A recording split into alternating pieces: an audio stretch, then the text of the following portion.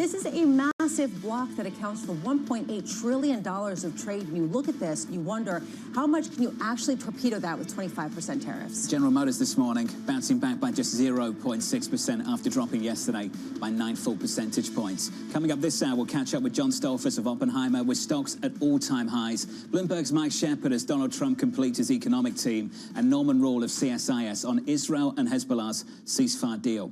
We begin this hour with stocks at all-time highs following 7 straight days of gains. John Stolfus of Oppenheimer remaining positive on equities and saying, quote, the broad rotation, which began in the rally from last year's S&P 500 low on October 27, 2023, has repeatedly deflected volatility. John joins us now for more. John, good morning. Good morning. Once again yesterday, deflecting volatility. Was that just another data point for you?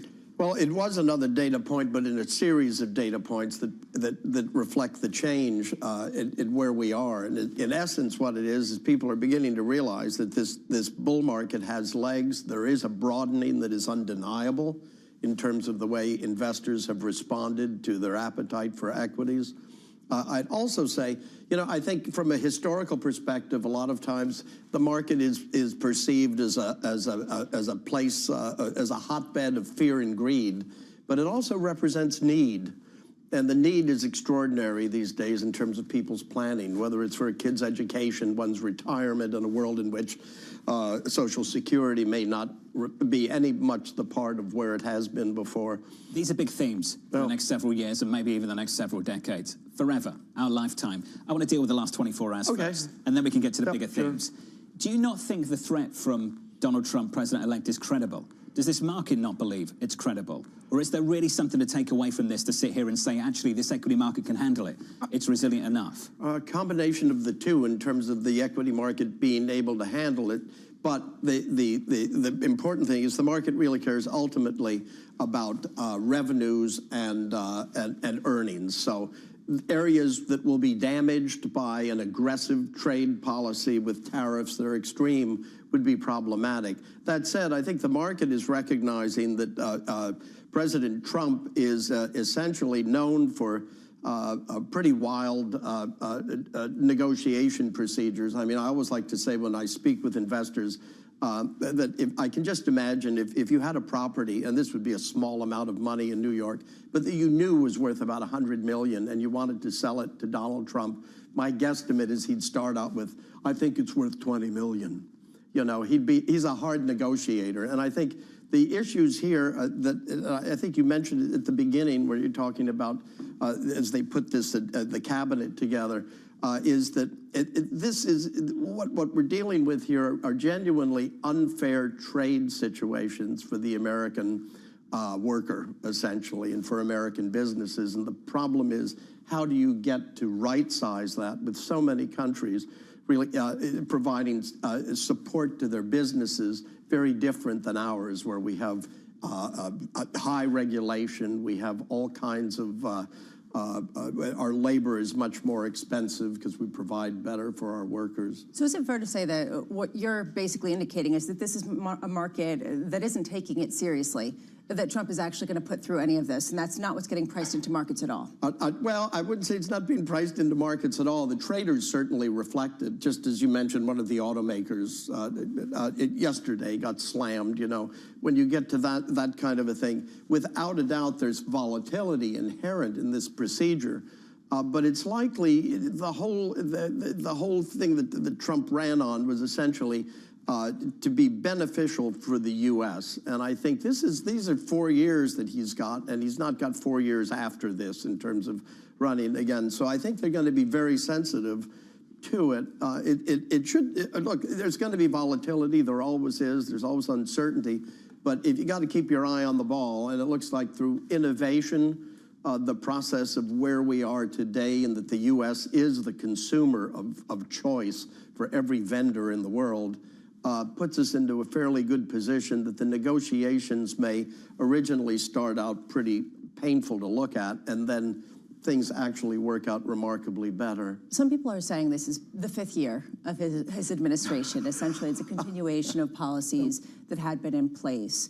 There are a number of people who have begged to differ with that, saying this is a very different circumstance economically than it was in 2016. Inflation is more of a real risk. There's more momentum. Companies are already in a good spot. The deficit is a lot steeper, and people are worried about bond yields. How much does that temper the ability to really implement some of these policies? How much are you watching the bond space to understand how bullish to get in equity land? Oh, we definitely watch the bond space because everything works on credit, right? I mean, it doesn't matter if it's related to the consumer's credit card or what businesses are doing in terms of their borrowing needs and refinancings and M&A, what have you. But what we'd have to say is, I think realistically, it's the end of free money, and it's a good thing, in that bond issuers once again have to pay for the privilege of borrowing money. Our projection on the 10-year yield is, because of the stickiness that's inherent in inflation when you're coming out of a period like this, 10-year probably to range, being priced to range its yield somewhere between 3.4% to as high as 5%. At 5%, everybody gets freaked out. Then you come down back to about 4.2 where we are now. Yep. But historically, you go back hundreds of years.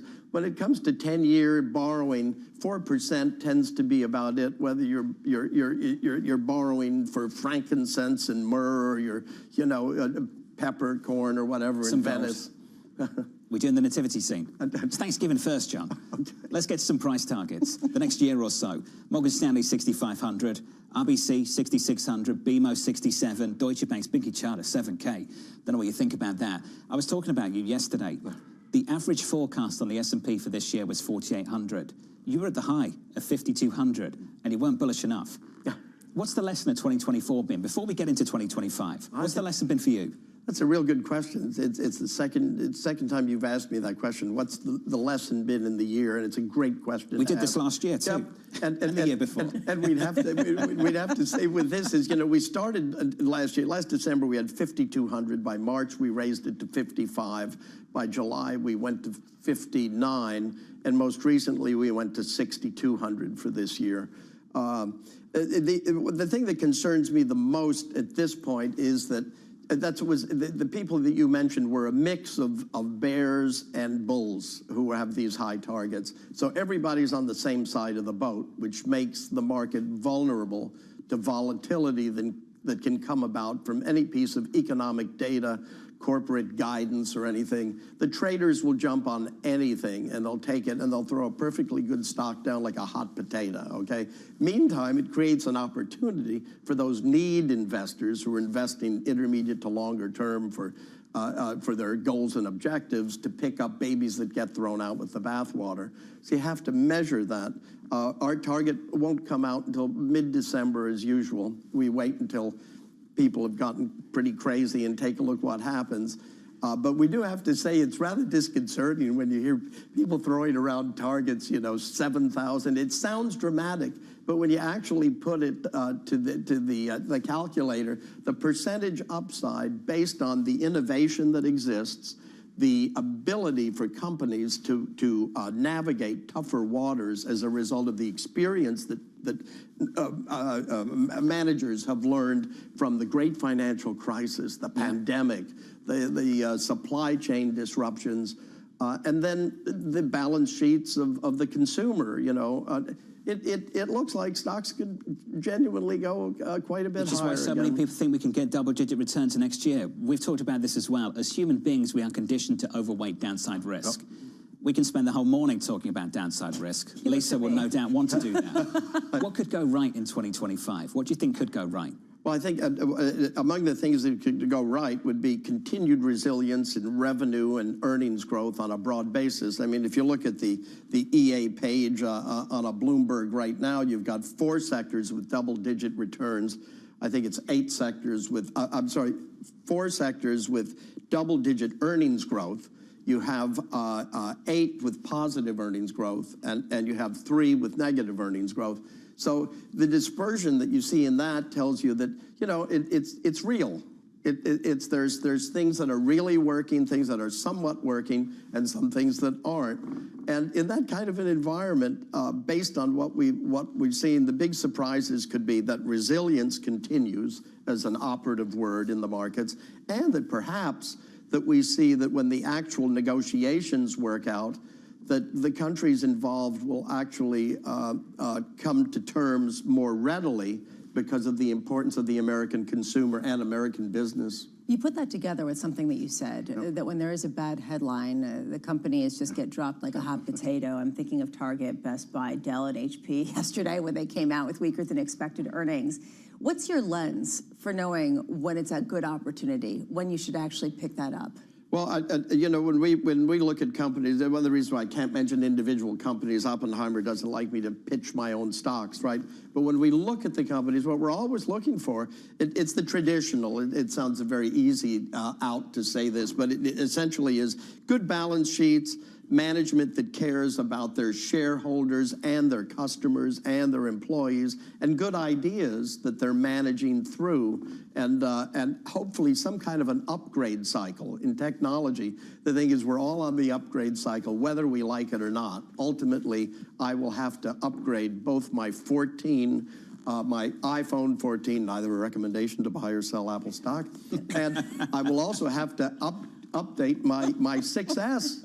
Which I can Which you still got, I know. Which I know, which is like an old Model T. It's like an advertisement. John, we're thankful for your optimism. Thank you, sir. Have a happy Thanksgiving with the family. Appreciate it. Same to you, It's good to see you. Thank you. John Stolfus there of Oppenheimer. Equity futures right now on the S&P down by about 0.2%. With an update on stories elsewhere this morning, here is your Bloomberg brief. A ceasefire between Israel and Hezbollah starting early this morning. The 60-day truce putting a pause in the 14-month conflict that's killed thousands and forced more than 1 million people to flee their homes. Elsewhere, Goldman Sachs warning the U.S. consumers will face significant consequences from Donald Trump's proposed tariffs on Canada.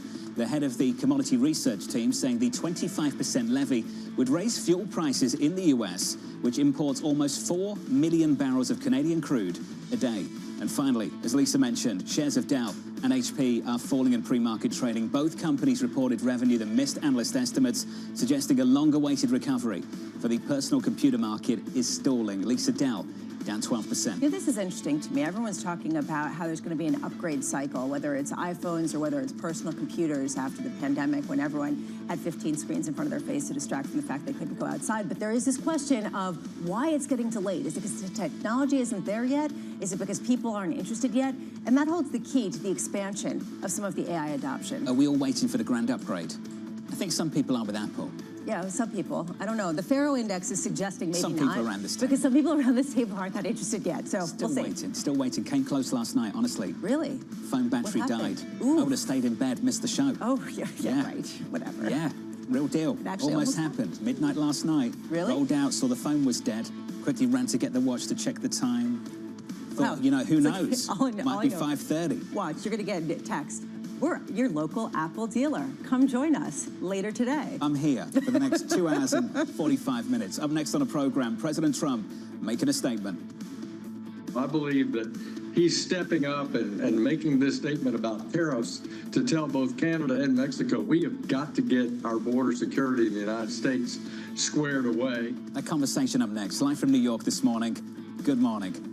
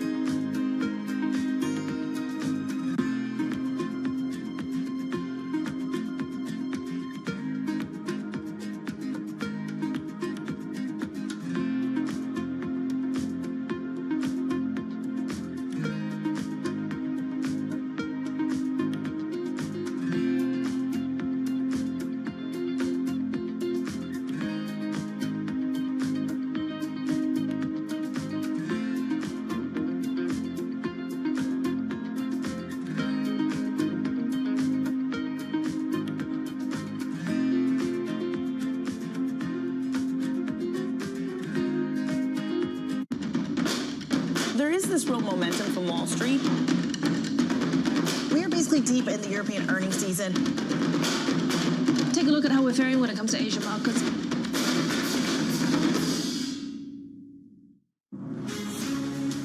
from the beating heart of global finance, economics, and politics, and wherever newsmakers are moving markets.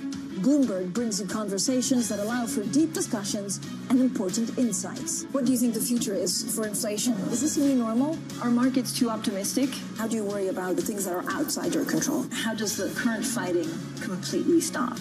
I'm Francine Lacqua, and this is The Pulse, every weekday only on Bloomberg.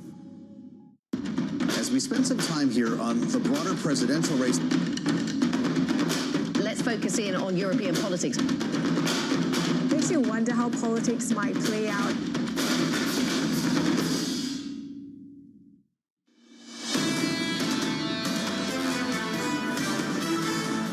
We're squeezing absolutely everything in ahead of Thanksgiving. So at 8:30 Eastern Time, jobless claims, PCE, and another read on GDP. Equities into that on the S&P 500 down by 0.2% following a 7-day winning streak on the S&P.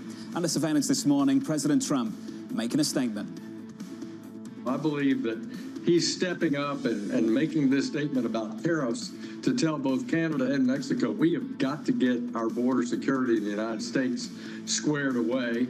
And then secondarily, I think he's very concerned about imports from other countries that are going to try to take advantage of the USMCA. He's also using it as a lever to get serious conversations in Ottawa and Mexico City with Washington. So here's the latest this morning. Donald Trump's economic team coming together after doubling down on tariff promises. The president-elect naming Kevin Hassett to lead the National Economic Council, Jamieson Greer as U.S. Trade Representative. Greer entering the role as a long-time apprentice of Robert Lighthizer, who oversaw billions in tariffs under the first Trump administration. Mike Shepard joins us now from the nation's capital for more. So, Mike, the team's basically almost complete now. What's the biggest signal that you take away from these selections that President-elect Donald Trump has made so far?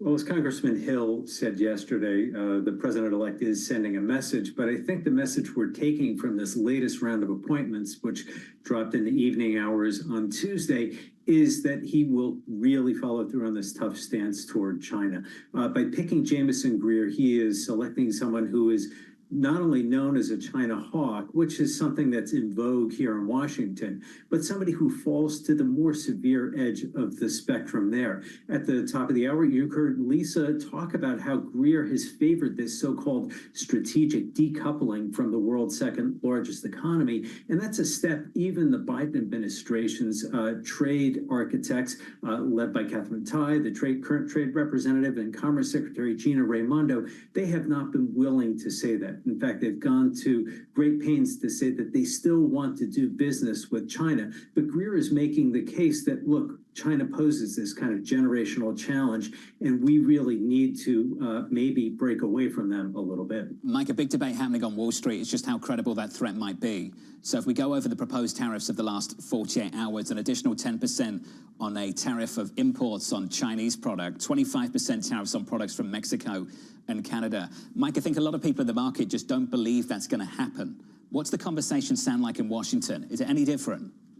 Well, no, it doesn't. I think a lot of people are looking at this, again, as part of a negotiating ploy, perhaps, by the president-elect. But there's an important distinction to be drawn with what the president-elect said late Monday about Canada and Mexico and China even, when it comes to those specific tariffs. Those were aimed at policy goals, curbing the flow of fentanyl into the U.S. and doing something about the border. And we saw a quick response from Canada and even Mexico on this. Tonally, they were a bit different. And even China responded in kind, albeit more briefly.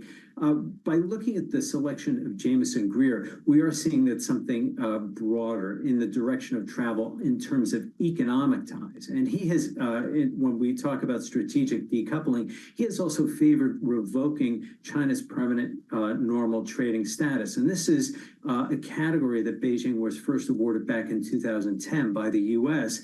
This allows it to compete like most other nations in the world. Revoking PNTR would mean that China would fall back into the category of Russia, Cuba, and North Korea and automatically subject its goods to much higher duties. And that would put China on the back foot with the world's largest economy, just as Xi Jinping is trying to get his own economy in order at home. It strikes me, Mike, that Wall Street is a bit confused about just how much this is a negotiating tactic versus very much for real and going to be implemented. I think a lot of people are, but adding to that confusion is that a lot of people who have been named to cabinet positions are former Wall Street acolytes. I'm talking about the likes of Jim O'Neill, formerly CEO of the Thiel Foundation. I'm talking about John Phelan, formerly of Dell. He was Michael Dell's money manager. He is somebody who's entrenched in Wall Street. How much is that at odds with one another? The idea that Wall Street has tended to look for more moderate responses when it comes to trade, especially when it comes to some of these big international companies. Well, one important name to include in there also is Trump's nominee to be Treasury Secretary, and that's Scott Bessent, who was seen by many as a potentially moderating force when it comes to this confrontational elbows-up approach on tariffs and trade. And yet with the selection of Jameson Greer, we may be sensing some tension baked into the team when it comes to how the U.S. presents itself economically and relates with the rest of the world economically as well. Now, the feedback we're going to be seeing from the business community, not only Wall Street, but large manufacturers and especially Silicon Valley, which have enormous ties in their business with China, they will be questioning this, and they also have the president's ear in a lot of ways. Apple CEO Tim Cook enjoyed a cordial and open relationship with Donald Trump during the first Trump presidency. So we could see Tim Cook again and other CEOs trying to gain that kind of access and gain the president's ear to maybe talk him out of going down the path of most severe actions toward China when it comes to tariffs and other restrictions like export controls that we've also seen the Biden administration start to roll out against China as well. Mike, who's left? Who do we want to see who could potentially need to really get filled? I think we've really seen most of the team filled out, to be honest. These are the key positions right now. And what we now need to see is what they're actually going to do. And while we've leaned into Jameson Greer's past comments, we now need to see them start to put some form around what they might actually do once they take office in January. And remember, Trump wants to hit the ground running, so we may start learning about some of these proposals soon. Hey, Mike, good to hear from you, sir. Great to catch up with you, Shep. Mike Shepard there, down in Washington, D.C. Two names, not mentioned. One, where's Ambassador Lighthizer? Where does he end up? And two, Kevin Walsh. I wonder what happens with Kevin Walsh in the next 12 months. Yeah, especially if we have a Fed chair, or if that is sort of undermined in some capacity. A shadow Fed chair, maybe. That was something that Scott Bessent floated a bit ago. Up next, the latest in the Middle East from New York. This is Bloomberg.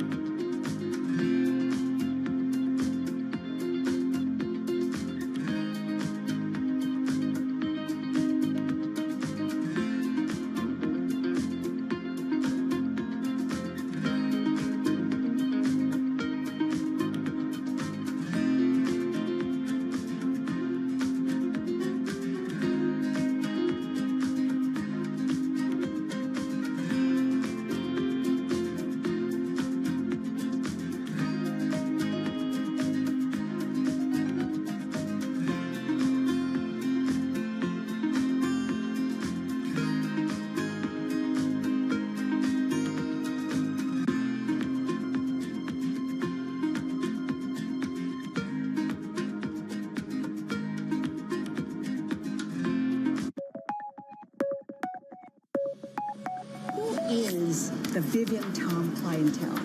Yeah, power women, like the dragon women.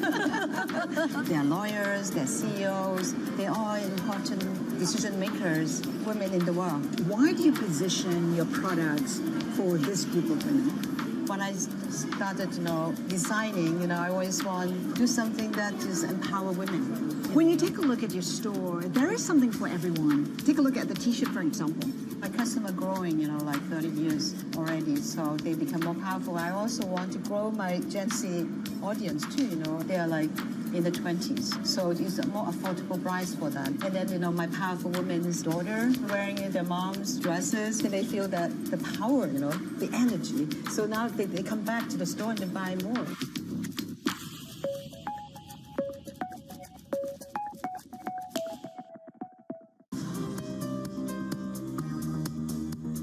It's the countdown to the market open as we bring you the first trades across Europe. We'll debate the most important stories and what will drive the big investment decisions throughout the morning. I'm Guy Johnson. I'm Kriti Gupta. And I'm Anna Edwards. Join us every weekday morning for the opening trade, live at 7 a.m. here in London. Only on Bloomberg. Context changes everything.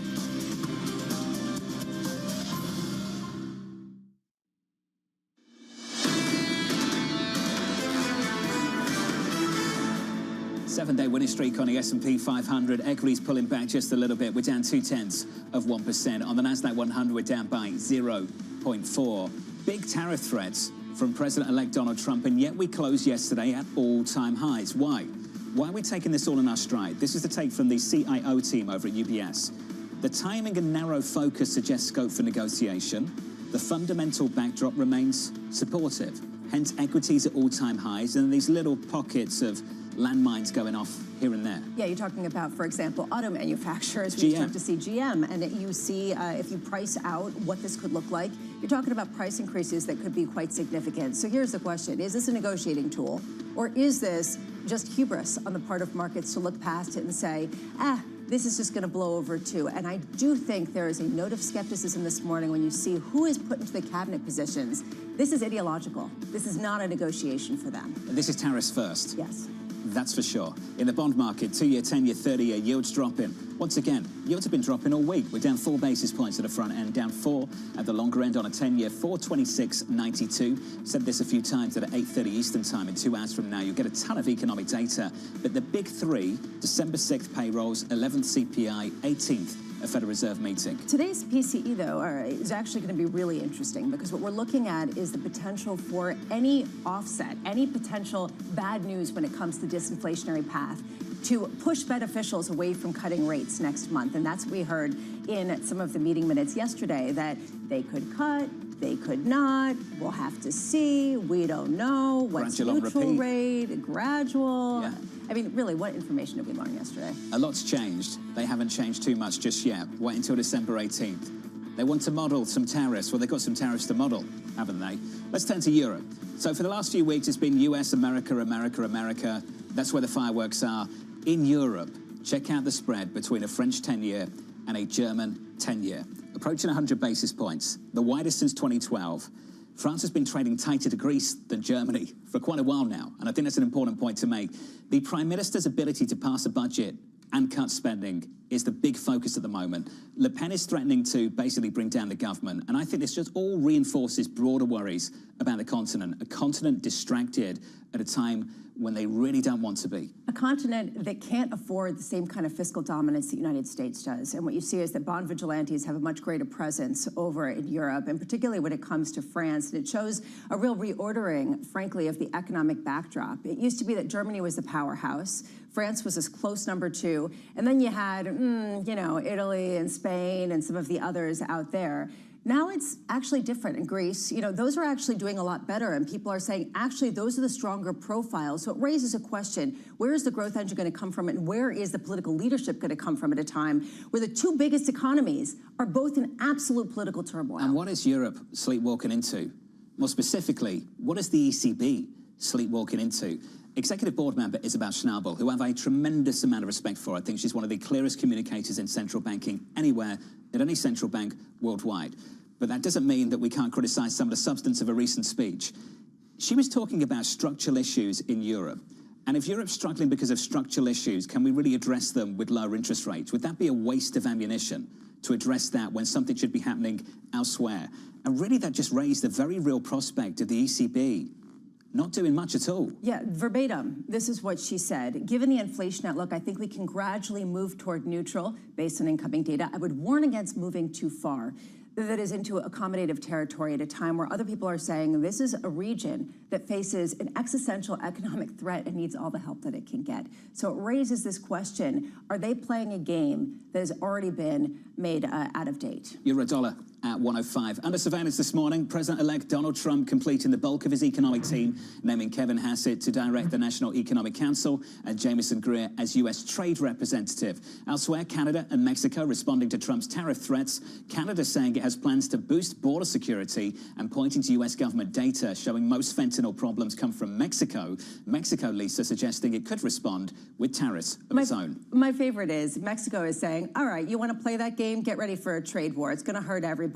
Just watch it. Canada, we're not the problem. It's them. We're not the issue. Canada's saying we're not Mexico. We're not Mexico. Please, come on, back it off. And that's essentially the response that you get. Again, this goes into how much do we take this seriously versus the tit for tat to try to get some policy upper ground before starting the administration. I know many of you are hitting the road later on this morning and this afternoon, so let's get you some numbers. AAA expecting record-setting travel numbers for Thanksgiving. The agency estimating nearly 80 million people will travel 50 miles or more for the holiday this year. That's 1.7 million more people than the previous record set just last year. I feel like this is a sports game. We see, what's the tally going to be of delays and pain after the fact? If we sort of show the lines, we show this, and then we figure out, okay, where did the breakdowns happen? And if things go smoothly, it's like, all right, great, I'm glad everyone had a good holiday. But that's sort of how it feels. And this time in particular, I want to hear how long the lines are at security, whether Clear actually works, how much people get angry about the fact that Clear goes in front of them, whether there are gate lights. All the time. Yeah, whether there are gate lights that try to move in front of you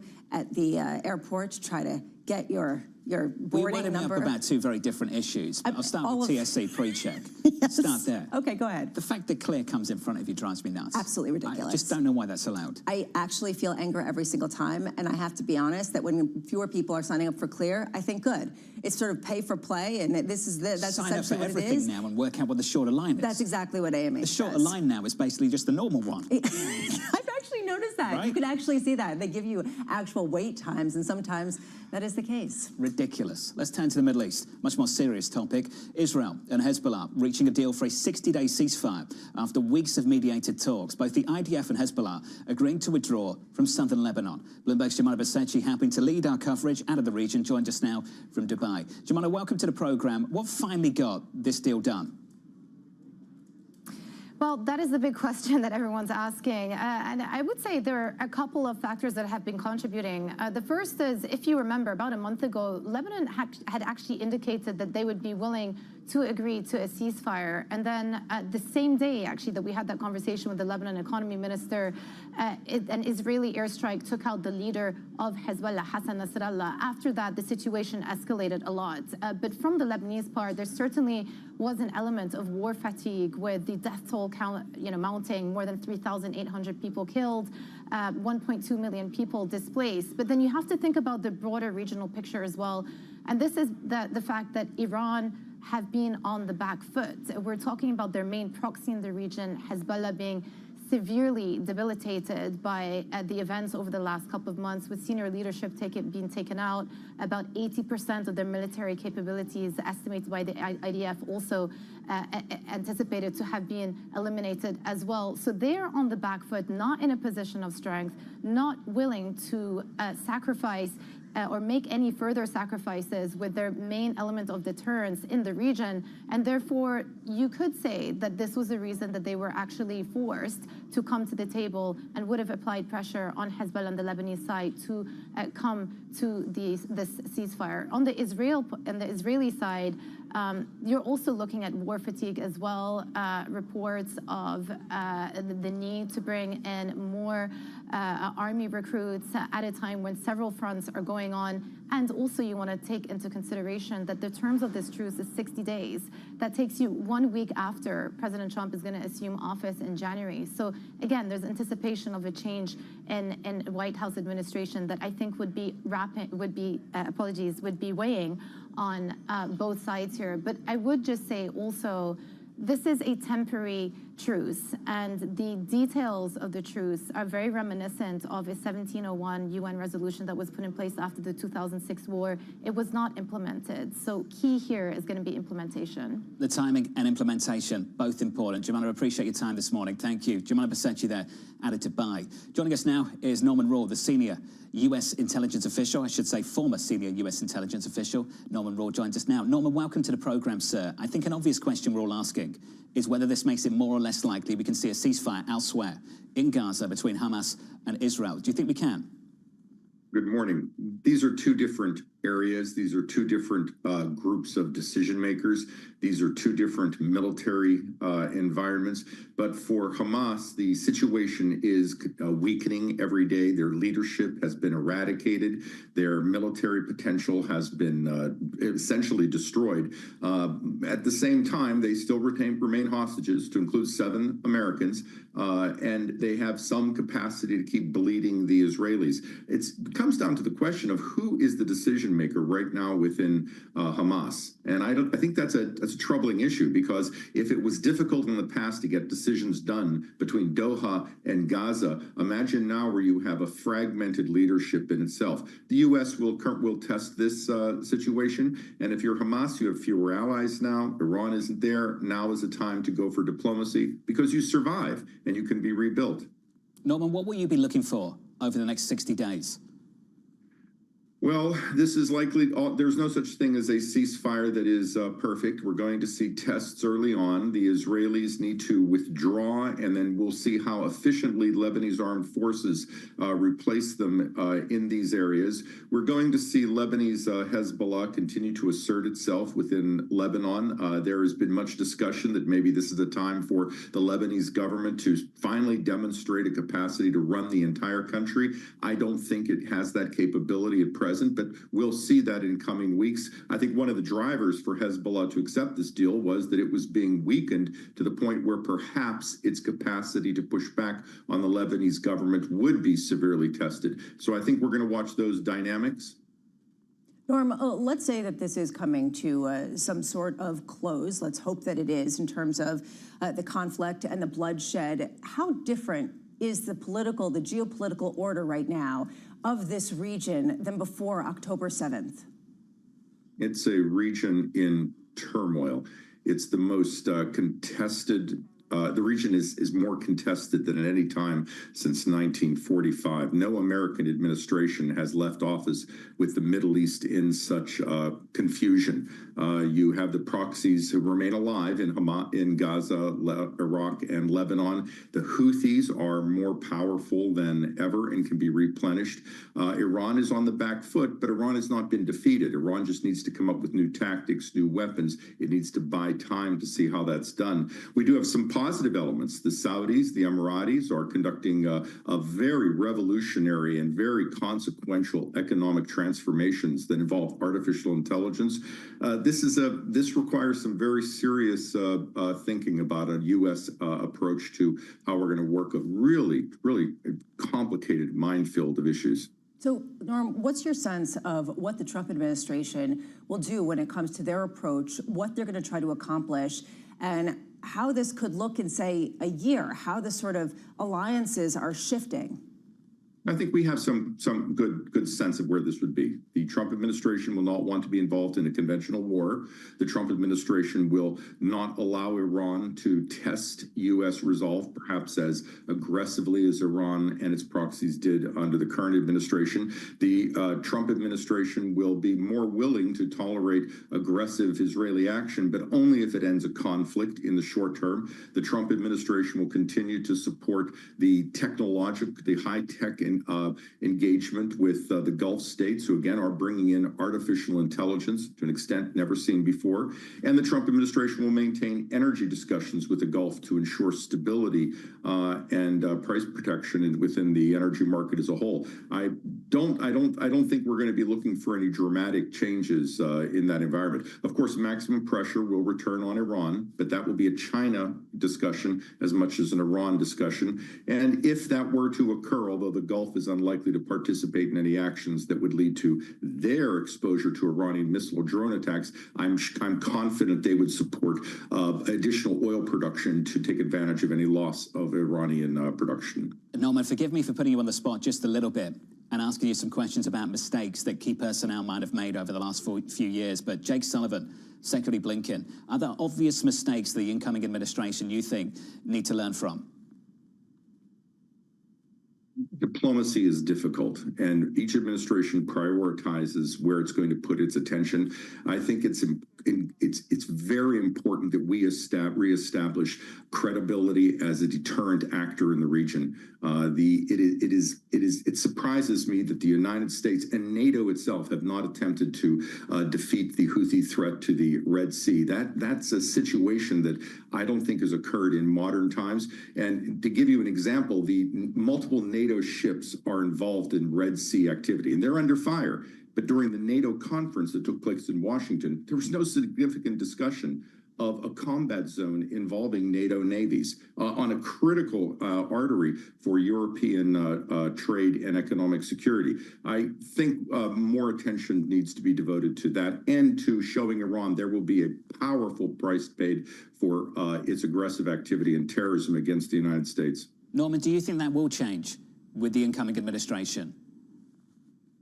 Yes, but I think we need to recognize the administration will need time to pull itself together, and whatever plans they may have reminds me of the no doubt apocryphal story of a British prime minister who laid out his foreign policy objectives and plans and was then asked what might throw this off, and he said, events, dear boy, events. There is also this question of the personnel, Norman, when we talk about who's going to be in these key ambassador roles. And the incoming administration is talking about sort of disrupting the old and getting rid of the deep state, as they've labeled it.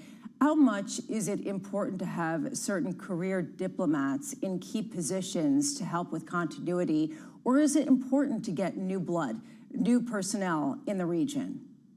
A new perspective is always important. It's critical. At the same time, you need experience to, in essence, explain very complicated environments that have a lot of history behind them. And in fairness, in the previous Trump administration, we saw Jared Kushner, who came into the area admitting that his background was limited, but he did draw upon the intelligence community. He worked with local diplomats, and they did achieve the Abraham Accords. So you need the blend of experience and new thinking. New thinkers are also iconoclasts, and that's important because people who have worked the Middle East for many years tend to say it's very tough, this is what we're doing, and we're going to keep doing the same thing for the next 100 years. And I know that frustrated the first Trump administration. So I'm a big believer in new blood relying upon people with long-term experience. Norman, appreciate your time. We're thankful for you, sir, and your contributions this year. Have a wonderful Thanksgiving. Norman Raw there, the former senior U.S. intelligence official. The last point that he was making there, I think, is such an important one. Anne-Marie, of course, who's not here today, has talked about this repeatedly. Houthi rebels, all but shutting down a key trading channel for global trade, and yet we have done very little about it. Yeah, this to me is actually one of the key questions. How much will this come under control in the near term? There was a real feeling that this disrupted freedom of the seas. You saw shipping routes that were extended, prolonging some of the length of time that things got shipped, as well as increasing the costs of those shipping routes. So you have to wonder, can we start to go back to the way it was before, or is this truly the new order of things? How much will things change under President-elect Donald Trump? If you are just joining us, welcome to the program. Equity futures right now on the S&P down by a little more than 0.1%. With an update on stories elsewhere this morning, here is your Bloomberg Brief. Global smartphone sales rebounding this year after 2 years of decline. An independent study by market tracker IDC showing Android-based rivals gaining ground in China and emerging markets, with iPhone volumes edging only 0.4% higher.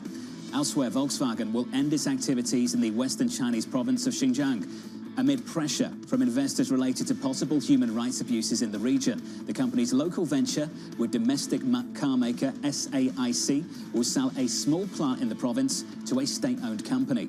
And finally, German courier Delivery Hero, boosting the size of its Middle Eastern unit's IPO to as much as $2 billion. Delivery Hero planning to sell a 20% stake in the company, with its market cap estimated at $10.2 billion.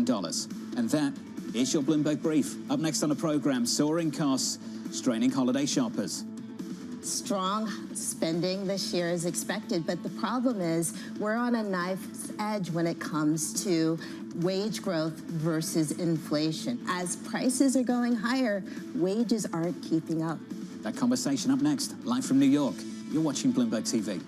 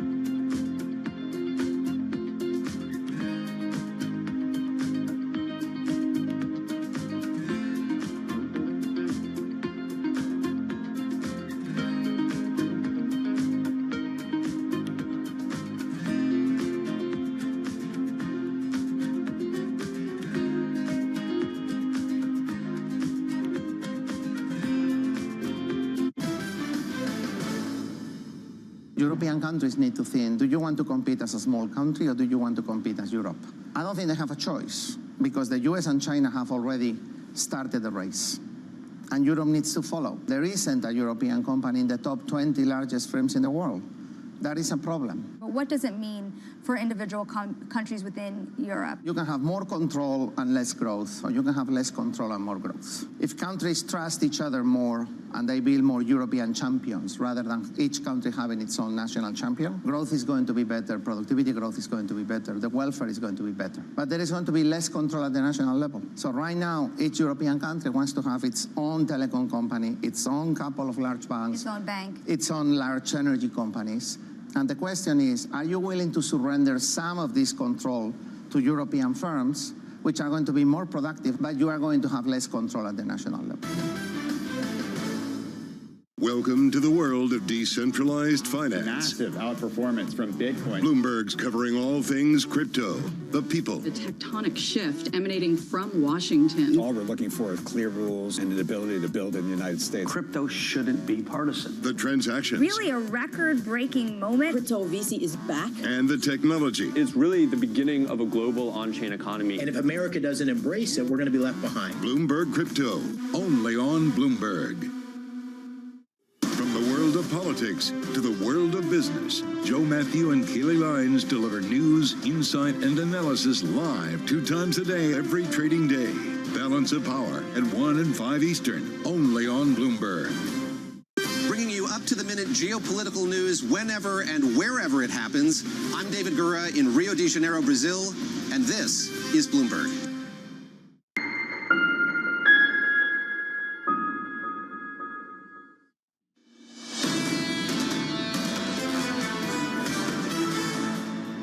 Welcome to the program. Equity futures just a little bit softer. We're down a little more than 0.1% on the S&P 500. Under surveillance this morning, soaring costs straining holiday shoppers. Strong spending this year is expected, but the problem is we're on a knife's edge when it comes to wage growth versus inflation. As prices are going higher, wages aren't keeping up. We're in this purgatory, if you will, in terms of consumer balance sheets. They're getting by, but they're living paycheck to paycheck. They're not putting away savings at the same rate that they used to. So here's the latest. Holiday shopping expected to break records this year, even as high prices continue to weigh on sentiment. Christina Boney of Moody's writing, we expect this season's holiday sales to grow a fairly anemic 1 to 3% in the United States, little better than last year's 3% growth, as consumers balance the wish to shop against ongoing high-cost essentials. Christina joins us now for more. Christina, welcome to the program. Just looking through retail earnings over the last few weeks, we've had some bombs this quarter, Kohl's being one, Target being another. What's the takeaway for you so far this quarter? Well, the takeaway is that the consumer is being very purposeful in their spending, and the consumer is suffering. There's really a tale of two consumers out there. You're seeing that low to middle income consumer under. I think we've lost connection there with Christina Boney there of Moody's, and we're running out of time to re-establish that connection. So my apologies to the team over at Moody's. We'll try and figure that out for next time. But we have seen some bombs so far this quarter. One from Target, another being Kohl's, but we haven't seen bombs everywhere. And Walmart, just a reminder that some retailers are executing, some retailers are getting it done. So to me, there is sort of this larger question over the earnings season so far this season, which is how much are we just witnessing the cannibalization of market share by Walmart on all of the other retailers?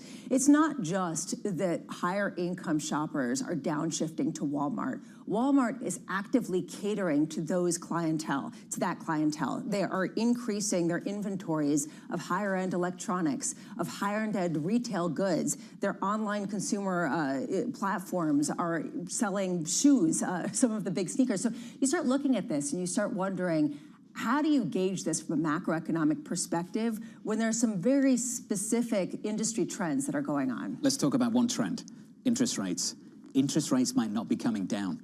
I remember in corporate credit for a while when we were talking around this table about surviving until 2025. And the hope was that interest rates would be down somewhere near 3.5% by the time we get to the end of next year, maybe even lower. And let's be clear, there are some banks who still predict that might happen. But Deutsche Bank's Matt Lazzetti, I think, just introduces a brand new risk, for the consumer at least. Interest rates aren't coming down. If you believe Matt Lazzetti and Deutsche Bank, they're not coming down. The Fed's going to be on pause for 2025. Now, that is largely because the backdrop for growth is going to be better, and we'll see policies that might encourage growth, and that might come with a little bit more inflation. But there are some consumers right now that need lower interest rates, some borrowers that need lower interest rates. They may not get them. And this, to me, is the reason why Neela Richardson was so astute yesterday when she was talking about this knife's edge. Because on one hand, borrowers, companies that actually employ a lot of these people need lower borrowing costs. At the same time, should the Fed lower borrowing costs too much and inflation picks back up again, that destroys the buying power even more of these consumers. So it's just kind of this push-pull right now that you can feel. And you can feel that anxiety among Fed officials that had a very nuanced message, frankly muddied message, in their meeting minutes, because it's really difficult to know what the bigger risk is right now. Each meeting for Chairman Powell is going to get harder and harder over the next several months. December will be complex. I think the March meeting, when they come out and forecast for March, it's going to be so difficult. By then, you're actually going to see real policy changes. You might have a better idea of the appetite for deficit spending down in Washington as well.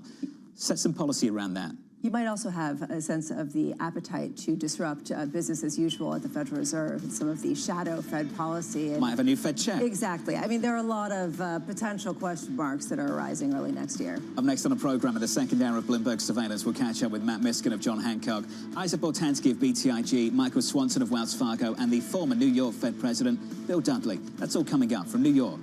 This is Bloomberg.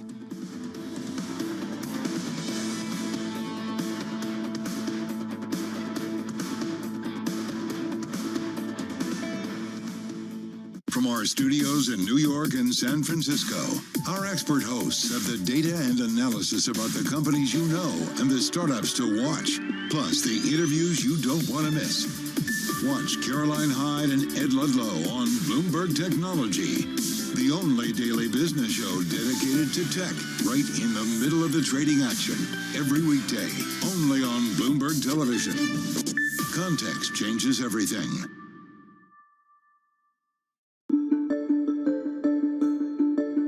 In recent years, you created an institute, the Jane Goodall Institute, and what is that designed to do?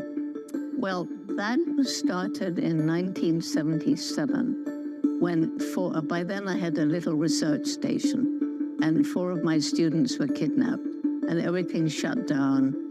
And so some friends of mine said, well, let's start an institute so that this research can carry on. Bless them. So that was 1977, and it was set up to study, conserve chimpanzees and other animals and educate. And it's developed since then. So it's, you know, we've got 27 Jane Goodall Institutes around the world. And then I realized at some point that the African people living in and around chimpanzee habitats right across Africa were struggling to survive. There was crippling poverty, lack of health and education, moving deeper into the forest, being exposed to diseases like Ebola and HIV from the chimpanzees and vice versa. It hit me. If we don't help these people to find ways of making a living without destroying their environment, conservation won't work. The countdown is on. Everything you need to get the edge at the end of the market day. Big tech earnings kick off later this afternoon. Gilead is coming out right now. We have Take-Two numbers. Back to the markets, right? Our bread and butter. NVIDIA is one of the best stories in the tech space. That actually matters a whole lot more. It might shock some of your viewers. You're watching The Close. Get ahead of tomorrow's trading with The Close. Weekdays on Bloomberg. Context changes everything. Good morning. This is Bloomberg Surveillance. Welcome back to the opening trade. This is Bloomberg Technology. This is the Asia trade. You're watching The Close. Welcome to Balance of Power. This is Bloomberg. Asia is at the forefront of some of the world's biggest stories. I'm Sherrian in Tokyo. And I'm Heidi Stroud-Watts here in Sydney, where the trading day begins.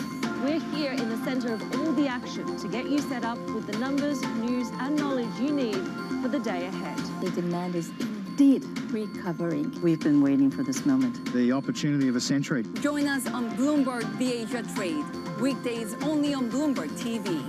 Context changes everything.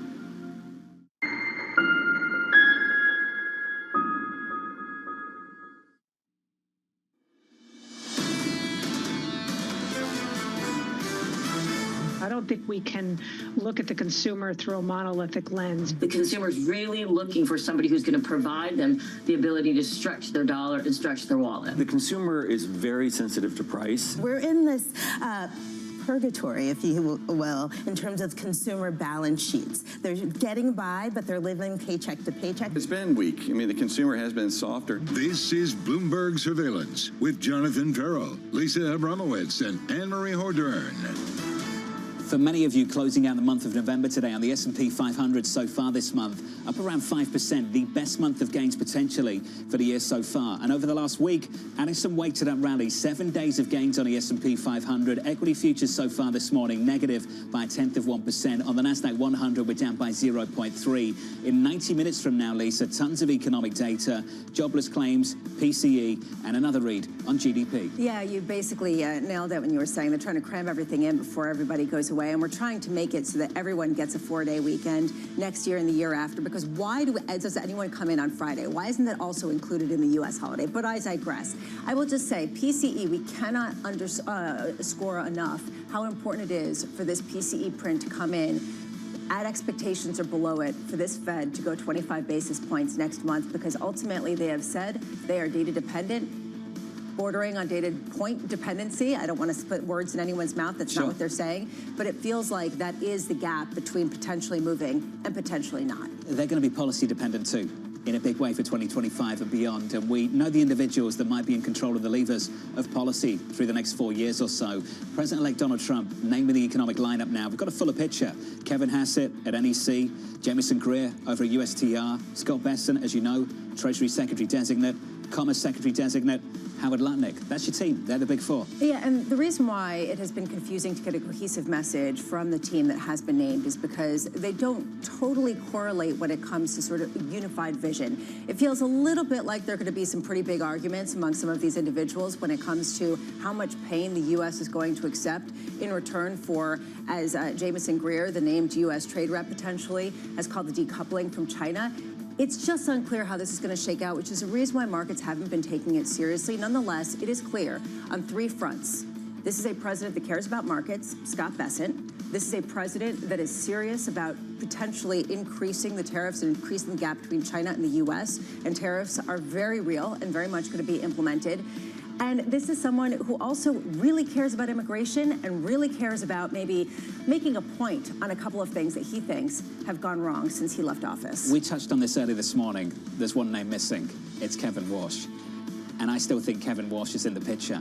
And I just wonder at what point they start to think about naming the next Federal Reserve chair. Because it sure as hell won't be Chairman Jay Powell. And if it is Kevin Walsh, how quickly do they pull the trigger on that? Kevin Walsh is a hawk. He wants to keep rates higher to keep inflation lower. That runs exactly opposite to this president's goal, which is basically to get interest rates lower, to get Wall Street really running again. It's just hard to bring this all together. It's hard to understand how this is going to work. And maybe the devil is in the cats in the bag that are going to hash it out and somehow something's going to come from it. But it's the reason why people aren't taking it too seriously, except for in small pockets, because how do you game this one out? This is game theory that will twist a mind. It's why the V word makes an appearance in every single outlook I've read so far. Volatility for 2025. Equity futures right now on the S&P down about 0.1%. Coming up this hour, we'll speak to Matt Miskin of John Hancock as U.S. stocks mark another record high, Michael Swanson of the Wells Fargo Institute on food inflation ahead of Thanksgiving, and former New York Fed President Bill Dudley on the biggest challenges facing Donald Trump's Treasury pick. We begin this hour with stocks coming off all-time highs, notching the 52nd record so far this year. Matt Miskin of John Hancock saying this: the market's muscle memory from the end of 2016 has been driving cross-asset performance. The market regime has gone into full risk-on mode. Our positioning calls continue to be for a quality at a reasonable price approach to U.S. equities and overweights to U.S. large and mid-caps. Matt joins us now for more. Matt, welcome back to the program, sir. I'll start this hour the way we started the previous hour, which is we had the tariff threats and then stocks closed at a record. Matt, what do you take away from that? Don, I think it goes back to the muscle memory of 2016, and we're really still in the honeymoon phase of this new administration where a lot of the more beneficial policies are looked at, deregulation, you're seeing small caps do well, but you're not seeing any of the negative elements of the potential administration be influencing the markets. Into next year, if you follow the same 2016 to 17 parallel, 17 becomes more about fundamentals. So we remove kind of the political influences as much, and we go back to what is the economy doing? What is earnings doing? So on and so forth. So for now, we would fade some of the recent price action. We think we're in the 6th inning of the 9 innings of kind of this repricing. But really, at the end of the day, the best fundamentals are still in U.S. large caps. The cheaper stocks with high quality attributes are still in U.S. mid caps. And those continue to be our highest conviction calls. So, Matt, let's talk about small caps. You did mention them, but not your highest conviction call. Small caps in November 2016, up double digits. November 2024, up double digits. Is there any reason to believe this continues? So regional banks are the biggest driver, and really it's that deregulation theme. In 2016, the earnings revisions for small caps were already improving, and they actually rose into 2017. So there was a fundamental story in 2016 and 17. We were just checking these stats. S&P 600 small cap index, the earnings revisions are hooking down. Earnings growth for Q3 for U.S. small caps were down -9% for the Russell 2000, while the S&P 500 earnings are up 6%. So there isn't the fundamental backdrop yet. Yes, you can get the multiple re-rating. S&P 600 PE ratios reached 20 times back in 2016 off that massive move higher. We're already seeing a huge rise in the multiple in the S&P 600, but 20 times is going to be harder to do. The biggest difference between now and 2016, rates are a lot higher. And back, just the last couple of years, that small cap trade ran into a higher rate environment and actually started to see headwinds. We wouldn't be surprised if that's what we see in the near term here. Matt, you said we're in the 6th inning of repricing in a 9-inning repricing. Can you paint us a story of what game we're playing, of what it looks like, where we're heading? I mean, I don't even know what the inning looks like at the end of the 9th. Are we talking about recession? Are we talking about the roaring 20s? Yeah, it's just really short term here, Lisa, in terms of the muscle memory of the market going back to 16 and to 17. This is a 3-month window, really. That's how quick this was in terms of the administration repricing of the equity market. And really, it's the same exact playbook. It's almost kind of scary how closely it's been. But again, it's short term, and then it's the broader trends of the market. It's the more secular trends, whether it's earnings, innovation, the macroeconomic backdrop. And so that's really, we're kind of saying, look, if you're going to try to be tactical here, really short term in terms of trading this, just realize it's already been a big move. We might get a little bit more, but after that, we would fade it. And into next year, we actually see disinflation. We see a bit weaker growth. We see earnings growth that isn't going to hit the bar of 15% next year. We see elevated equities and elevated bond yields. So you put all that together, we're tilting a bit more conservative. We're getting enough on the ball with the U.S. equity overweight that we have. But it might be a year of a comeback trade in terms of bonds and some more defensive parts of the equity market. So Matt, let's do some near-term scenario analysis. Let's say PCE comes out at 8:30 today in about 90 minutes time, a little less than that, and it comes in at 0.4%, which is a bit more than is currently expected. Bond sell-off, you see the short end spike higher in terms of yields. You're in there buying aggressively, is that correct? Yeah, we take up the backup in bond yields as an opportunity. To your point earlier, Lisa, I mean, the Fed did not help us a lot with those minutes yesterday.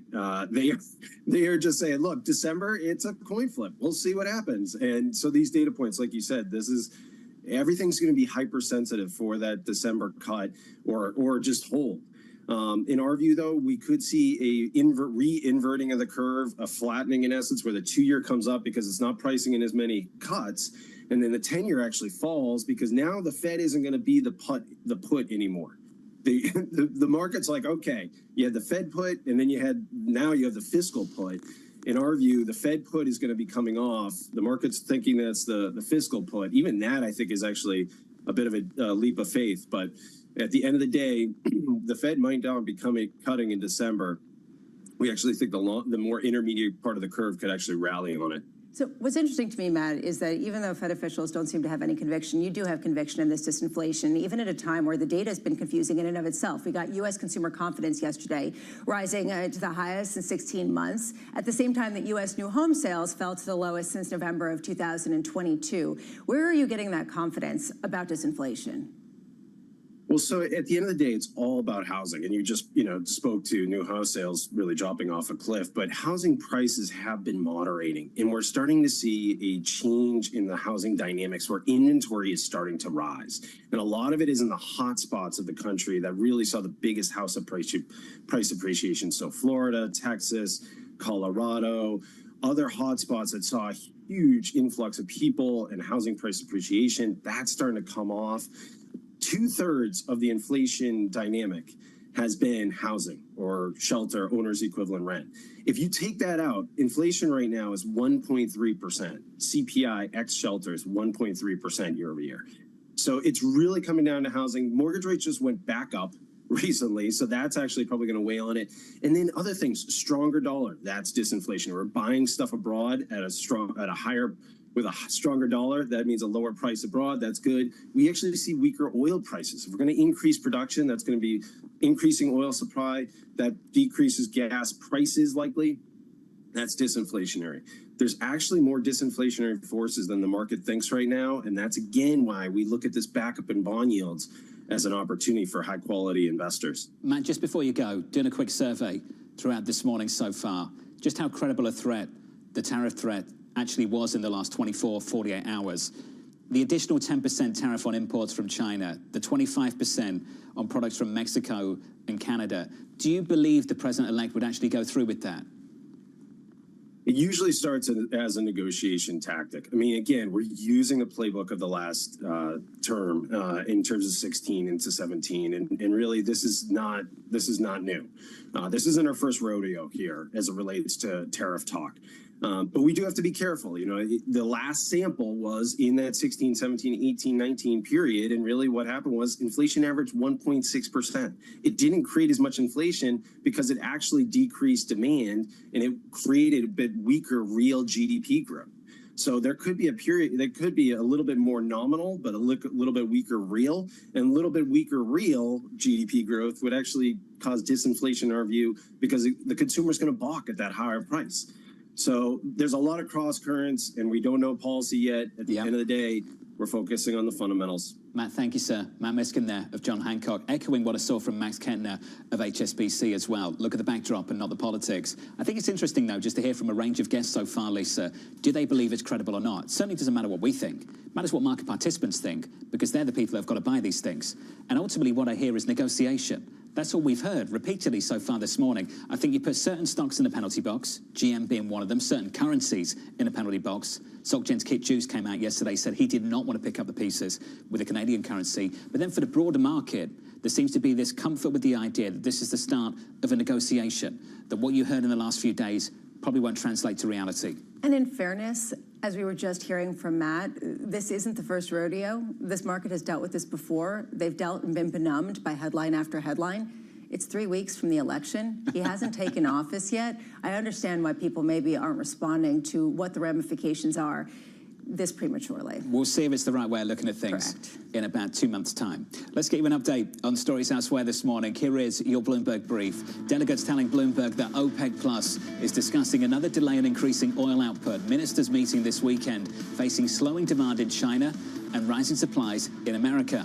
Elsewhere, shares of Hello Kitty parent Sanrio tumbling the most since 2014. The company saying major shareholders are reducing their stakes. The company saying in a statement shareholders will let go of as many as 26 million shares at a price to be determined later. And finally, the LA Dodgers signing two-time Cy Young Award-winning pitcher Blake Snell to a 5-year contract worth $182 million US. The deal positions the World Series champs to defend their title with an already star-studded roster. Yeah, well, I'm actually less interested in that than the Hello Kitty story. I've got to be honest. I'm sorry. I've tried the sport. Actually, okay, well, do Hello Kitty if you want. Yeah, I want to do Hello Kitty. What's the Can I just deal? talk about? What's it about?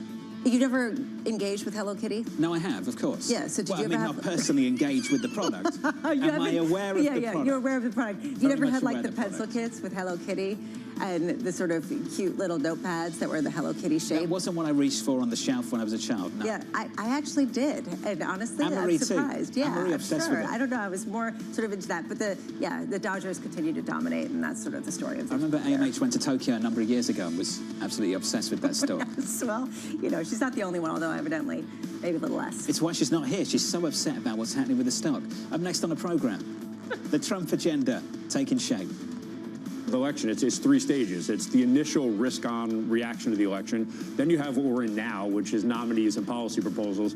Then you have phase 3, which is probably next year, which is actually policy implementation. We'll talk about the last piece of that up next on the program from New York. This is Bloomberg.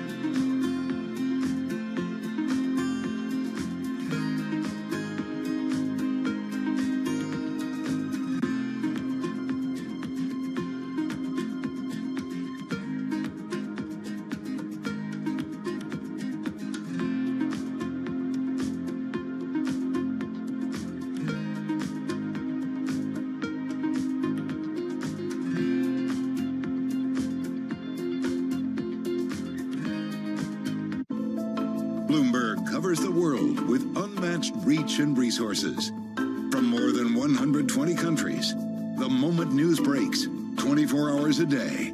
Bloomberg, context changes everything.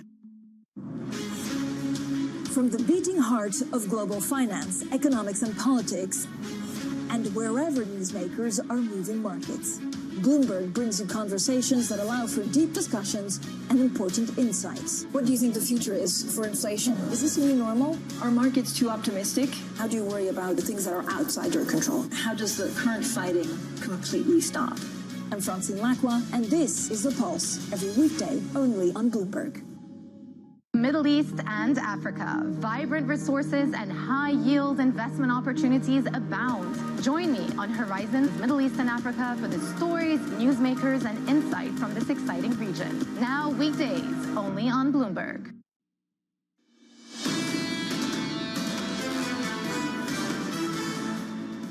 Equity futures on the S&P, no drama here. We're down by about 0.1% on the S&P 500. Rally in the bond market.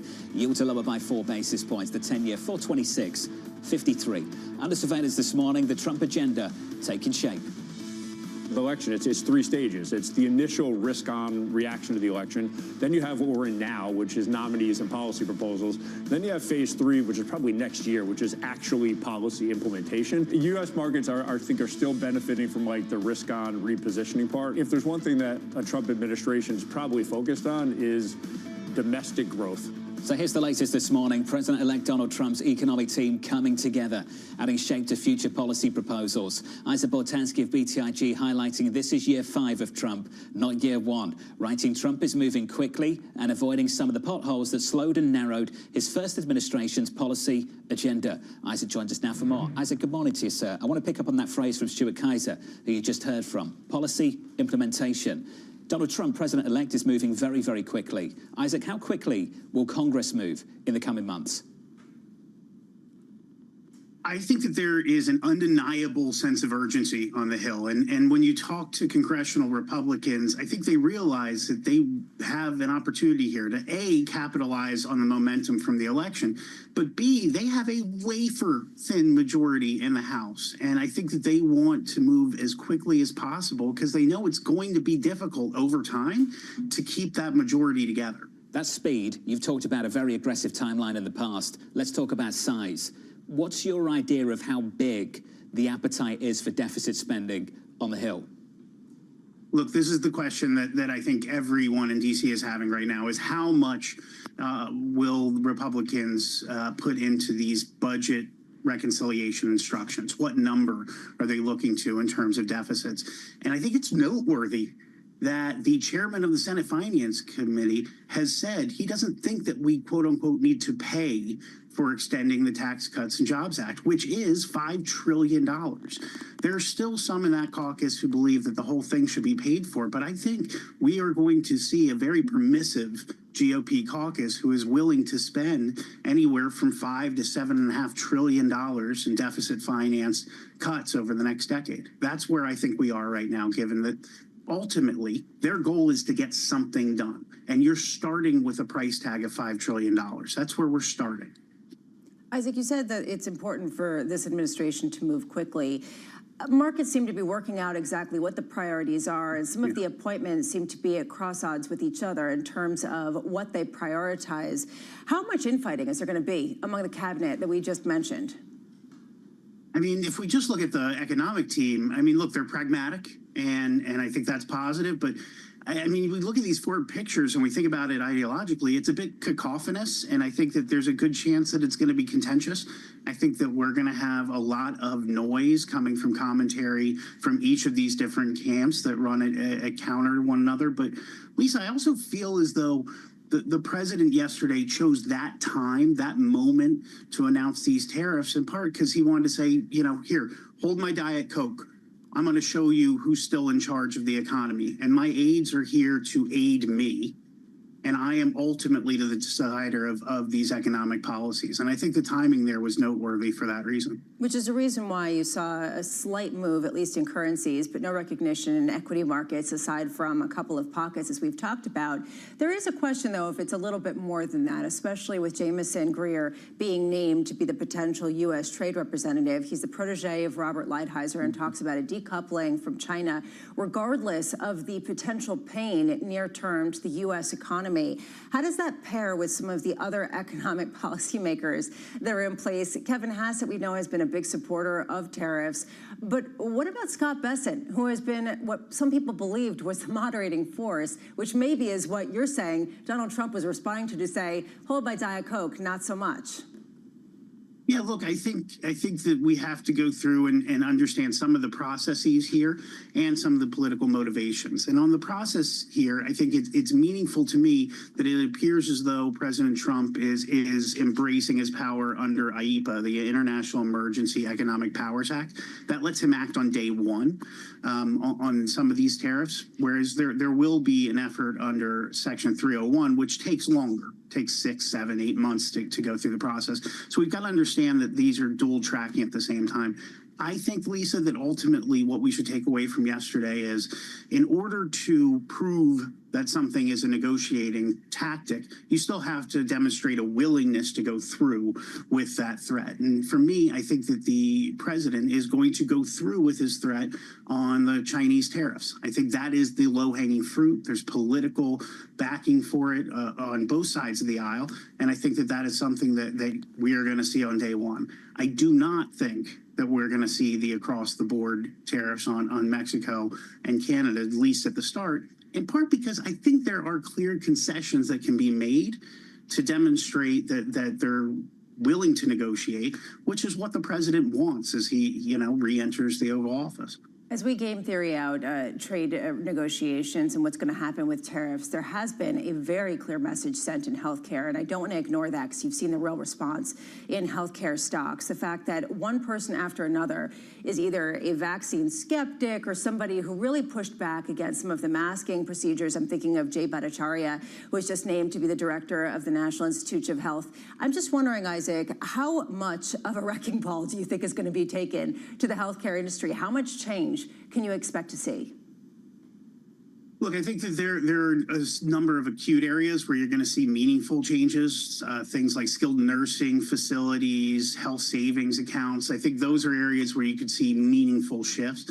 In terms of what we see at the alphabet soup in healthcare, the FDA, the CMS, the NIH, I think my main takeaway and what I've told clients so far is I do think that there's going to be a fair amount of natural attrition at these entities.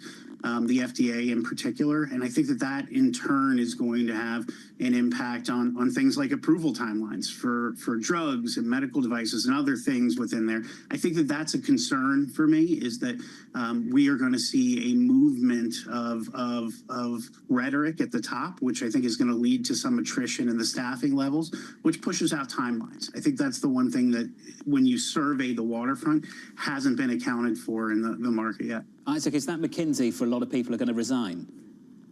Yeah, it is exactly that. Yes, I think that I think there's going to be a return to the office executive order from the White House on day one or maybe day two.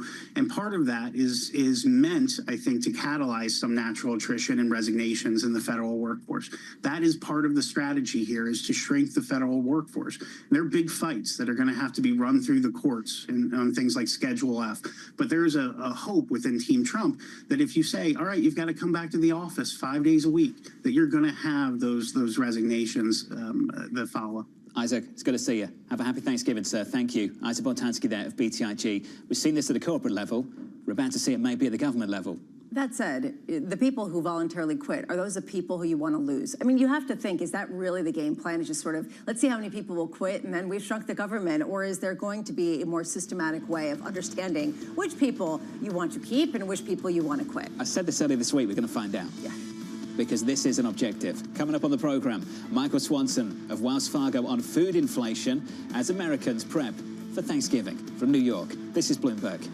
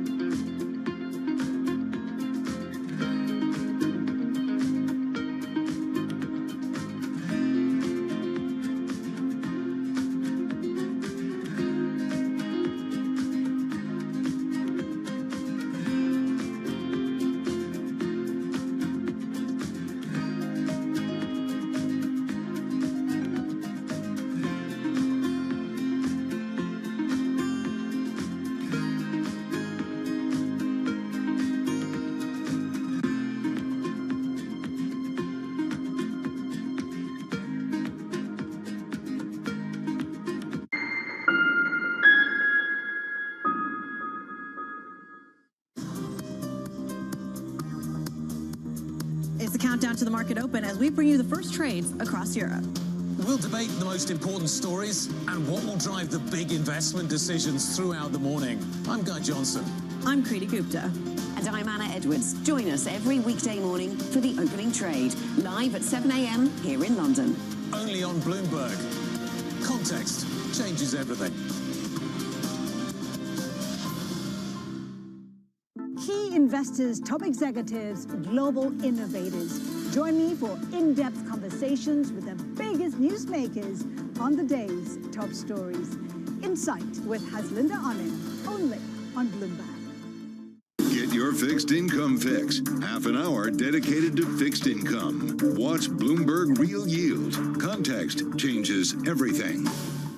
Welcome to the world of decentralized finance. Massive outperformance from Bitcoin. Bloomberg's covering all things crypto, the people. The tectonic shift emanating from Washington. All we're looking for is clear rules and an ability to build in the United States. Crypto shouldn't be partisan. The transactions. Really a record-breaking moment. Crypto VC is back. And the technology. It's really the beginning of a global on-chain economy. And if America doesn't embrace it, we're going to be left behind. Bloomberg Crypto, only on Bloomberg.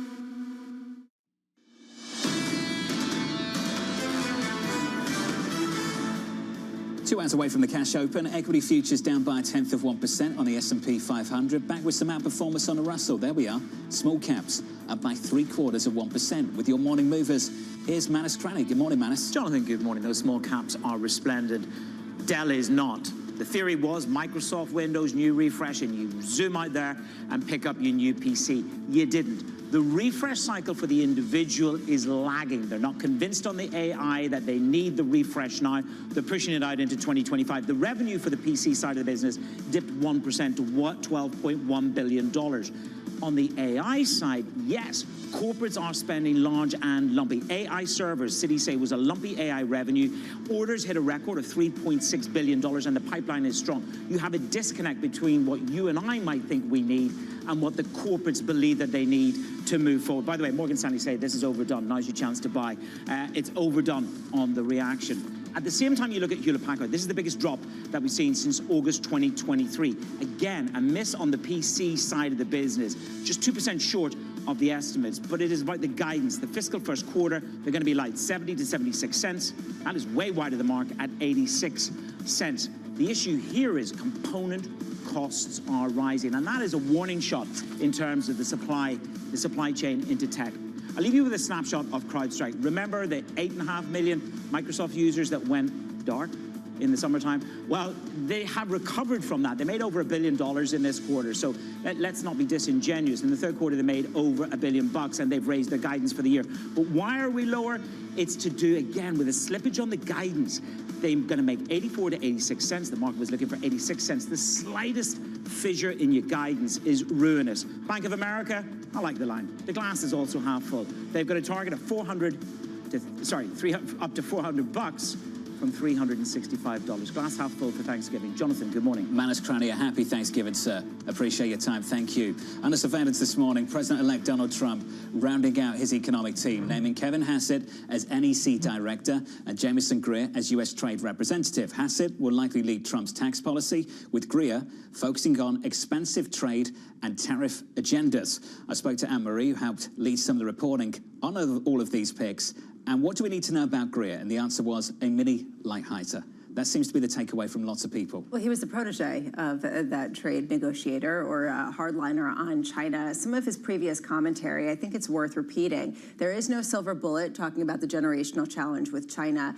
However, the cost of doing nothing or underestimating the threat posed by China is far greater than taking a hard line now and suffering the potential pain near term. It just raises a question how much infighting there's going to be between him, say, and a Scott Bessent that wants to massage the message a little bit to markets. In the meantime, markets are just ignoring it all and saying it's going to be fine, it's just a negotiation. Unless you're a shareholder of GM and some other select names. General Motors got hammered in yesterday's session. In large part because Mexico is being targeted. And I think that this really does raise the specter of supply chains that already have gotten rejiggered in response to the potential decoupling of the U.S. and China.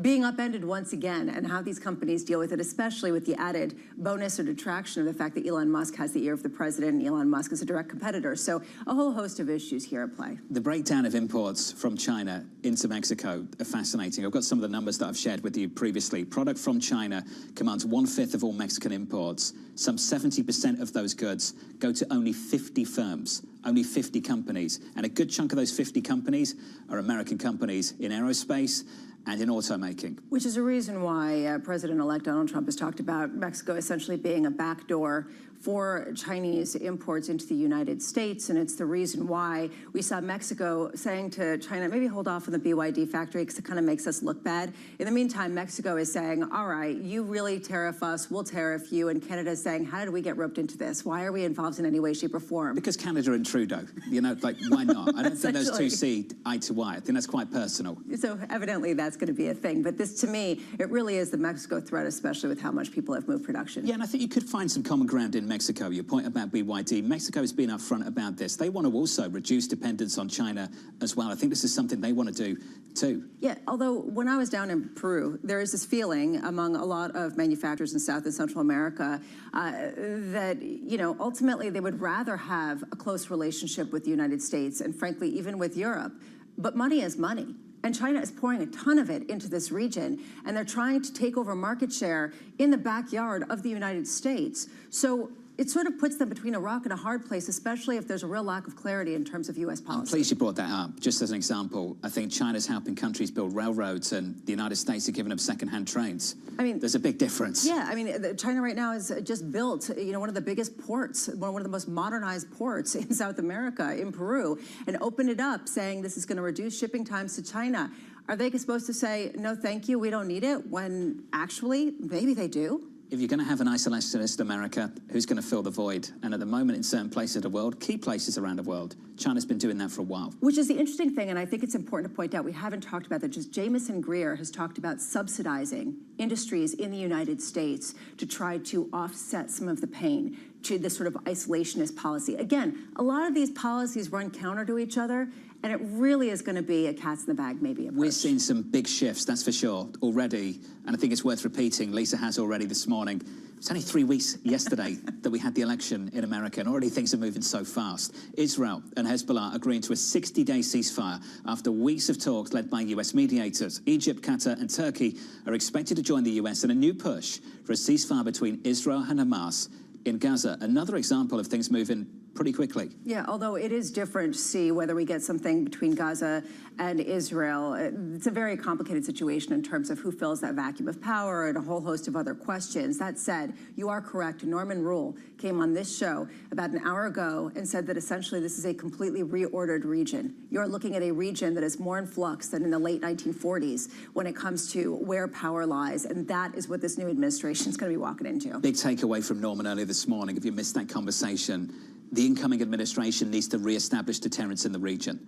And he was targeting the story specifically around Houthi rebels and the Red Sea. So it sort of goes to this point that there needs to be a ratcheting up in tensions. That's the reason why volatility keeps coming up again and again, because people don't believe you if you don't show that you're serious. And that, I think, is what we are probably going to be seeing. Need to get to this story as well. Mentioned it a little bit earlier this morning. Global smartphone sales rebounding this year after 2 years of declines, but Apple continuing to miss out. An independent study by market tracker IDC showing Android-based rivals gaining ground in China and emerging markets, with iPhone volumes edging only 0.4% higher.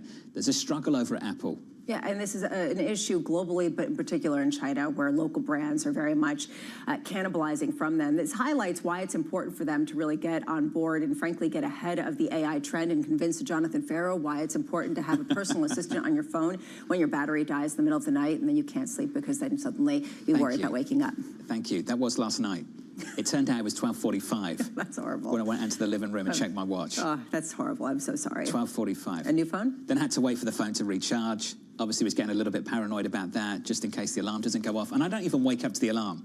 because my sleep anxiety is that bad. Okay, so the are you going to things get a phone? I do for this program. So do you get a new phone? Sleep deprivation. No, I just need to go old school. Just get the old school alarm. You know, just have that clock sitting there that makes that massive noise. Wake up the whole apartment. That'll go down well. Let's turn to Thanksgiving. Shoppers may struggle to find deals at a grocery store this holiday season. Wells Fargo's chief agricultural economist, Michael Swanson, writing, although food inflation continues to slow, budgeting for Thanksgiving might be challenging for consumers still acclimating to historic food price increases. Michael joins us now for more. Michael, what a special conversation we can have with you, sir.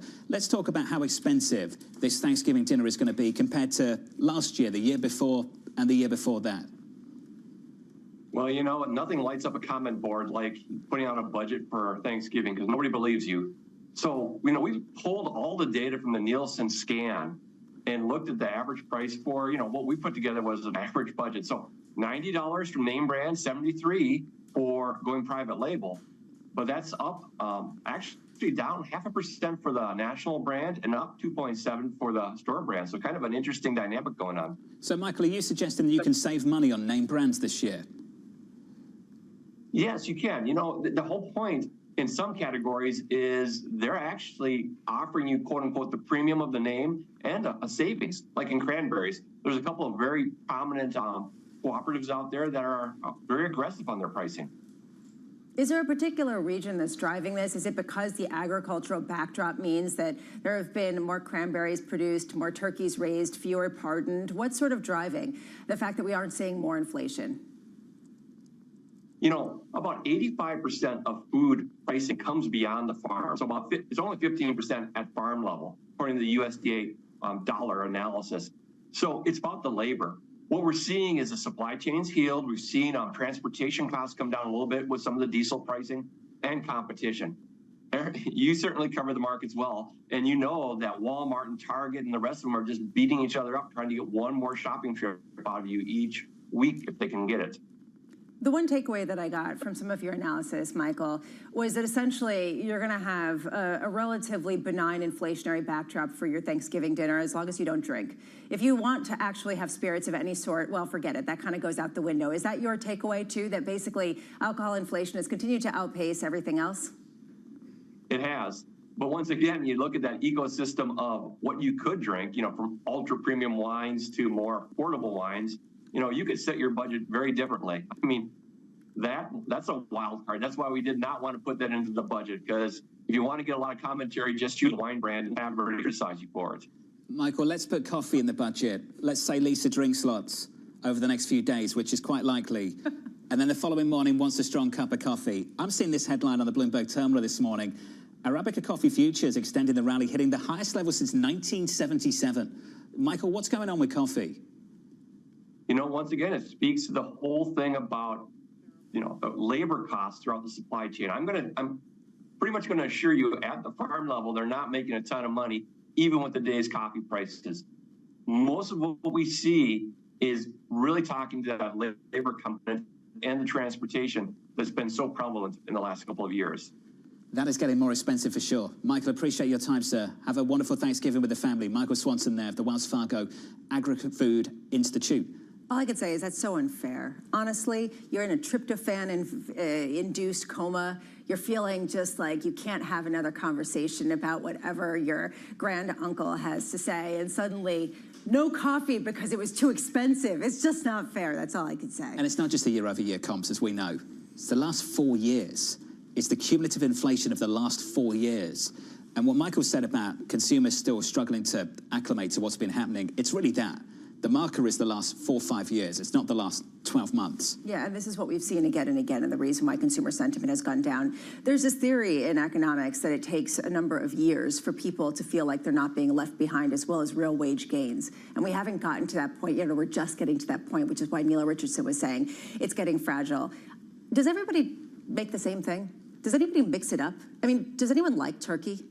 What do you mean, like have a different dish? Yeah, I don't know. Like a beef bourguignon or something like that? Actually, that's something we did that one year. Yeah, well, I mean, in our house, there isn't this desire to make turkeys, so there's always a discussion. How far astray do we go? I did it with TK a few times. I think you attended one, actually, a number of years ago. Yeah, you showed up at the end of it. You missed out on all the food, which might have been wise, because Tom turned up with a smoked turkey. That used to be his thing. Yeah, I remember that. That was which good. he got from Jerome Schneider of PIMCO. That was the strong suggestion, well, it was smoked turkey. It was actually lovely. It was just a little chaotic, so I don't really remember the food part, because there was a lot of stuff going on. It's a lot of chaos, as you can imagine, over at TK's. Let's get you an update on stories elsewhere this morning. Here is your Bloomberg brief. President-elect Donald Trump tapping private investor John Phelan as Secretary of the Navy and picking Jay Bhattacharya to lead the National Institute of Health. Bhattacharya is a Stanford professor who called COVID lockdowns the biggest public health mistake we've ever made. Elsewhere, shares of CrowdStrike trading lower, the cybersecurity software firm issuing an earnings forecast that fell short of expectations. The report is the company's second since a flawed update crashed millions of devices operating on Microsoft's Windows systems earlier this summer. And finally, a record number of people are expected to travel this holiday weekend. AAA is expecting nearly 80 million people to travel 50 miles or more between yesterday and this coming Monday. That is 1.7 million more than traveled last year, and I believe Lisa is going to be one of them. Not far, just a couple hours, but I've learned from 50 miles plus. Yeah, well, I count as the 50 miles plus, and I understand it. It's just that, you know, do you get road rage? Do I get road rage? Do you ever, like... Bramo, this is live TV. It's not a therapy session, but if you want to do this, we can. No, let's move on. Talk to me. No. It's just sort of... What happens when you're driving? Everything feels like infinitely longer when there's traffic. The stop and go can make something seem a lot longer. Let's move on. And do you find yourself sometimes losing control? I never lose control. I'm always a perfectly oiled machine, John. You know that. Up next on the program, Scott Bessent's biggest challenge.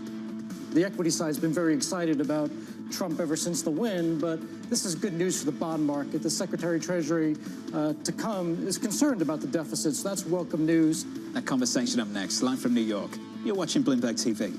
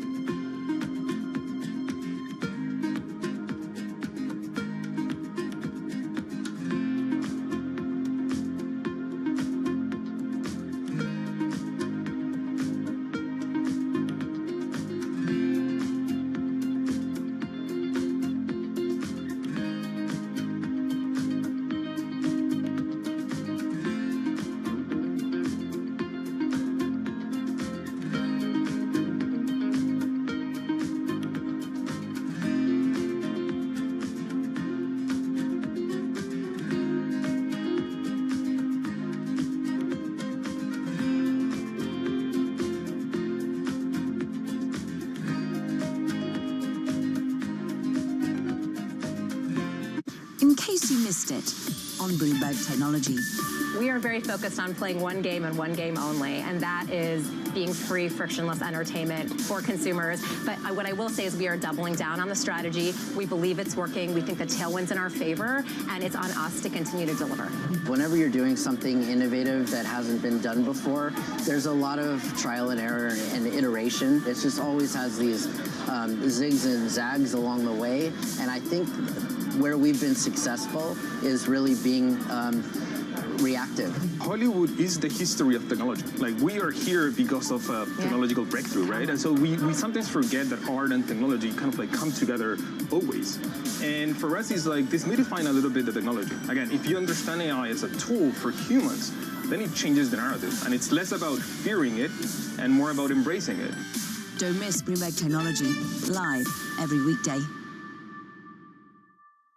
From our studios in New York and San Francisco, our expert hosts have the data and analysis about the companies you know and the startups to watch, plus the interviews you don't want to miss. Watch Caroline Hyde and Ed Ludlow on Bloomberg Technology, the only daily business show dedicated to tech, right in the middle of the trading action, every weekday, only on Bloomberg Television. Context changes everything. is on the heartbeat of the tech sector. Spread across global markets. The real-time data aspect is going to be important. We're going to bring you expert analysis on that. Sure. Don't miss Bloomberg's interview with the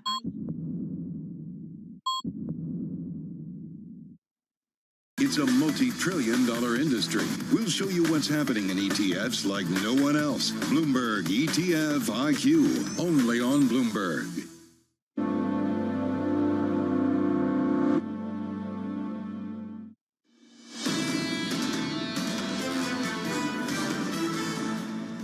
Equity futures on the S&P 500, just a little bit softer. We're down 0.1%. In the bond market, yields are lower by 5 basis points, 425.76, and the euro bouncing back to 105.33. Under surveillance this morning, Scott Bessent's biggest challenge.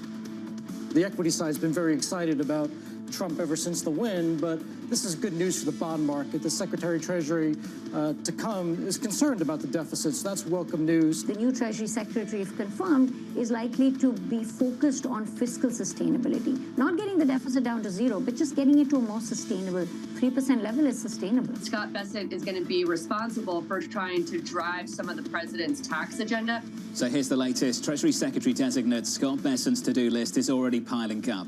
Former New York Fed President Bill Dudley wishing him luck, writing the following. Markets' exuberant response to his nomination certainly suggests this is what investors expect, yet their optimism contrasts sharply with the difficulties he'll encounter in managing the Treasury market, the country's fiscal trajectory, and the broader economy.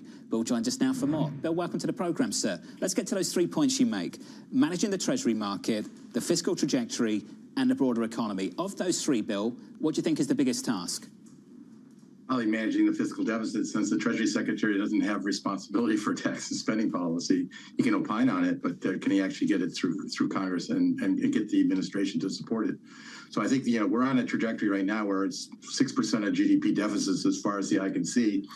And President-elect Trump has proposed things that will expand the deficit as opposed to contract the deficit. So I think that the fiscal outlook longer term is probably the most challenging thing that he faces. Bill, he gets some say on the maturity profile of U.S. Treasuries. What's your take of what's developed under Secretary Yellen at the Treasury? And what changes would you anticipate in the years to come under Bessent? Well, things didn't move a lot under Yellen. I think the maturity structure shortened a little bit. The Treasury typically doesn't want to move around the Treasury issuance calendar a lot because it basically unnerves market participants. Regular and predictable is sort of the watchword of the Treasury. So I would be surprised if Bessent did anything that significantly changed the maturity structure of the Treasury debt. I think the biggest problem he faces is to convince his colleagues in the administration that we need more tax revenue, we need to control spending, and that requires making some difficult choices. Bill, if you were still on the Fed, how would you think about some of the policies and the personnel that have been implemented or announced so far? And factor that into your outlook for next year. You have to come out with a forecast. You got to make a dot next month. How do you even begin to do that? Yeah, so far the Fed has been very silent about President-elect Trump. There is nothing, for example, in the minutes about the election and the new policy mix. I think, to the extent that things get priced into financial markets, it's sort of hard for the Fed to then ignore them, because if you have prices embodying a certain expectation, how do you not include those prices in your forecast? Back in December 2016, the Fed staff put a big fiscal stimulus in their forecast for 2017. So when Powell says we don't assume, we don't speculate, we don't guess, the reality is if the markets start to judge that something's highly likely, then the Fed has to sort of take that on board in terms of their own thinking. I think the biggest issue in the very short term is what's going to happen to tariffs, because if tariffs are raised to any close to the degree that President-elect Trump is talking about, it's going to be inflationary, it's going to be bad for growth, it's going to be bad for productivity. And President-elect Trump's talking about putting on tariffs on China, Canada, Mexico, on day one. So that's probably the thing that's going to happen most quickly. The fiscal stuff is going to take longer because the tax cuts don't expire to the end of 2025. So that's probably more of a 2026 story. You said that tariffs are going to be inflationary. We've heard some disagreement about that around this table. Some people say that maybe in the very short term, there's a one-time price increase, but longer term, tariffs have been shown to be disinflationary time and again. Why do you think that that's not going to be the case? Well, they're disinflationary to the extent that the people who are buying these now more expensive goods don't have as much real income, and so they can't buy as much, and that hurts the growth rate of the economy. So there is a effect on growth. The key question on tariffs is when prices go up, do they get into wages? The first Trump term, the increase in tariffs was well advertised, but the magnitude was actually quite small. It went from about 1.5% of imports to 3% of imports. The magnitudes he's talking about this time are much, much larger.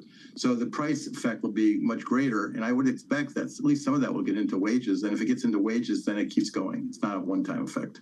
Bill, do you think that because of the uncertainty around policy and the potential for some of these policies to be inflationary, do you think on the margins that could push more members to really want to go even slower when it comes to rate cuts? Eventually. I think right now the Fed's still on a, monetary policy is restrictive. The dual mandate objectives of employment and inflation are roughly in balance. We need to head towards neutral. And so I think they're still on a trajectory to go towards neutral. But I think, as they've said more and more recently, carefully. So December is not a done deal. I think it's probably more likely than not at this point.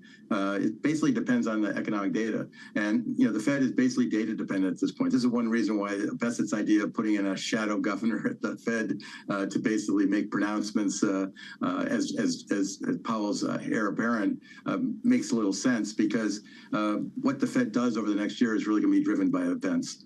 Bill, how messy would that be if we had a shadow chair in the middle of next year? I think it's an absolutely terrible idea. I think, one, I don't think it would do much. Number two, it would just annoy all the other members of the Federal Reserve. So you'd have this shadow person coming in to be chair after he's probably annoyed everybody else within the Federal Reserve System by undercutting the current chairman. That doesn't sound like a good recipe for success when you think about the chairman's power comes from his ability to move the committee and achieve consensus. So I think the shadow chairman, if he did what Bassett implies he would do, would alienate most of his colleagues on the Fed. Bill Dudley, thank you, sir, the former New York Fed president on the Federal Reserve through the next year. Bill, have a wonderful Thanksgiving. Would be interesting if they chose someone inside the hen house and nominated them ahead of time. Yeah. And they're already on the FOMC. Oh, can you imagine? Mean Girls, right? Can you imagine the idea of what that looks like in the meetings, especially if Jay Powell is trying to get the sort of coalescing of the whole group, and this other person is saying, like, I don't know, you think that's really the way to go? It's going to be an interesting few months. I think it really begins in December. And it really starts in December. I would agree with that, and it's also unclear, is it the idea of trying to moderate the message that how it's basically interpreted by markets, or is it about getting through some policies that are harder core, that are a little bit harder for the markets to handle, because some pain is necessary for this decoupling, as the nominee for the trade representative has said? You're going to see a lot of redistribution, big realignment. We're going to see a lot of cuts to spending, a lot of decreases to taxes as well. At the same time, we'll see some increases to tariffs. There's going to be a lot of changes in the next 12 months. There are a lot of cross currents that the Fed's got to grapple with.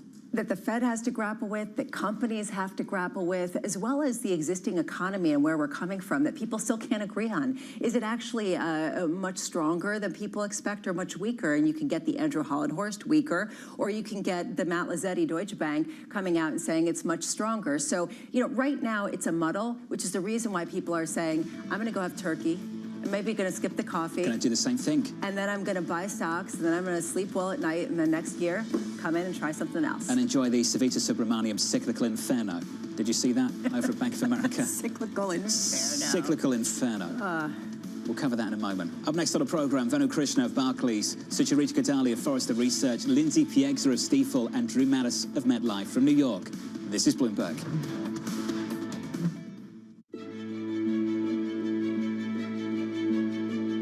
What legacy I would love to leave is to make sure that in my village I have infrastructure.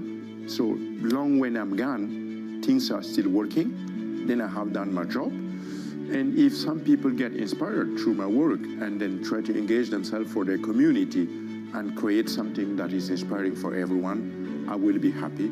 What's the best piece of advice you would give to someone young who wants to make a difference, actually, in this world? In architecture or with something else? Wow. I'm not the right one to just do that. I think you are. Yeah, but with the pressure you have, and then you try to be the good one, the fancy guy, the intellectual one, I have no advice than to believe in yourself and really work hard. You know, when I started, no one would have imagined that I will be able to see my name connected with Aga Khan or Pritzker, or sitting at Bloomberg to talk about sustainability, about future of sales. No, myself 5 years ago, if you told me that, I will say no. I will never imagine. So I will encourage everyone to believe in what you're doing and not try to run after the newest of the newest. Just be consistent. Just work on things that matters for you. Really, at the long term, it pays.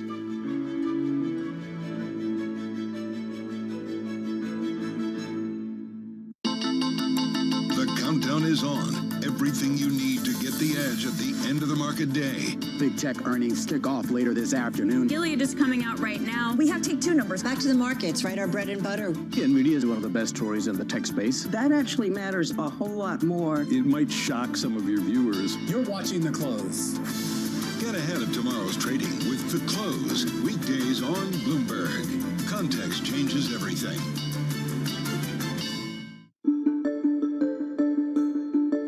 Why should I want to invest in the pharmaceutical industry? Is it going to continue to grow as it did last year? And what about your own company? Do you think it's going to have good growth prospects over the next couple of years? I think the reason to invest in the sector is the science. I mean, when you look again, if I go back into the history, for most of the last century, we were only giving people pills and small molecule drugs. Then we discovered that we had this whole world of biologics, and we could treat diseases with biologicals. More recently, we've discovered that we can reprogram your cells. We can edit the genome. We can use these RNA therapeutics to completely transform areas of medicine. Those technology areas are at their very nascent stage. And what we're going to find is they're going to open up whole new areas of growth from our business standpoint and a human health impact standpoint. We hope that as we work in our areas like cell therapy and RNA therapeutics, we will also be able to climb to a whole other level of market cap over time.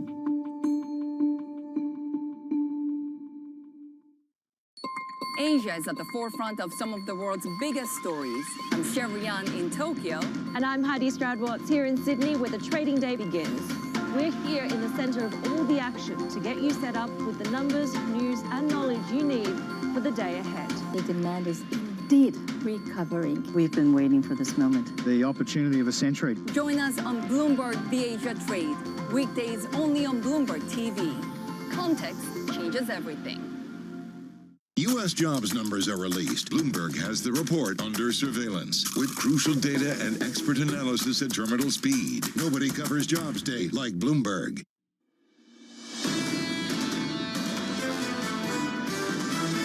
Trump is very clear about what he wants to do, and investors need to take that seriously. I think the market understands that tariffs are going to be part of this agenda, and I think they've digested that already. This is a game of chicken, and it has to be treated as such. There's still weakness within the economy. You can see the bifurcation, and that to me still raises risk. And you have an equity market that is priced for perfection. The hard part about these type of things is just the unpredictability of it. This is Bloomberg Surveillance with Jonathan Ferro, Lisa Abramowitz, and Anne-Marie Hordern.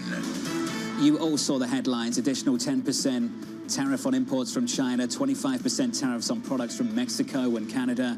And then the equity market closed at the 52nd all-time high of 2024. From New York City this morning, good morning to you all. Equity futures down by just 0.1% following a 7-day winning streak on the S&P 500. Outperformance on the Russell, we're up by 0.7% on the session. On the month, we're up by more than 10%. A blowout month of November for the small caps once again. In about 29 minutes time, a ton of economic data for you. Another read on US GDP, jobless claims, and Lisa, core PCE. To me, that's the most interesting aspect here. Can that put a damper on some of the holiday spirit that we feel? Not that I'm looking for some dampening, but there is this feeling that maybe PCE comes in a little bit hotter, and suddenly that could really shake up market expectations for the Fed. That is the one fly in the ointment. If anyone believes that inflation is actually picking back up again, well, this whole beautiful picture of eat your turkey, feel good, buy stocks starts to maybe wobble just a little bit. I'm struggling to find a bear on Wall Street right now. The cause for 2025, let's put it this way. In a word, bullish. 6,500 Morgan Stanley, likewise Goldman Sachs, RBC, Lori Calvasina, 6,600, BMO's Brian Bowski, 6,700, Deutsche Bank's Binky Chada, 7K. Ultimately, people are looking at a policy mix of yields coming down of the Fed that is going to be easing, and frankly, fewer regulations that are going to unleash financials. Find me a bear on financials right now. I basically find one person after another who's just completely pulled up on financials. You're looking at the potential of some sort of ongoing tax cuts and the baking in of existing ones, and then even additional stimulus. It paints a picture at a time where the economy already is strong, and that is what I think a lot of people are leading into and saying, you know, this is a great time. We feel good. How high can we actually get those multiples? Get ready for that cyclical inferno over at Bank of America. Savita Subramanian, by the way, what was the price target? 6666. Yes, congratulations, Savita Subramanian. Nice, Savita. Well, it got the attention you wanted. Yes. 9 reasons she's given for this. It's TV, I'll give you 4. Red sweep, Fed cuts, accelerating profits, reshoring. Yeah, essentially this is Buy America. This is America exceptionalism, and that's where you start to look at the pockets within this. She also says buy stocks, not the index, and what we've seen is there are certain areas that have gotten beaten up, whether it's the auto manufacturers, whether it's certain healthcare names, and it's coming to a policy mix where suddenly those most exposed to international could get hit harder in certain specific ways. The index this morning softer by 0.1%. Coming up this hour, Venu Krishna of Barclays with the S&P 500 on a 7-day winning streak. We'll speak to Sucharita Kodali of Forrester Research on why department stores could see a rough Black Friday. And Lindsay Piegza of Stifel looking ahead to the December Fed decision. We begin this hour with stocks at all-time highs after the S&P 500 set its 52nd record so far this year. Venu Krishna of Barclays saying for U.S. equities, we think macro positives outweigh the negatives heading into next year. Post-election uncertainty has been resolved. Oil prices have shrugged off the Middle Eastern war for over a year. Jobless rates remain low, household wealth is up, and the Fed is cutting rates. Venu, what's not to like? Good morning to you, sir. Tough question. What's not to like? Everything seems to be going the way you want it to go. But I think there are significant amount of uncertainties, and I would just probably point out 3 of them to you, which we kind of try to bake into our bull and bear case scenarios. The first is AI related, right? Will the build out pan out the way people expect? Will it be monetized at the pace market expects? And will that result in a decent return on investment, both for the tech companies and also for companies who are implementing it, right? Let's pick up on that last point before you carry on, because I want to pick up on that and just dig a bit deeper. Do you think next year is the test for that? Because there has been a degree of patience shown by investors to, let's say, NVIDIA's biggest customers so far. Is next year going to change?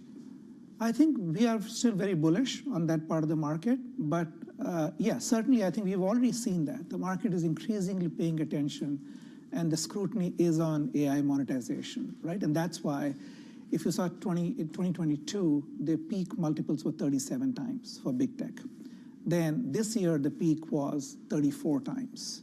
Now we're trading at 30 times. So the way the market is expressing that expectation is saying, you know what, now is the time when I want to pay more attention to the multiple I'm paying and show me you can deliver that in earnings.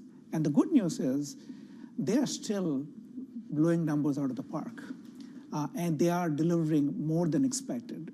Just to build on this, though, and sorry to cut in here, because we're talking about AI and big tech, but it goes beyond big tech, right? We're talking about, are we getting to the point where people want to see the broadening out in the use cases of AI to the likes of PCs, with the likes of HP and Dell still struggling to get that upgrade cycle? Do you need to see that trickle out into the rest of the complex to get to some of these lofty targets? Yes, there is the big tech monetization, but it goes broader than that, and is next year the year where that has to be proven out?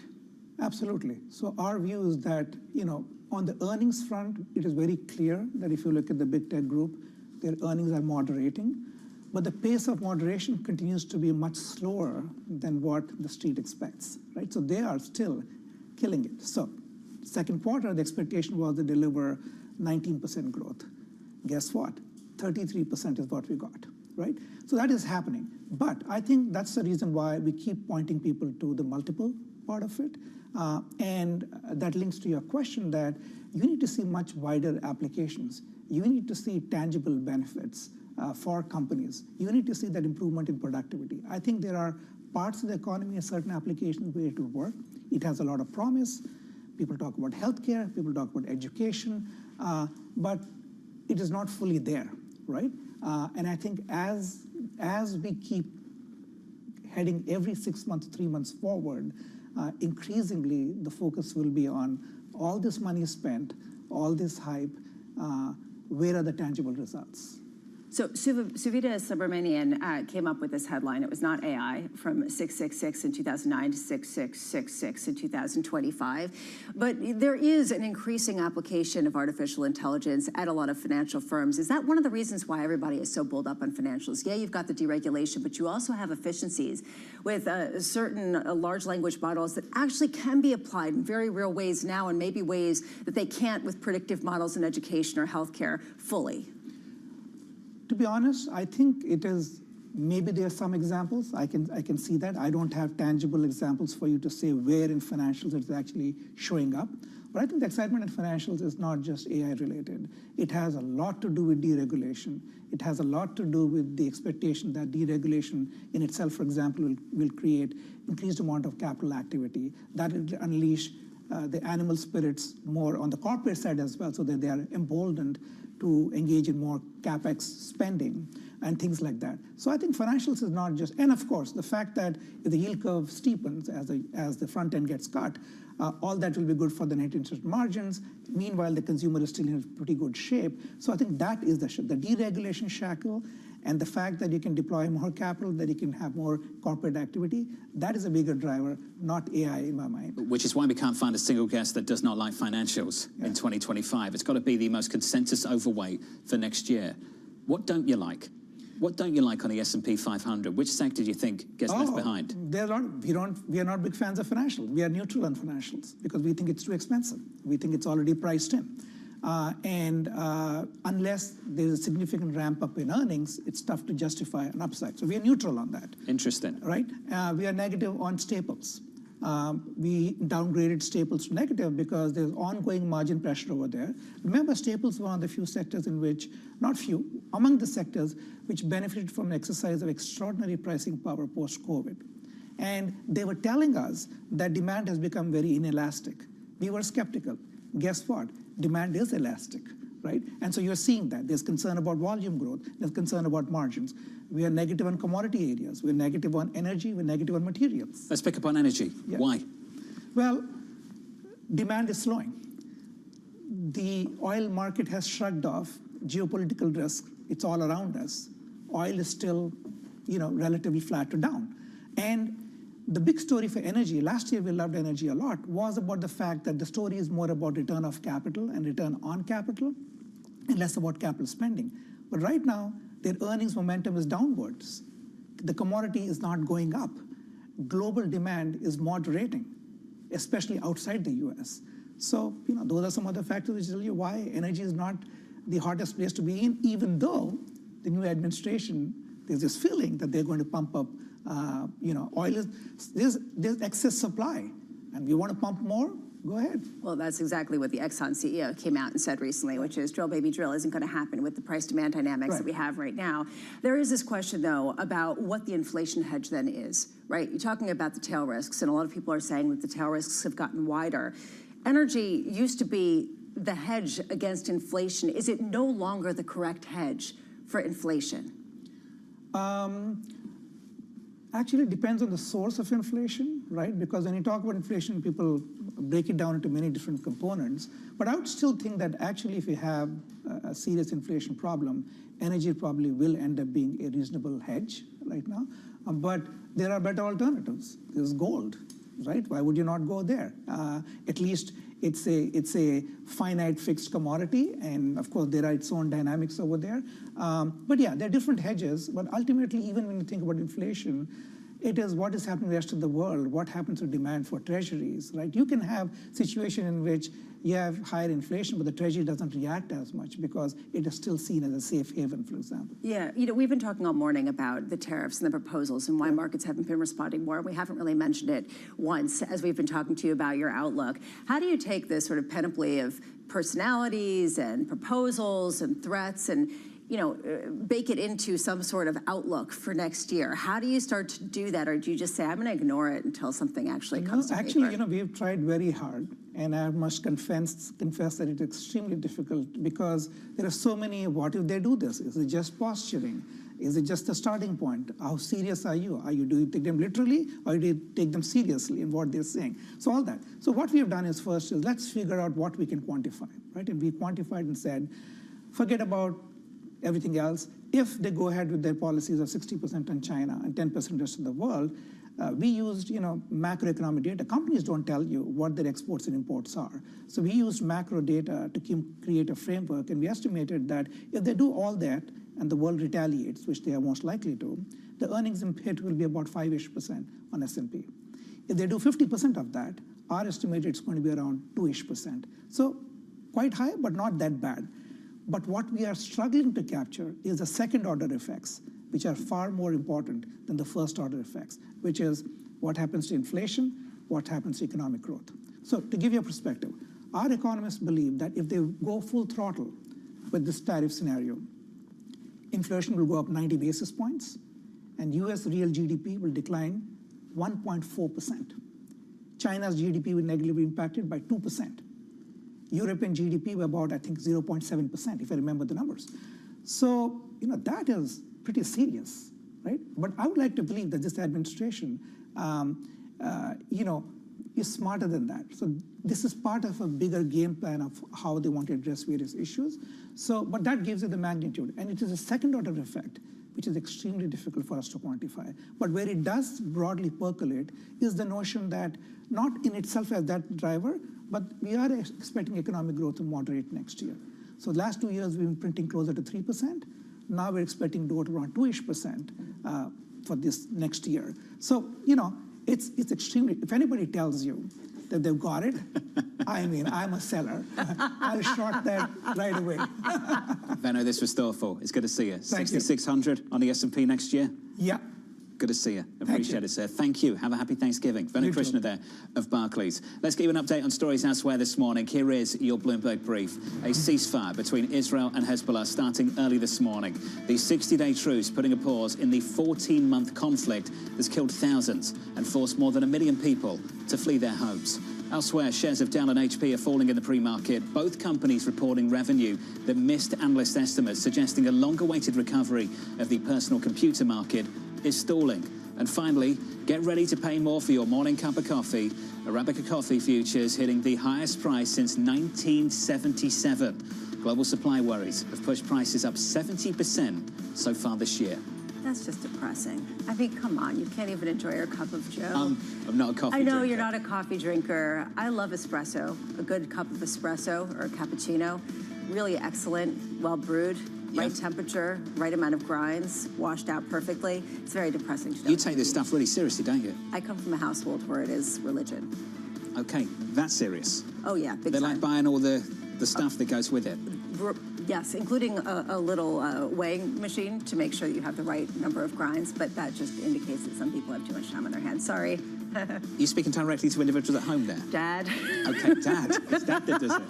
Okay. Up next on the programme, the morning calls, plus Sucharita Kodalia Forrester on the winners and losers this holiday shopping season. That conversation coming up next. This is Bloomberg.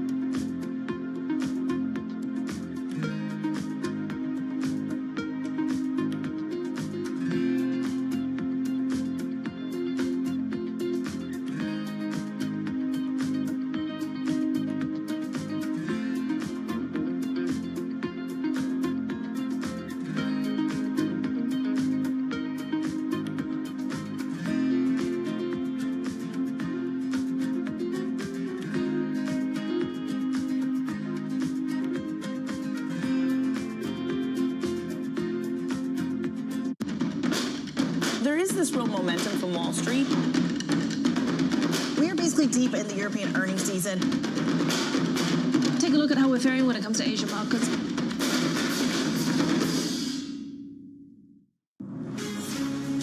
From the beating heart of global finance, economics, and politics, and wherever newsmakers are moving markets, Bloomberg brings you conversations that allow for deep discussions and important insights. What do you think the future is for inflation? Is this a new normal? Are markets too optimistic? How do you worry about the things that are outside your control? How does the current fighting completely stop? I'm Francine Lacroix, and this is The Pulse, every weekday only on Bloomberg. As we spend some time here on the broader presidential race. Let's focus in on European politics.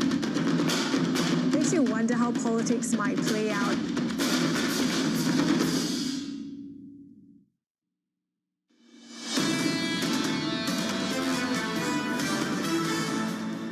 The opening about 1 hour and 12 minutes away. Equities recovering. We're down not even 1/10% on the screen right now. Your scores look like this. Elsewhere in the bond market, yields lower by 5 basis points. The 10-year 4.25. Let's get you some morning calls. First up, UBS upgrading Dick's Sporting Goods to buy, expecting more sustainable earnings growth ahead. That stock up another 1.9%. Your second call from Baird, downgrading Coles to neutral, citing pressure in the retailer's core apparel and footwear business. That stock just about unchanged, hammered yesterday following numbers. And finally, Citi upgrading Urban Outfitters to buy, noting signs of recovery in the company's namesake brand. That stock is higher by 13%.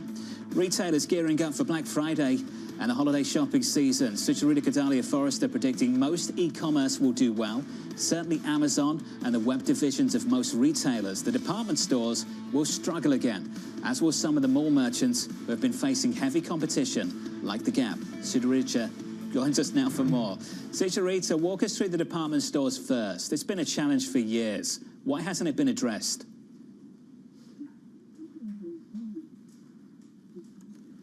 I think we've got a problem with the microphone for Sucharita there, and hopefully we can re-establish that connection in the next 60 seconds or so. Sucharita Kodalia there of Forrester Research. A problem with the microphone at Sucharita's end. We'll fix that. But it has been a problem for a while, and we talked about this a little bit earlier when we had the same problem talking about retail numbers. Walmart's doing well. Everyone else seems to be struggling. And there's raises the question of how much is this a product mix, how much is this just a cannibalization of the largest players, and how much is this something more existential about consumers and the pushback on pricing. Key question to me is, are we moving into a slower growth era that is fine on a macro level, but that really will pick winners and losers and really create some negotiating heft for the largest, particularly with the backdrop of tariffs? So when we got Target and they stepped on the landmine, inventory worries. It was a story we talked about ahead of the numbers. There was potential that we'd have some problem with inventory. Park Target, focus on Walmart. Numbers were good. Something you pushed back on almost immediately was any conversation that somehow because Walmart is doing well, the rest of the country is struggling. What has changed over at Walmart? You know, they are catering to a higher-end consumer. They also have a million different offerings, right? I mean, is Walmart still a retail company? You're talking about, yes, the Staples company. Yes, you're talking about groceries. Yes, you're talking about also a marketplace similar to what we see over at Amazon. We see a shoe brand. We see higher-end merchandise. And, oh, yeah, advertising, media, and also just that kind of e-commerce aspect to it. So you start putting this together, and it gives them that leverage and ability to really maneuver at a time where the base business of retailing can be fickle. We are thankful this morning because we get the second chance of speaking to Sucharita Kodalia of Forrester Research. Sucharita, we'll try again. Thanks for being with us. I understand you heard the question, but you didn't get to answer it, so we'll start there again. Department stores, it's been a struggle for a long, long time. What aren't they doing right? What do they need to fix? Is it fixable? Well, I don't know that it's really fixable. It's really a sector issue, which is really, it's widespread. It's because consumers just haven't been shopping as much, particularly in the B and C tier malls where a lot of these department stores have heavy concentration. We're talking about Macy's, we're talking about Kohl's, of course, JCPenney. These are the anchor stores that really thrived in like the 1980s and even before, but essentially, since 2000, they have been on a downturn. A ton of competition, certainly from e-commerce, certainly from higher end stores and brands, really, that have decided to all go direct to consumer. So that's been some of their biggest challenge. And I don't know that it's necessarily fixable. It's really a shift in the retail landscape altogether. Sucharita, what does this mean in terms of just how much this land could shift going forward? Because if the whole model of a strip mall is outdated, well, there's a lot more carnage to come. Well, we've talked about the transformation of these retail venues for a long time, and a lot of it is about switching out the real estate with other anchor tenants or breaking up the anchor tenants into smaller plots where you have perhaps smaller tenants that are in them. We've seen these anchor tenants switch to everything from grocery stores, which are growing, to gyms and fitness facilities. In some cases, it could just be a mixed-use facility where you're transforming it into some sort of an office space. In really, really distressed areas, we've seen some of these anchor tenants become churches or schools or things completely unrelated to retail. All I can say is I provide some research at home, some research regarding retail with some of the family members, and I hear a lot about drops of different types of products and different influencers that are doing said drops. Is the entire model of retail fundamentally changing in a way that some retailers like Gap are really aware of and others are kind of struggling to really get on board with? Well, there is no question that the internet has absolutely changed it. And you were talking a lot about Amazon earlier. That's certainly the biggest player, but definitely the social media the social media players are also impacting how people discover goods, where they actually shop for goods. And what we're seeing even within e-commerce is a lot of fragmentation, particularly with smaller, lesser known players that are able to gain some traction because they are able to get some influencer credibility for a short period of time. Now, if they're lucky, some of them will end up getting purchased by larger players, like some of the beauty companies have been purchased by L'Oreal or Estee Lauder. But that's usually the dream exit strategy for a lot of these companies. In many cases, they simply may go away and other influencers come and take.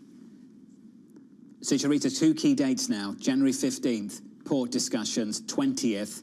President Donald Trump comes in with a big promise to hike up tariffs. What do these companies do now with inventory?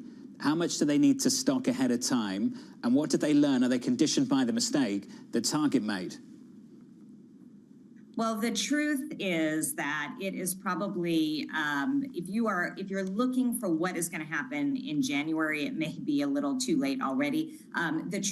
These are issues that the retail industry has been grappling with since the first Trump administration. And what we started to see was diversification away from some of these tariff markets like China over time. And I expect that that will continue to happen. The good thing is that Q1 tends to be a soft quarter in retail anyway, so it doesn't seem like it makes a ton of sense to be stocking up inventory for then, especially because you don't know what the demand is going to be like in 2025 without better signals, because it is such an uncertain economy at this moment in time. So I think that what we will continue to see is diversification. We'll continue to see changes to supply chain. There will be questions around whether or not Latin America and Mexico are in fact good places to be nearshoring versus if they too will have tariffs, particularly on some of those soft goods. Yeah. So a lot, I think, is still TBD. And if you get it wrong, you get targeted, quite literally. Sucharita Kodali at Forrester Research. Boom. That was very good. Nice. Well done. Yeah. Yeah. I just keep You get that at home? You still following? I hope so. It's so good. What is it about the number 6,500 on the S&P next year? Here's another one. JP Morgan coming out with their price target for next year. Guess what? 6,500. Up next on the program, a ton of economic data. That's next. This is Bloomberg.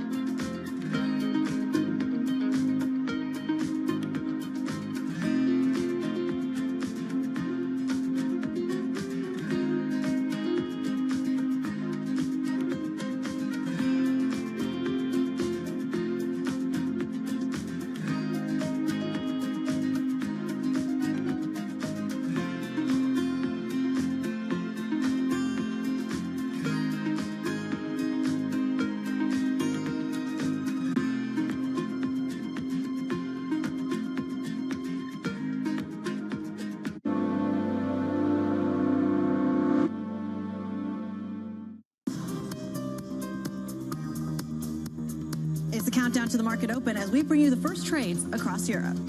We'll debate the most important stories and what will drive the big investment decisions throughout the morning. I'm Guy Johnson. I'm Kriti Gupta. And I'm Anna Edwards. Join us every weekday morning for the opening trade, live at 7 a.m. here in London. Only on Bloomberg. Context changes everything. From the world of politics to the world of business, Joe Matthew and Keely Lines deliver news, insight, and analysis live 2 times a day every trading day. Balance of Power at 1 and 5 Eastern, only on Bloomberg. Bloomberg loves earnings. I know it's like your Super Bowl, right? I can't wait. It's like opening presents in the morning. All right, it will be exciting. Nobody covers earnings like Bloomberg. Welcome to the world of decentralized finance. Massive outperformance from Bitcoin. Bloomberg's covering all things crypto, the people. The tectonic shift emanating from Washington. All we're looking for is clear rules and an ability to build in the United States. Crypto shouldn't be partisan. The transactions. Really a record-breaking moment. Crypto VC is back. And the technology. It's really the beginning of a global on-chain economy. And if America doesn't embrace it, we're going to be left behind. Bloomberg Crypto, only on Bloomberg.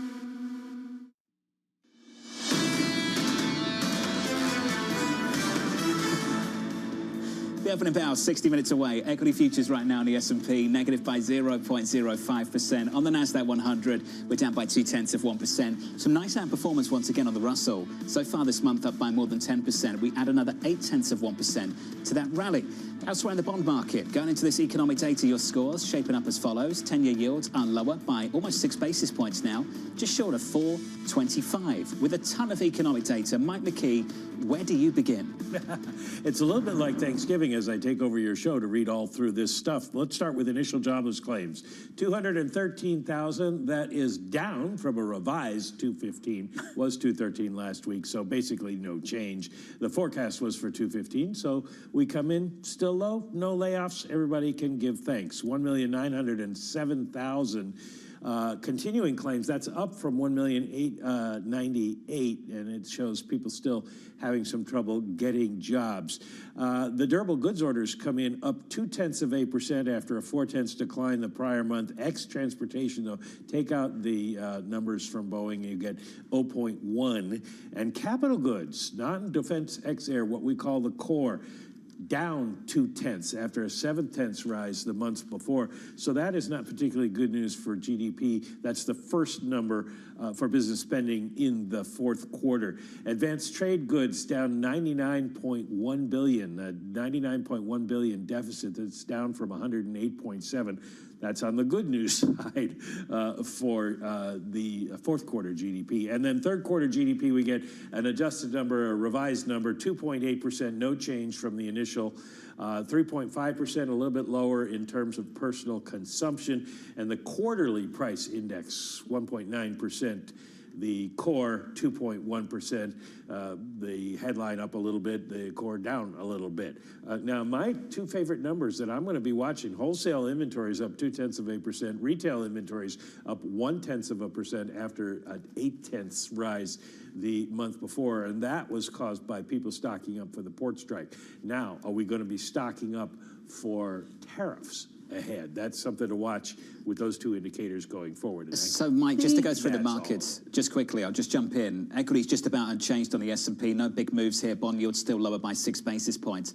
I wanted to pick up on your point because I think it's really important. You've got two key dates now. Middle of January, the second date really to go over the port strikes issue. January 20th, you've got President-elect Donald Trump coming into power with a very real threat of much bigger tariffs, not just on China, but on Canada and Mexico. What do you expect the data to look like between now and then? How disruptive will things be? Well, you still got some leftover hurricane data damage, it appears. The initial jobless claims, continuing claims, maybe because people are still without work in that area. But the trade data is going to be hard to know. We're going to have to watch the inventories and see if they start to rise. But we don't really know how serious Trump is and whether he's going to impose all the, and really when you take it apart, trying to impose those tariffs on Canada and Mexico would be extremely difficult. But it still could have an impact on things. So you might see business spending go up if companies are trying to pull stuff forward.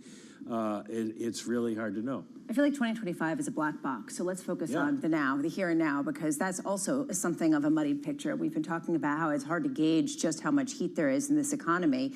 Looking through these numbers, I'm going to pick back a word that we haven't used for a while, Goldilocks, right? We're talking about unemployment that is not ticking up, at least based on the jobless claims, if those are an indicator in that way, and you're not seeing that inflationary pressure, at least in the revised numbers.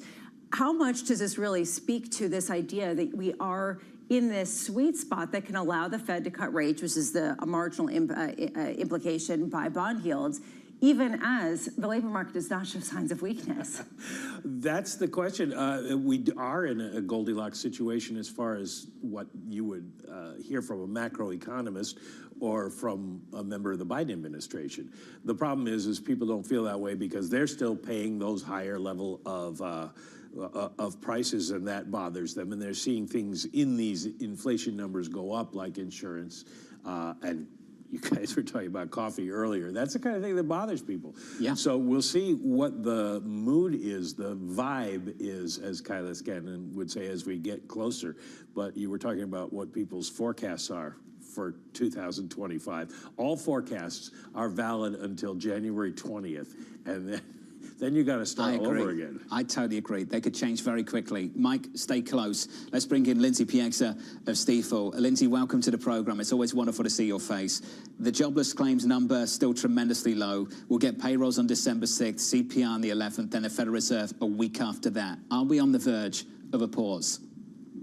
Well, I think this plays right into the Fed's assessment, as we saw yesterday in the meeting minutes, that the concern that drove that outsized 50 basis point in September is dissipating. This threat of emerging weakness in the labor market is not materializing, and yet the Fed, while acknowledging the improvement in inflation from earlier peak levels, has not yet continued on this disinflationary trend back to 2%.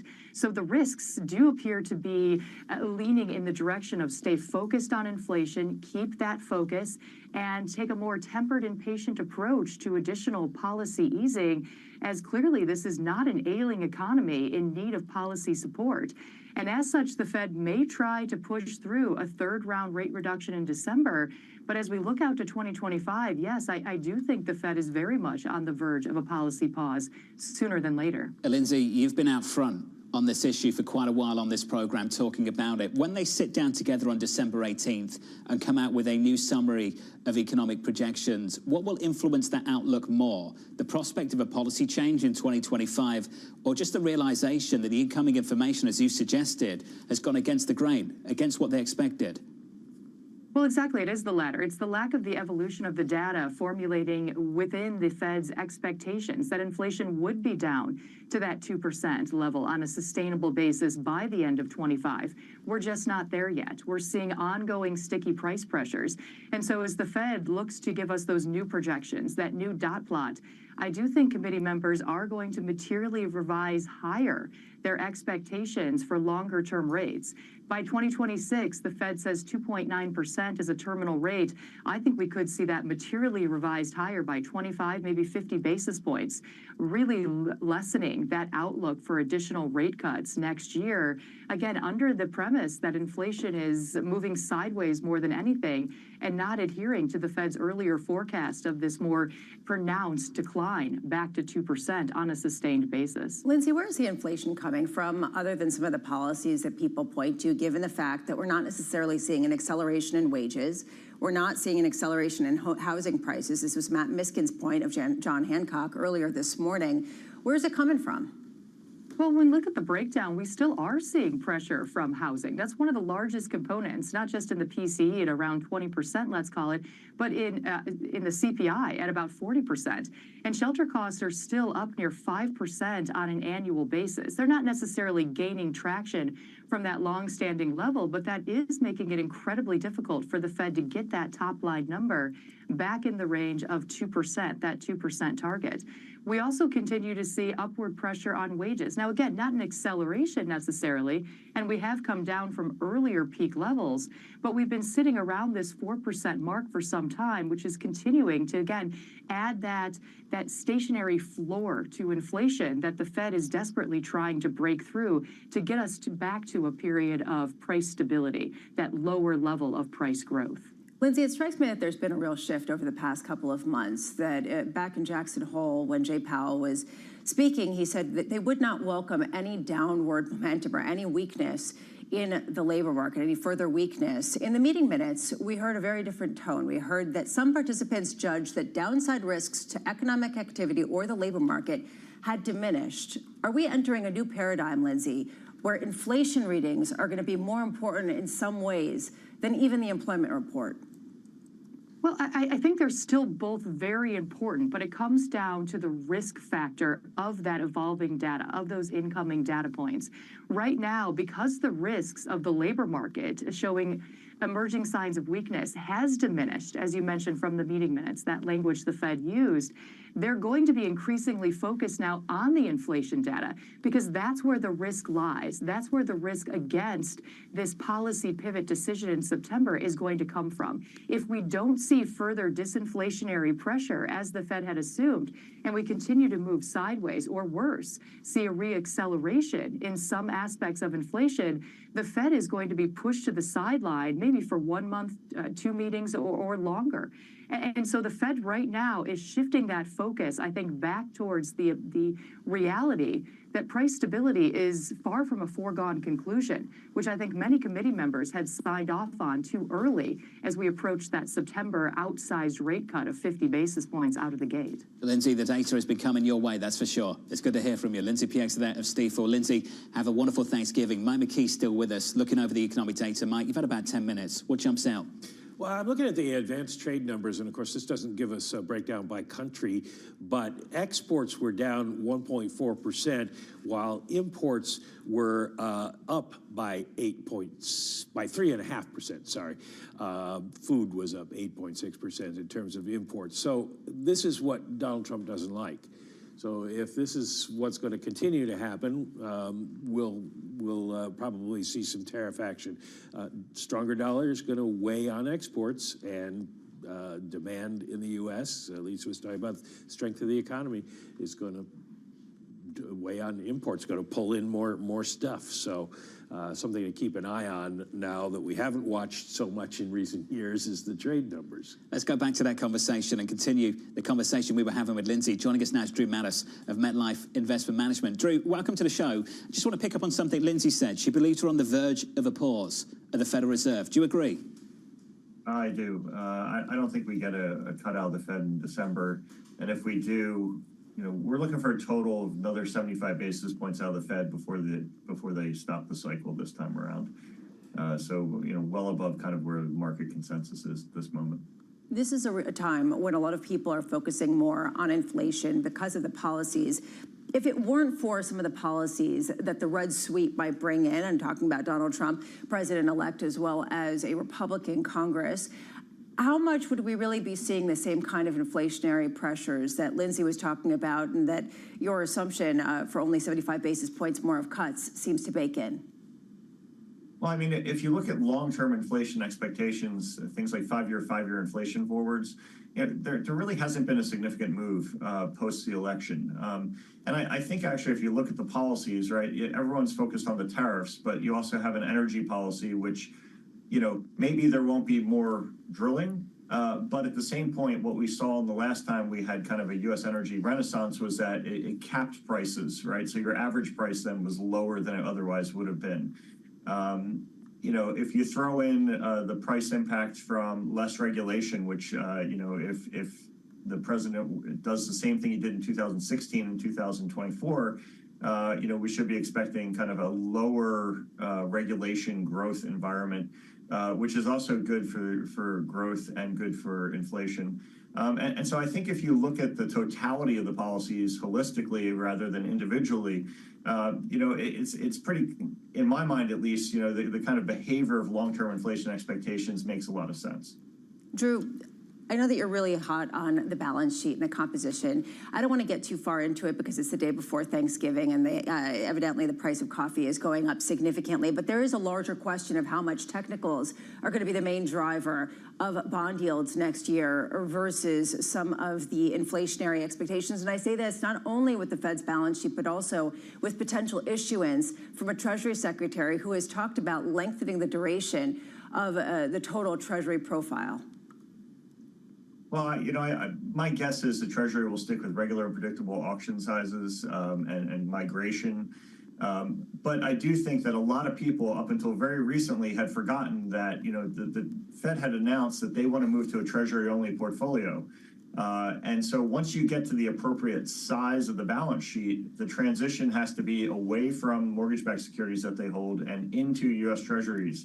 And so that will be happening probably sometime this year where the Fed actually begins to buy U.S. Treasuries because they've reached where they want on the balance sheet, but now they have to continue to allow MBS to roll off and replace it with U.S. Treasuries. So there's going to be a positive dynamic from a demand perspective for U.S. Treasuries coming from the U.S. Central Bank next year. Now, we'll have to see how other central banks play out and what happens with kind of other users of Treasuries.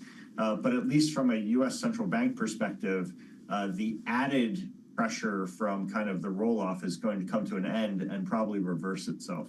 Drew, do you expect big changes to leadership of the Federal Reserve in the next 18 months? I don't. I mean, I think, when we think about, the post-Powell Fed, who's going to be post-Powell, I think that there's a lot of people in this administration who are basically going to be auditioning for the job. And so I think it's way too early to kind of pick like a favorite there. But there are people who are going to be offering the president advice. And, usually those are the people who get the closer look. Interesting. Drew, thank you, sir. Drew Mattis of MetLife Investment Management. Big conversation on the street about whether they're inside the Federal Reserve right now or whether it is a Kevin Walsh type from outside the Federal Reserve. There's also a big question about what the policies are most friendly to Trump. I mean, Kevin Walsh, who's been talked about quite a bit, is somebody who's quite hawkish, which means that he might not be as amenable to cutting rates, which is always what somebody who works in real estate seems to want. Someone who might be the incoming president of the United States. Just saying. Yeah. I mean, it's a little different scene with inflation, et cetera, but just saying. Yeah. Let's get you an update on stories elsewhere. Here's your Bloomberg brief. President-elect Donald Trump filling out more of his administration, naming Kevin Hassett, director of the National Economic Council, and Jamieson Greer as U.S. Trade Representative. Trump also nominating John Phelan as Secretary of the Navy and picking Jay Bhattacharya to lead the National Institute of Health. Elsewhere, Goldman Sachs warning that U.S. consumers will face significant consequences from Donald Trump's proposed tariffs on Canada. The head of commodity research there saying the 25% levy would raise fuel prices in the United States, which imports almost 4 million barrels of Canadian crude a day. And finally, Sports Business Journal reporting that sports executive Scott O'Neill is in talks for the role of CEO at Live Golf. O'Neill previously oversaw operations at various NBA franchises and theme parks. The Saudi-backed golf league has been eyeing a new CEO since the summer and would likely offer O'Neill the role of commissioner as well. And that right there is your Bloomberg brief. I'll save you, no golf. Especially the face you're pulling at me right now. Well, I just try. I don't choose the stories here, Lisa. I'm trying to figure out the overlap between the experience that you get with basketball to golf. I mean, you can't come up with two more diametrically opposed sports. One that's kinetic and one that's less than that. Content and distribution. Okay, that's what it is. You knew that anyway. Okay. Up next, setting you up for the week ahead and your Thanksgiving holiday. Lisa Abramowitz and all that cheer in just a moment.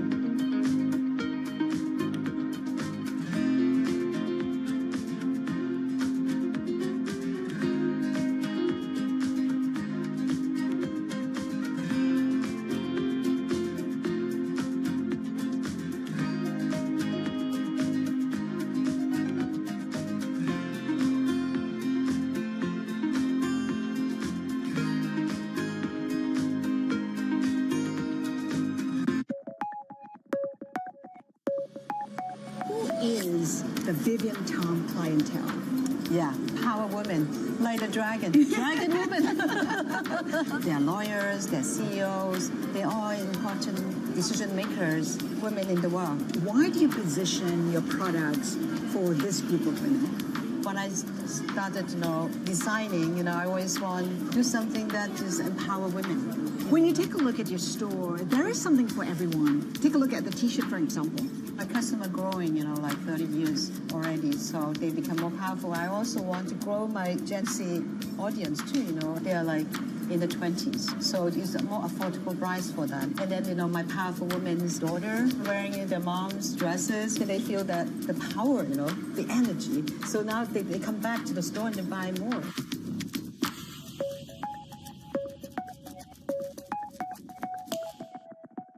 From our studios in New York and San Francisco, our expert hosts have the data and analysis about the companies you know and the startups to watch, plus the interviews you don't want to miss. Watch Caroline Hyde and Ed Ludlow on Bloomberg Technology, the only daily business show dedicated to tech, right in the middle of the trading action, every weekday, only on Bloomberg Television. Context changes everything. Good morning. This is Bloomberg Surveillance. Welcome back to the opening trade. This is Bloomberg Technology. This is the Asia trade. You're watching the close.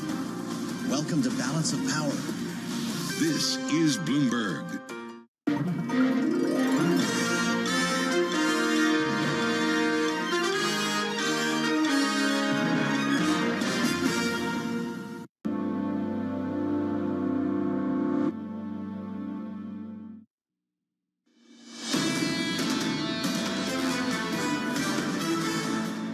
Equities at the moment just about unchanged on the S&P 500 as we count you down to the opening bell. Here's the trading diary. Tomorrow, US markets will be closed for Thanksgiving, so a look ahead to Monday. We'll get S&P Global Manufacturing PMI and ISM Manufacturing as well, plus Fed speak from Waller and Williams. Tuesday, jobs numbers. Wednesday, ADP private payrolls, S&P Services PMI, factory orders, ISM Services, plus the Fed's beige book. Thursday, trade balance and another round of jobless claims. And then the big one just around the corner as well. You get your payrolls Friday, not too far away. Just over 40 minutes away, about 40 minutes away from the opening bell. With your morning movers, here's Manus Cranny. Good morning, Manus. Jonathan, good morning. The long variable lag, it arrived in tech this morning, whether it's Dell or HP. Dell, first of all, crashing by 12%, and it is this refresh cycle. We're pushing it further and further away. We, the individual, we're not spending the money on the refresh. The corporates are. Morgan Stanley say, look, this is way overdone on the downside. The stock was up 85% into the numbers. It's overdone. What actually happened here? You had a Microsoft Windows release, and we were supposed to go and refresh. We're supposed to believe in the power of AI, and we need a new PC. Either way you cut it up, the AI server business is lumpy revenue, record high at $3.6 billion. The divergence between the individual and the corporate is stark. Roll it over, have a look at HP. I think it's just another reflection of the same story, but not just as dramatic. They missed on the PC demand, up 2%, but lighter than the street had expected. And also component parts. The cost of components are rising in the manufacturing process. Workday. 10,000 companies use Workday to collate and run their business through the cloud. The stock is down nearly 12%. Slowing fourth quarter subscriptions. So the revenue up 15%, lighter than the market expected at $2.03 billion. Piper Sandler make it very clear. This is the 10th quarter in a row where quarterly subscriptions are slowing. And that is a more malevolent warning sign. Jonathan, happy Thanksgiving. Manus, we're thankful to you, sir. Thank you very much. Let's turn to the airlines. AAA expecting nearly 6 million people will fly domestic for the Thanksgiving holiday, a nearly 11% increase over pre-pandemic levels. Stephen Trent of Citi, optimistic about a consumer pivot to premium travel options, raising the price targets for United, Delta, and American Airlines. Stephen joins us now for more. Stephen, good morning. Thank you for having me, and happy Thanksgiving. Happy Thanksgiving to you. What's behind that call? Yeah, absolutely. So when we look at what premium consumers doing and who's traveling today, it happens to be relatively wealthy people are doing the trips. And we continue to see for the network airlines what I would characterize as a very constructive push in revenue generation outside of main cabin. So premium, loyalty, co-branded card. We'll we'll see that earnings wallet share continue to shift in their direction. Does that mean basically higher prices, or does that just mean that we're going to get more layers of premium business, premium economy, premium, half premium economy? I mean, is that what we're looking for, that will basically pad costs so that they can keep it down for the rest of the, you're just an economy, so get back there, Captain? Yeah, so I think, you will see some shift, and I would say mix shift. So in terms of the amount of revenue they generate from premium, the weighting of that revenue is probably going to shift to those stronger verticals. So it doesn't necessarily mean, for example, basic economy at the back of the planes, you're suddenly going to have prices skyrocket. But I absolutely think you'll see a mix shift. So can we just talk about what to expect over the next couple of days, given that a lot of people are going to be going to the airport and waiting in very long lines? Who's set up for this? How do airlines set up for the mass crowds, the angry people who are going to be waiting, delays, There's a lot outages? of anger in the Lisa household this morning, let me tell you. Talking about road rage earlier on. It's going around starting fights at JFK later on today. We don't have to talk about that. Go on. No, certainly. Geography is going to play a role. Weather is certainly going to play a role. So if you happen to have... Are they angrier in New Jersey? Is that what you're suggesting? Geography is going to play a role? I'm not going to comment on that one, but certainly geography, if you're out west, people are probably watching winter storms in the Rocky Mountains. You do have the FAA, of course, with its limitations, air traffic control capacity, it's been a question mark, and that seems to be more intense in the Northeast and Florida than it is in other markets. So are you going to have some hiccups here and there? I think it's kind of impossible to avoid with the volumes going up as they are. I still think it's really good and constructive for the whole group that we're seeing such good flow. People want to travel. So I think the underlying demand picture looks great. Top pick for next year, just quickly. What is it? Which airline? So Delta Airlines happens to be our favorite. Yeah. On a 3-month basis, we've called out American Airlines as having upside. So they took grief from the previous strategy of pushing too much towards being kind of a discount airline. They've now turned the spigot back on premium.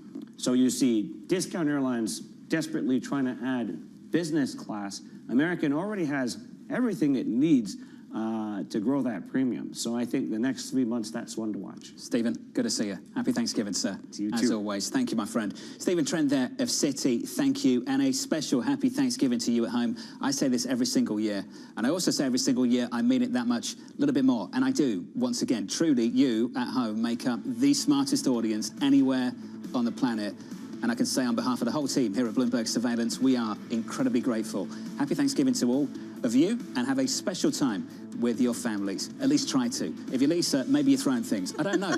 Given how things have worked out so far this morning. I'm grateful. It's Fights, anger, really you're nice. grateful, thankful, sure. All right. From New York, thank you for choosing Bloomberg TV. This was Bloomberg Surveillance.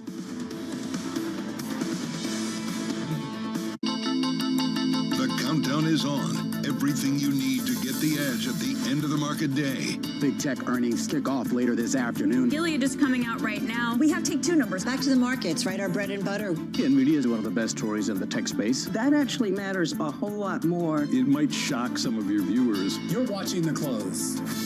Get ahead of tomorrow's trading with The Close. Weekdays on Bloomberg. Context changes everything.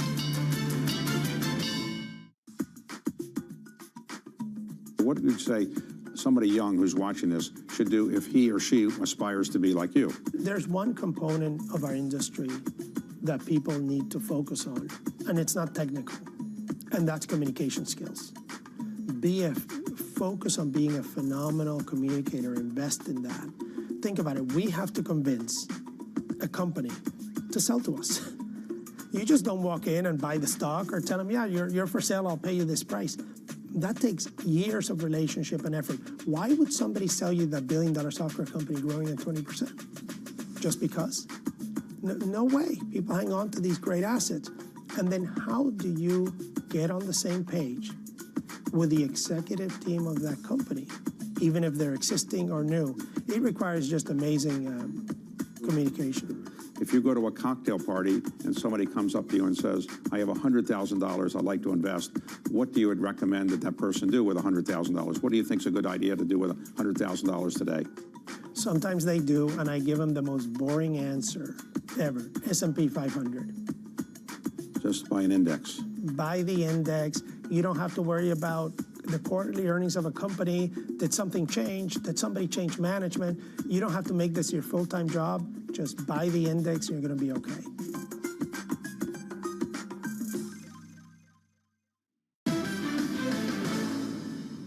European countries need to think, do you want to compete as a small country or do you want to compete as Europe? I don't think they have a choice because the US and China have already started the race. And Europe needs to follow. There isn't a European company in the top 20 largest firms in the world. That is a problem. But what does it mean for individual countries within Europe? You can have more control and less growth, or you can have less control and more growth. If countries trust each other more and they build more European champions rather than each country having its own national champion, growth is going to be better, productivity growth is going to be better, the welfare is going to be better. But there is going to be less control at the national level. So right now, each European country wants to have its own telecom company, its own couple of large banks, Its own bank, its own large energy companies. And the question is, are you willing to surrender some of this control to European firms, which are going to be more productive, but you are going to have less control at the national level?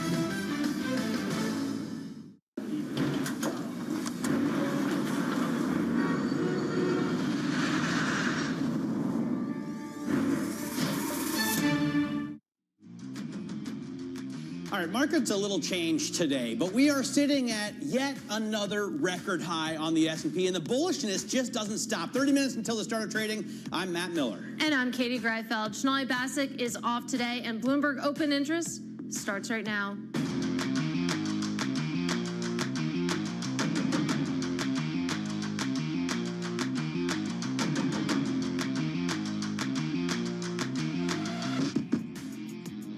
Coming up, investors digesting a heap of economic data before Thanksgiving while Trump's tariff agenda gains momentum.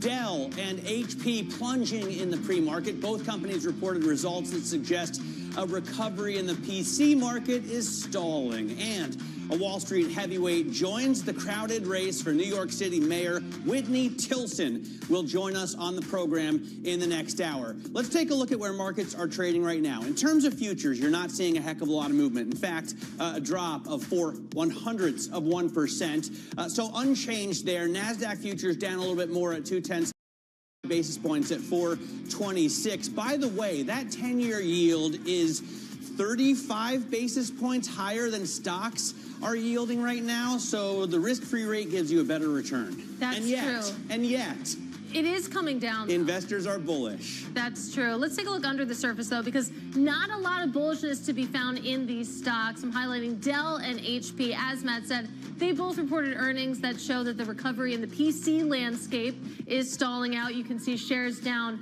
quite mightily on both of these names. Then you take a look at CrowdStrike, and it's more bad news here. If you take a look, they also reported earnings, shares down about 1.7%, Matt. All right, in terms of the bullishness, I mean, it just seems not to stop. I saw a chart this morning from Dan Curtis, I think, here it is, 1977. Look at that. So this is the Consumer Conference Board, or the Conference Board's consumer survey, 3,000 random households. Who thinks stocks will be higher? More people than ever before in this survey. So after a 26% run year to date on the S&P, after a 68% run since the October low in 2022, it looks like investors think we're going to keep on trucking. It's interesting to marry that with this Warren Buffett indicator that was mentioned in this macro view column on the Bloomberg terminal. Buffett, remember back in 2001, he said that if the percentage relationship between market cap and GDP falls to 70 or 80% area, then you want to buy stocks. But if that ratio approaches 200%, as it did in the late 90s, you're playing with fire. Matt, where are we right now? We're about 225% of U.S. GDP on U.S. stocks. So it's pretty incredible. I mean, obviously, it seems like the U.S. is the only game in town. And if you look at the percentage of global market cap, we're half of the entire world, even though we're what, 24% of the economy in GDP terms? So I was thinking about that because you could say, okay, we're only 0.25% of worldwide GDP, 50% of worldwide market cap. I believe we have pie charts to represent this. And there they are, just beautiful. Everything a well-oiled machine. But should that ratio be closer? Because you think about the stock market is not the economy, that's one point. And also the stock market is a forward-looking animal, pricing in future growth expectations. So maybe it makes sense that you do have that dispersion between the market cap as a percent of global and GDP as a percent of global. And we continue to get higher and higher expectations for the stock market. Bank of America, Savita Subramanian came out with a target at 6,666. Ooh. What did she say? Disco Inferno? Cyclical inferno, Cyclical baby. inferno. Yeah, I remember just 666, just plain 666 on March 9th of 2009. So we're up, well, in her estimation, at the end of 2025, 10 times that. That is pretty incredible that 2009 wasn't that long ago, and still. I feel like it was only yesterday. Let's bring in BMO Family Office CIO Carol Schleif to talk with us about this bullishness. Carol, what do you think we're going to see, you know, in this year-end rally, the January effect, Trump 2.0? Do we just continue to go higher and higher here? Well, our expectation is for continued progress in the markets, although we would expect more volatility than we've seen recently, especially surrounding tariffs, because we don't think he's kidding on that piece of it. We would expect some volatility. But the other thing, there's 2 points to make that are really unique this time around, and that's that we've basically inverted the way a bull market normally runs, because normally it starts broad and gets narrow. And this one started very narrow with the Magnificent Seven and now is broadening out. And you've got a lot of participation in mid cap and small cap. So there's a lot of opportunity to run there. And we do think that you'll see that broadening continue. And especially if the focus is on US and US exceptionalism, that the points you made before about GDP growing, we're growing faster than most of the rest of the world. Or more importantly, our productivity is growing faster than the rest of the world. And we haven't even seen this start to run. So from that perspective, if you go back to the 1995 to 2000, we had 20% plus returns on the S&P every year for 5 years there. That's not necessarily the house call, but Matt, you're commenting about some of the hallmarks you remember. I remember when the NASDAQ went to less than 1,000, and I also remember when the Dow was at 1,000. So there's some long-term hallmarks. We've been around, right? Carol. Listen, in terms of, you know, we're talking about the Warren Buffett warning, and, you know, I guess Benjamin Graham's book has been thrown away in trading floors around the world this year. But do you have even any interest in the places where, you know, there's blood on the streets in terms of stock valuations? I mean, in Germany, the market cap of all stocks is only half of GDP, but nobody wants to buy German stocks, right? It's still, the US is still the only game in town. Well, I think you have to be careful, especially with the EU, because you are teeing up, incoming President Trump is teeing up a trade war with the EU over a lot of things. He's irritated about the auto imports that come from there, and Germany is a classic case there. So at this point, when we're 30, 60, 90 days away from having more clarity about what's going to happen there, I think we'd pull back there. But there are parts of the globe that are interesting, but there are also parts of the U.S. that have been left behind when you take out the performance early on of those mega cap stocks. And the other factor that's weighing on the U.S. markets, or that's supporting the U.S. markets, is the net reduction in the number of shares or the number of public companies out there to buy. Because since the late 90s, we're down something like close to 40% in terms of that. So it's classic Econ 101 with supply and demand. I find that fascinating, that you're seeing the shrinking of the public markets. You have these companies staying private for longer. They can get the funding that they need there. It's interesting to hear you say that that's supportive, because I've heard a lot of people make worried noises about that. But I guess it's true, Carol. If you think about supply and demand, that could be a tailwind.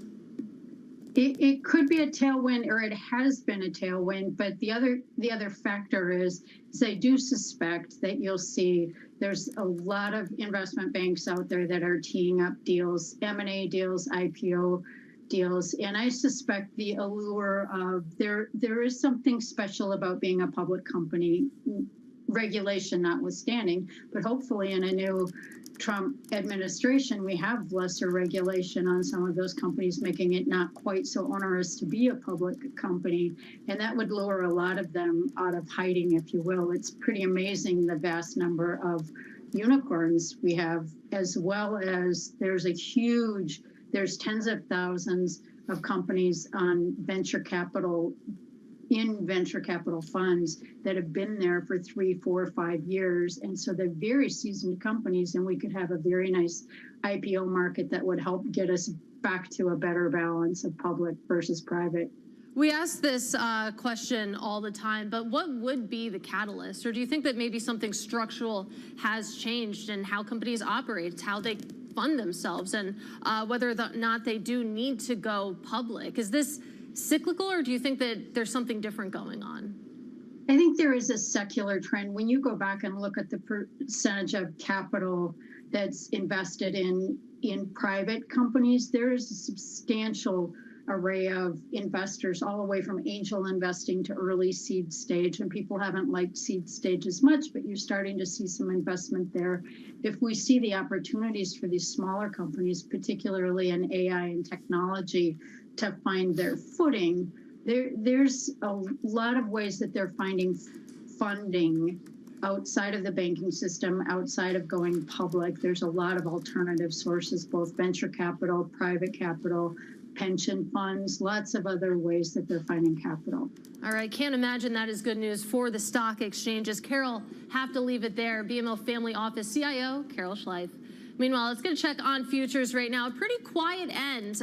This is the last full trading day of November. Of course, we're closed tomorrow for Thanksgiving, and then we have a holiday shortened session on Friday. You take a look at where we stand right now. It's pretty quiet, down about 0.1% on the S&P 500, 0.3% when it comes to the NASDAQ 100. The Russell 2000, it was a rough day yesterday, but we're back, baby. The Russell 2000 up about 0.7%. Let's look under the hood, though, and see if we can find some action there.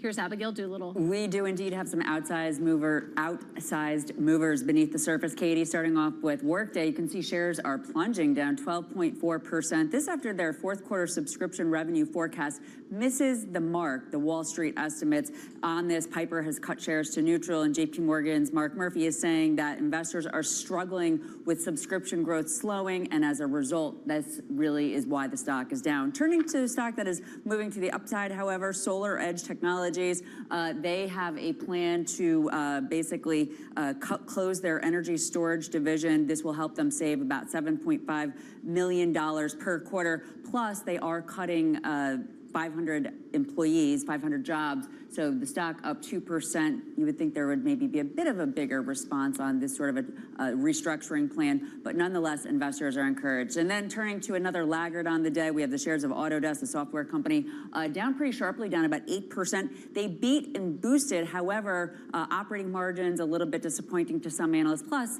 Matt, the stock up about 31% year to date into this report. So some investors wanted just a little bit more there. Taking some profits.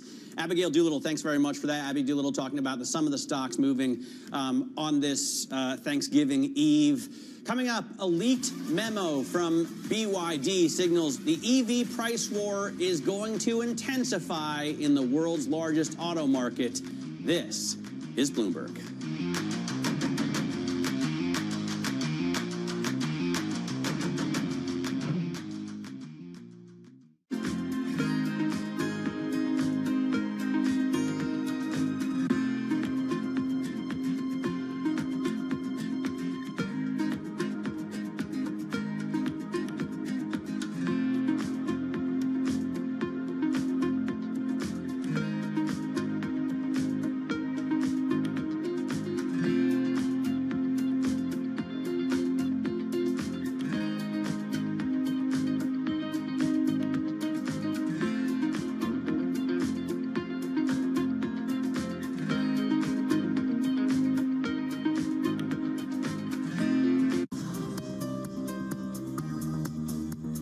It's the countdown to the market open as we bring you the first trades across Europe. We'll debate the most important stories and what will drive the big investment decisions throughout the morning. I'm Guy Johnson. I'm Kriti Gupta. And I'm Anna Edwards. Join us every weekday morning for the opening trade, live at 7 a.m. here in London. Only on Bloomberg. Context changes everything.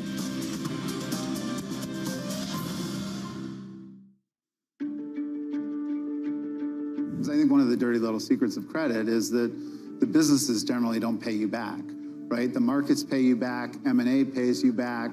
So what is the most important thing is to always make sure that the borrower is worth more than the loan. And as long as the borrower is worth more than the loan, then it might be a rocky ride, but you're gonna get your money back.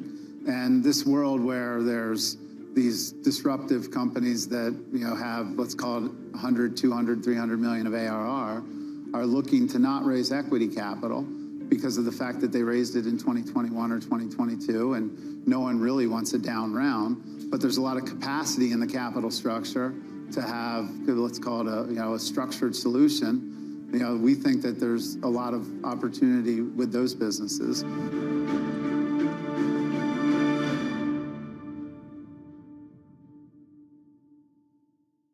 It's a multi-trillion-dollar industry. We'll show you what's happening in ETFs like no one else. Bloomberg ETF IQ, only on Bloomberg. Bloomberg covers the world with unmatched reach and resources. From more than 120 countries, the moment news breaks, 24 hours a day. Bloomberg, context changes everything.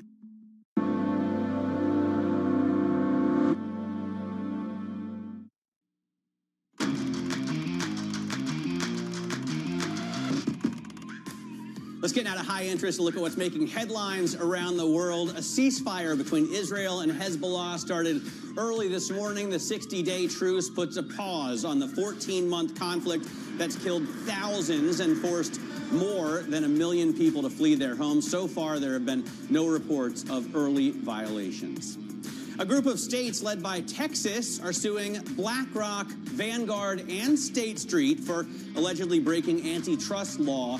Attorney General in Texas Ken Paxton is accusing the firms of combining their market clout and membership in climate groups to boost electricity prices. Texans and residents in other states face shortages and had to pay higher power bills, according to what is now the highest profile lawsuit yet in the ESG backlash. And coffee is getting really expensive. Futures for Arabica beans are hitting highs not seen in 4 decades. A severe drought earlier this year in Brazil is fueling worries about the country's output. This comes on top of concerns over bean supplies from Vietnam. Those countries are the 2 biggest coffee bean growers. So actually, there's a circular story here, Katie, that these firms may have boosted electricity prices, but perhaps they're holding coffee prices from even higher inflation. Yeah, we're going to have to explore those linkages. Very interesting story, though. It just feels like the cost of everything is going up. But the cost of EVs, at least in China, may be going down because a screenshot of an email that was supposedly from Chinese EV giant BYD is asking suppliers to accept price cuts next year in what could signal more competition in the electric vehicle market. This comes, of course, as President-elect Donald Trump's tariffs proposal weighs on U.S.-based automakers. Let's unpack all of this with Bloomberg's David Welch, who joins us now. And we'll start with BYD and these potential price cuts. What level are we talking about here? And what does this mean for both the Chinese EV market and the global? Well, look, even BYD, its advantages in supply chain and battery technology, they're not immune to these price wars. I think they've probably been driving it at certain points. All the companies there are going for market share. And there's sort of a Darwinian play going on in China where the government does absorb losses or helps a lot of these companies who keep cutting their prices, help keeps them afloat. But this doesn't go on forever, and the Chinese government knows that over time it's going to winnow down to a few players. Even with that, even with all this government subsidy and support that these companies get, BYD's got to maintain their profit margins. They're one of the few Chinese EV makers that's actually making money. So they're leaning on their suppliers to do it, to get a little bit more firepower to keep dropping prices. We saw Tesla drop prices just about a week ago. They offered a special deal in China for the Model Y. It's a temporary deal, but that's just part of the game over there. Everybody is cutting prices and in many cases losing money to get market share. And that's why the Western auto companies have been leaving, because they don't want to play that game.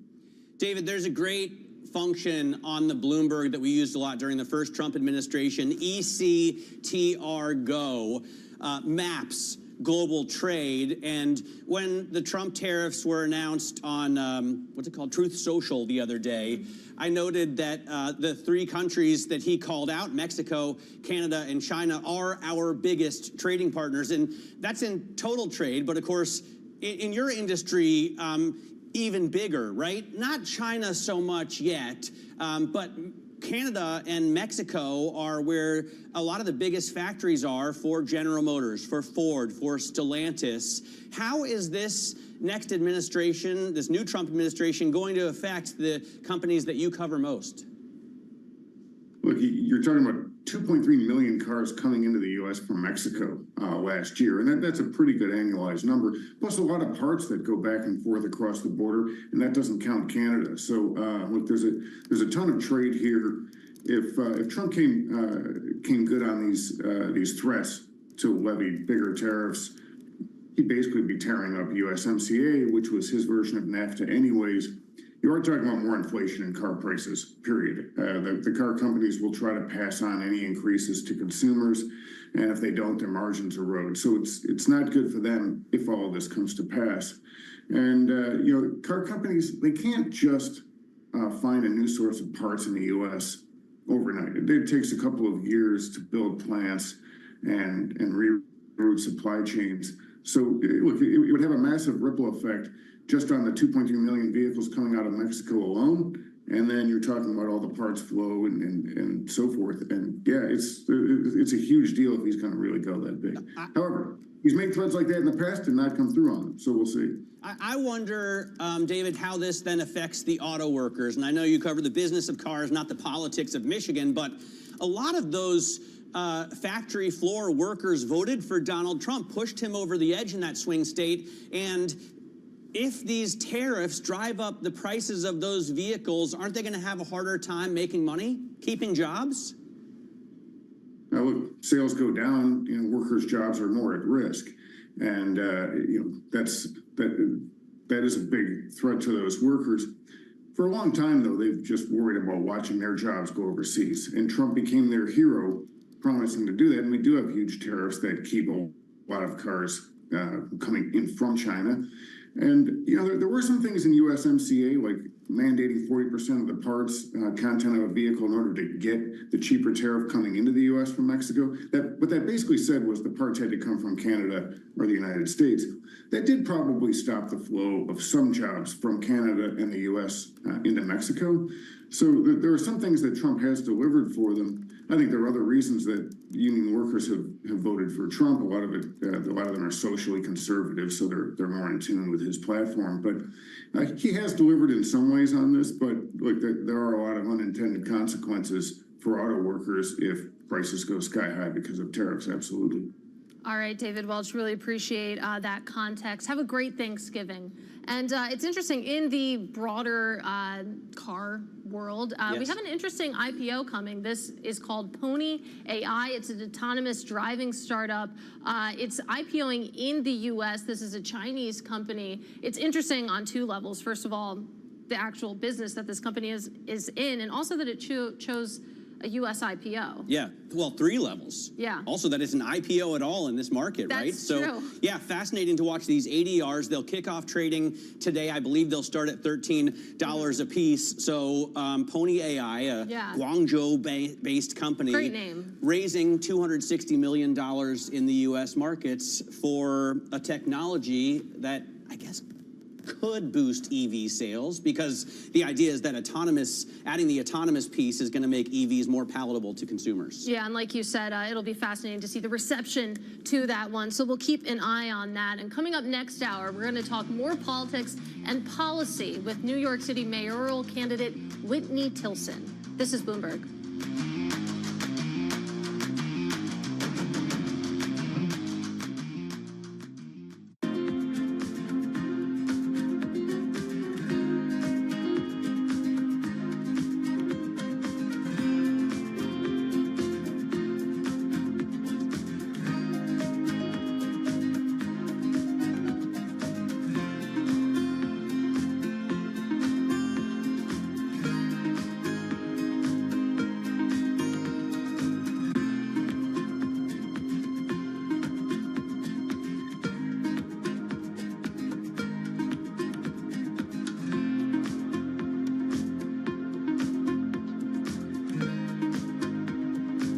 Jumpstart your trading day on Bloomberg Open Interest. 2 hours of single stock stories that are driving the opening bell action. We'll take you to Wall Street, Main Street, the C-suite, and beyond. These are companies that are growing their market. The great companies in the U.S. are the companies hitting the cutting edge. That's a different story. Get the inside track on what's buzzing in markets. With the players who are shaping the narrative. If you have bad earnings reports, you're going to get punished. They're not buying what the industry is selling. Join us on Bloomberg Open Interest every trading day, only on Bloomberg.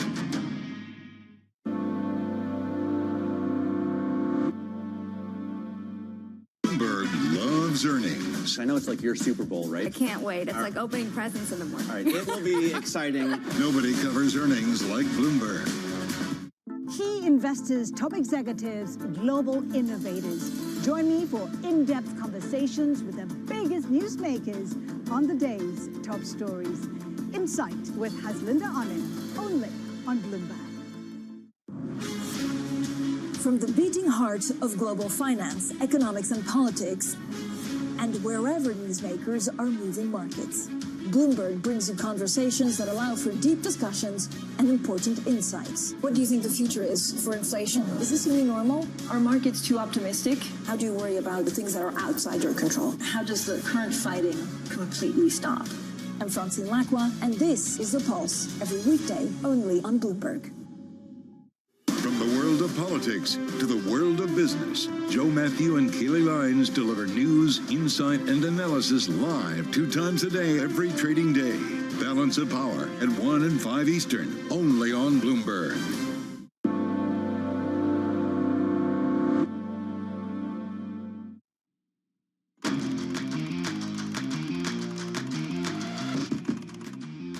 All right, welcome back to Bloomberg Open Interest. We're taking a look at futures right now, just minutes until the bell rings. You can see a pretty quiet end to the month right now. Of course, this is the last full trading day of November. It looks like we're set to open a little bit lower, both on the S&P 500, on the NASDAQ 100. Your Russell 2000, of course, in the lead right now, up about 0.6%, but that's after a pretty rocky day yesterday. And I was taking a look at the monthly stats, Matt. It looks like the S&P 500 on track to rise a little bit more than about 5%. That would be the second best month of the year, and it's been a really volatile month, to say the least. Yeah, for the month alone, right? Yeah. I mean, we're looking at more than 26%. It's true. So far this year, after a more than 20% gain last year. It could make you greedy. Yes. Yeah. Is greed good? Perhaps. You know, one of the things Ben Brom mentioned is that while Warren Buffett issued that warning in 2001, this year we've seen him liquidate hundreds of billions of dollars in stock. In fact, at the end of last year, he had $167 billion in cash. Now he has $325 billion in cash. He said, you think I have a lot of cash now? Just wait. I'm going to sell all these stocks. In any case, coming up, it's the opening bell. We'll talk you through some of the biggest movers and where we're going next. This is Bloomberg.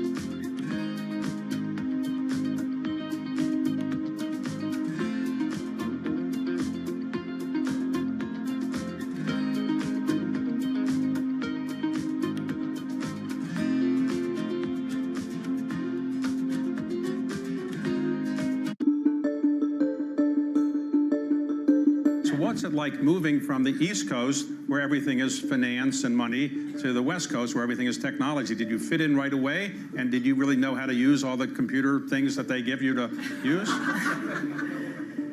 So it was pretty fun. There were plenty of times where I would sit around in meetings and literally I would be Googling terms. And at one meeting, Larry Page actually caught me Googling terms. And he kind of pointed that out to other people in the room, which was a little embarrassing, but I figured there were some things that I could do that they couldn't do. And so it was a learning curve. And my dad always, he taught me at a young age a term that I've used constantly with my teams. He said, in his lab at Stanford, if a physicist could not define a quark in under 30 seconds, they didn't know what they were talking about. And so I use the quark test all the time. If somebody's rambling on and they can't get to the point, they probably don't know what they're talking about, they fail the quark test. My finance team knows this quark test. And at Google, I'm working with amazing computer scientists, so they never fail the quark test. They can explain things really clearly, which shoots you up the learning curve. But did you understand what they were talking about from the beginning, or did you have a special tutor that's taught you technology? Or did you I had actually run tech banking and took Google Public, so I had a little sneak preview.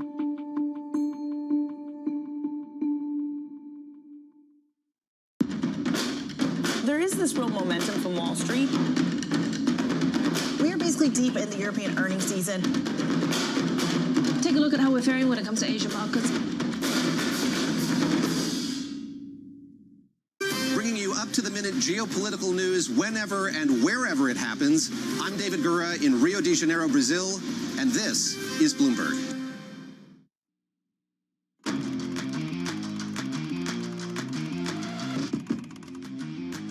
We are moments away from the start of trading. This is Bloomberg Open Interest.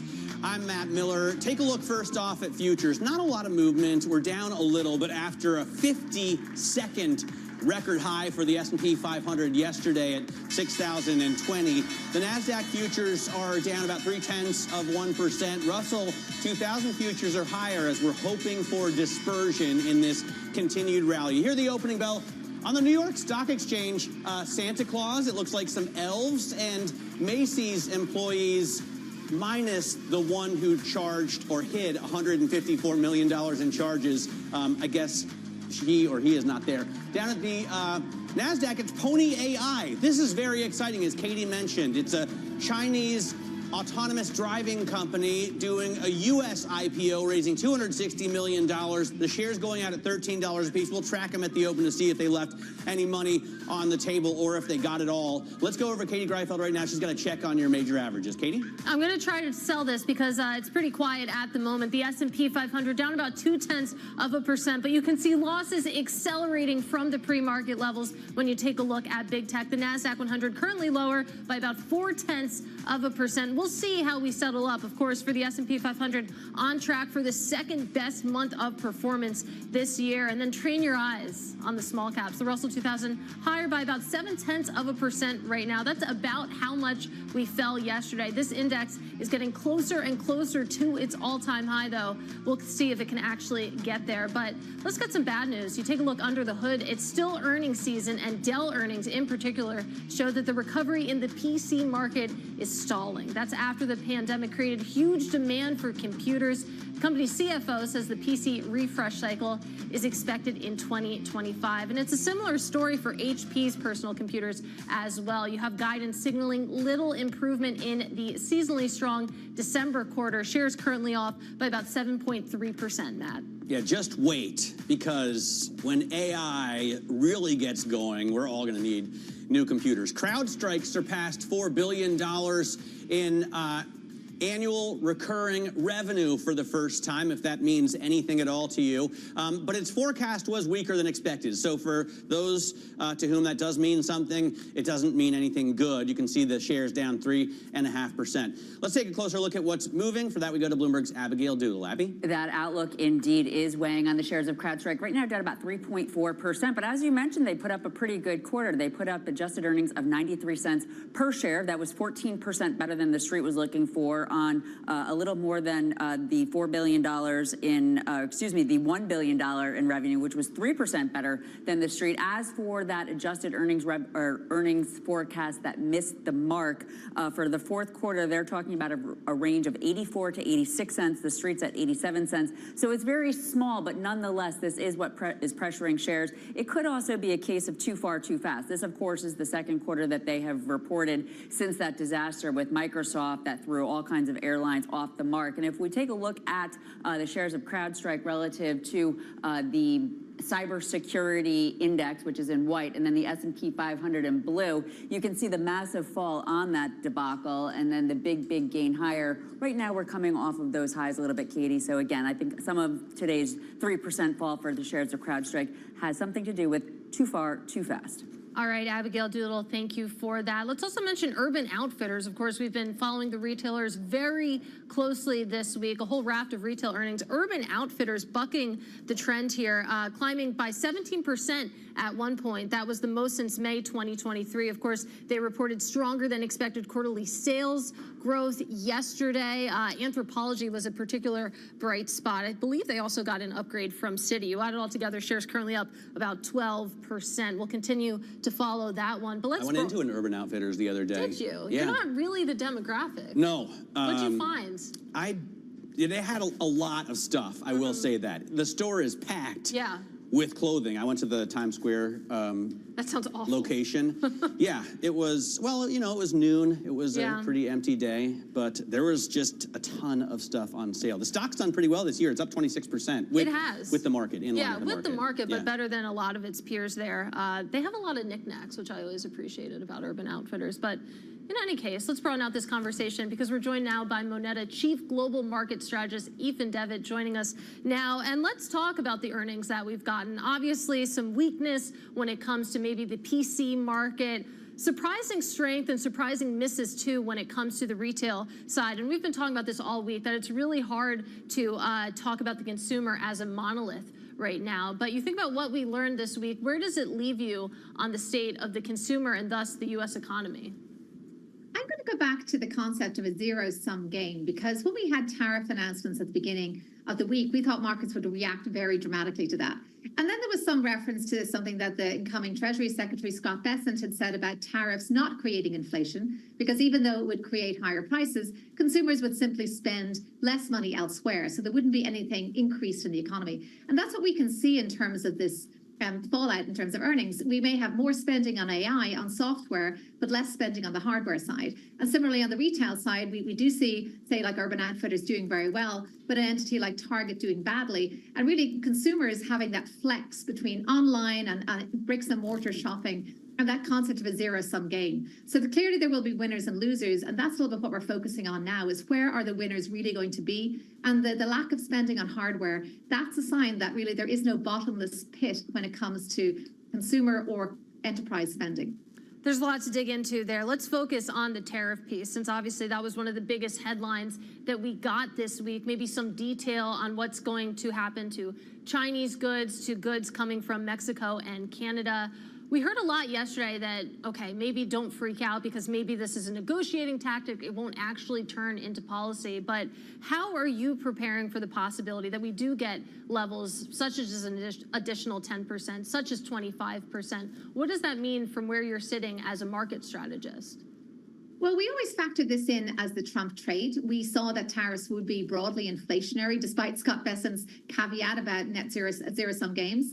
We thought that it would also depress economic activity and would be very bad outside the U.S., so very bad for trading partners. Mexico and Canada were mentioned here, but we know it's not good for any trading partner, particularly in Europe. So we're already seeing that as a relative strength game, that it would play into the U.S., but could lead to more inflation. I don't think we expected the kind of shock and awe announcement that we saw at the beginning of the week. But equally, it's a little extraordinary how it's been tied to and conflated with a number of factors. What we have seen is that this will be inflationary. We've already seen hoarding activity going on by businesses. So that's going to create a bit more uncertainty, a bit more choppiness in the numbers we see. And generally, hoarding of inventory will lead to different appearance of margins. And it's going to make those numbers look a little different in the fourth quarter. And it also plays into the small caps. Small caps are less dependent on imports. They're going to be, I think, the beneficiary of more America First spending. And equally, services that are not susceptible to tariffs, like financial services, they should be virtually untouched by all of this, unless, of course, economic activity starts to contract. So lots of different ways of playing this trade. But I will say we were taken aback by the dramatic nature of the announcement. And I think a lot of market forces were too. But yet, markets, again, very resilient, did not react. Does America always win here, Ethan? I mean, I'm looking at stocks, and the S&P obviously has clobbered the rest of the world. We're up 26%. England, the FTSE's up less than 7%. The Euro Stoxx is up, I think, less than 6%. Is there ever a time when you say, okay, Europe has done so poorly and the U.S. has done so well, it's time to move some eggs from the U.S. basket to the European basket? That is the old rebalancing and diversification playbook that all strategists like to point to because it's always worked before. But we have to look at fundamentals. And I know the words "it's different this time" can often send shockwaves and shivers through commentators. But I will say that it is slightly different this time. Where is the fundamental driver for growth, innovation, and progress in Europe right now? There are so many structural factors at play that even monetary easing with force, which the ECB could well do, cannot essentially address the demographic changes, the dependence on Russia, the lack of innovation, the over-regulation. These structural barriers are just very difficult to get around. And we've seen that investors are voting with their feet. And similarly, the dollar is showing, because whenever an investor investing in non-US stock markets also has to bear the currency impact. So I will say that, does America always win? Well, it's certainly been winning for the last 15 years in terms of its relative performance. And I will say that at the current juncture, where the political forces are lined up, and the corporate forces, it is difficult to bet against the U.S. Every non-U.S. investor should have exposure here. U.S. investors, whether they should have exposure elsewhere, I think that's the bit we're starting to question. Ben Rahm from our Markets Live team this morning mentioning that stocks are only yielding less than 4% right now, S&P 500 earnings yield. And I look at the 10-year at 4.25. Do bonds make sense, or is it an all-stock story as well? Depends on why you use stocks. Certainly the dividend yielding stocks that would tend to be more defensive, more value oriented. That's not been the name of the game. It's been the growth stocks. It's been the capital appreciation you've seen in those stocks, the multiple expansion. So clearly there will be some fallout in the dividend yielding stocks. But I will say that for the most part, 4% is not particularly exciting if you're experiencing FOMO and looking over there at serious double-digit returns of equities. So bonds certainly are a perfectly respectable place to sit for defensive positioning and for cash holdings at the moment. It's no longer a massive drag, but would you stay there for very long with inflation not necessarily in the rearview mirror? I don't think so. I don't think there's enough margin or spread over inflation for that to be a very meaningful compounded return over time. So I think we're going to see, yes, a bit of suffering on the defensive stock side, but overall not really a big rotation into bonds. All right, Ethan, got to leave it there. Really appreciate you taking the time. That is Ethan Devitt, Moneta Chief Global Market Strategist. And coming up, investors are waiting for the personal PC market to boot up. We'll take a closer look at HP and Dell next. This is Bloomberg.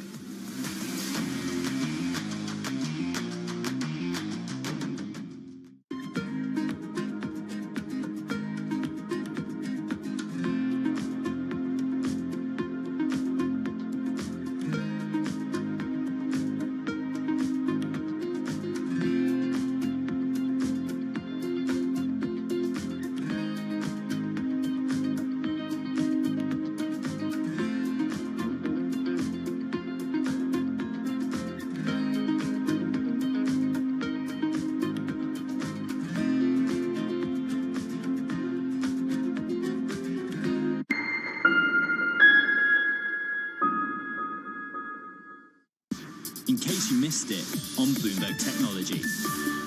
We're excited to really change the expectations for space companies where you have this always-on, reliable, and frankly dynamic satellite connectivity that you would expect of your power grid or of your cell phones. And so we think that this is a huge opportunity space, and our first contribution to it is through shared infrastructure. You can see this whole ecosystem developing, and you have an exponential growth right now because easier access to space means more demand for space, and that's the definition of an exponential growth function.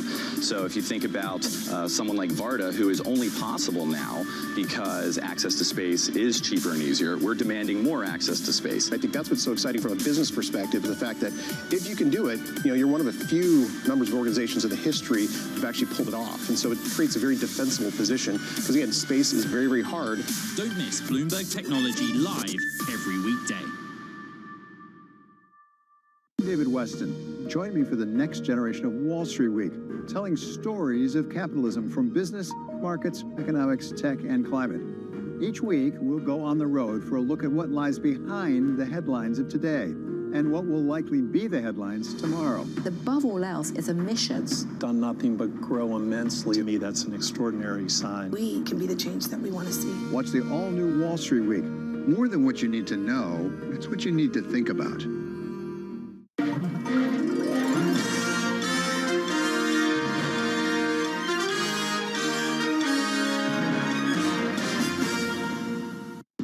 As we spend some time here on the broader presidential race, Let's focus in on European politics.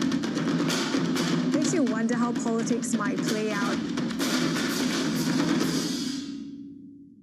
The countdown is on. Everything you need to get the edge at the end of the market day. Big tech earnings kick off later this afternoon. Gilead is coming out right now. We have take two numbers. Back to the markets, right? Our bread and butter. NVIDIA is one of the best stories in the tech space. That actually matters a whole lot more. It might shock some of your viewers. You're watching The Close.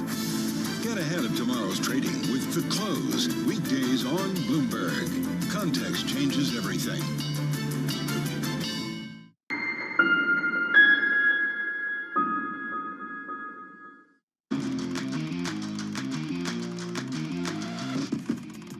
All right, it's time now for our top calls. Some of the analyst action in focus this morning. And first up, Urban Outfitters, like we were mentioning, getting raised to a buy over at Citi. The retailer reported stronger than expected sales growth in the third quarter, led by its Anthropologie brand. Shares currently up almost 14%. Next up, UBS is upgrading Dick's Sporting Goods to a buy. The firm saying that risks are firmly skewed to the upside, also sees sustainable earnings growth ahead. That rally gaining momentum right now, currently up about 4%. And finally, we have Gordon Haskett cutting Kohl's to a sell. The firm highlights concerns that the tailwind from beauty will fade. Sephora had been a bright spot for Kohl's, but the analyst is also concerned that the retailer will have to cut its dividend next year if sales don't improve quickly. Matt. All right, excellent roundup of morning calls there. Let's talk about computers. It appears a new computer was not on Santa's early shopping list. Dell and HP results show the long-awaited recovery of the personal PC market is stalling. Both stocks down sharply today. Here with more is Bloomberg Technology co-host Carolyn Hyde. And I guess, you know, the AI piece hasn't really hit computer sales yet. You haven't rushed off to buy a new AI PC? I haven't bought a Mac since 2014. I think the question is, what is a generative AI-infused computer going to do for your life? Not many people have really been able to understand that, so yet we're seeing a hold-off in HP PCs, in Dell PCs. There's a softening there, and so revenues actually didn't look that bad for HP in this fiscal quarter, but the forward-looking guidance, the forecast, showing that this festive season is not going to be a hot one for its hardware. Then you look at Dell, and they're all about AI servers. That's why everyone got so exuberant. And actually, you saw about 58% pickup in that part of the business in terms of sales. That seems healthy, but the market was ahead of that. This was a stock that had run up more than 80% coming into these earnings in this year alone. So everyone had already baked in the exuberance around the Blackwell system from NVIDIA, which of course is what is housed within the Dell server business. And remember, this isn't a particularly high margin business if you're just making sort of the gear that wraps around the very expensive chips. Same too with HP, there's some worry around their margins because actually some of the commodity costs are going up. And the prices, are they going to come down if China and US tensions get higher? Yeah, a lot of big questions there. And I mean, focusing just in on the PC business, that upgrade cycle that it seems like we're all waiting for being pushed forward into the future, it kind of reminds me of the iPhone upgrade cycle that we've also been waiting for that refresh to come. And it hasn't quite materialized yet. Is it fair to draw those parallels? Well, look at the IDC numbers today showing that actually smartphone growth was pretty healthy. We rebounded, but it's Androids that are doing well. It's Chinese demand that's doing well. Apple not managing to ramp up its actual revenue or sales growth, but maybe its profitability is still looking good because the average selling prices are going up. Maybe that's sort of a question that we're eventually going to see is that, look, we refresh our PCs fewer, but they're going to be more expensive. They're going to generate more margin in the longer term. But at the moment, we're not seeing that for HP, and they're going to have to talk around how those components start to drop in price. The CEO did try to signal that, but people aren't really buying it if you are going to see these trade tensions and tariffs that start to impact companies that get their supply chain from China. I imagine it's a different cohort also, right? Because people, consumers, individuals buy iPhones, whereas companies buy PCs. Like a regular person isn't going to go out and buy a PC unless he's given up on life. But people run businesses too, and they might say, the people in charge of the business, wow, we got to get our hands on these new AI PCs. They're going to be so much better. Everyone refreshed during COVID, 2021, this Microsoft Windows 11 shift. That hasn't materialized either. And so I think there's a lot of business confidence that needs to be built. And messaging. Look, we need to be marketed harder about the reason that I need an AI PC rather than just running generative AI on my smartphone or at the edge. All right. It's, I think, a story that's to be continued, because when they do come out with real innovation that for which you need a new PC, obviously we're all going to rush out Mac or PC. We're all going to run out and get a new computer, right? Maybe.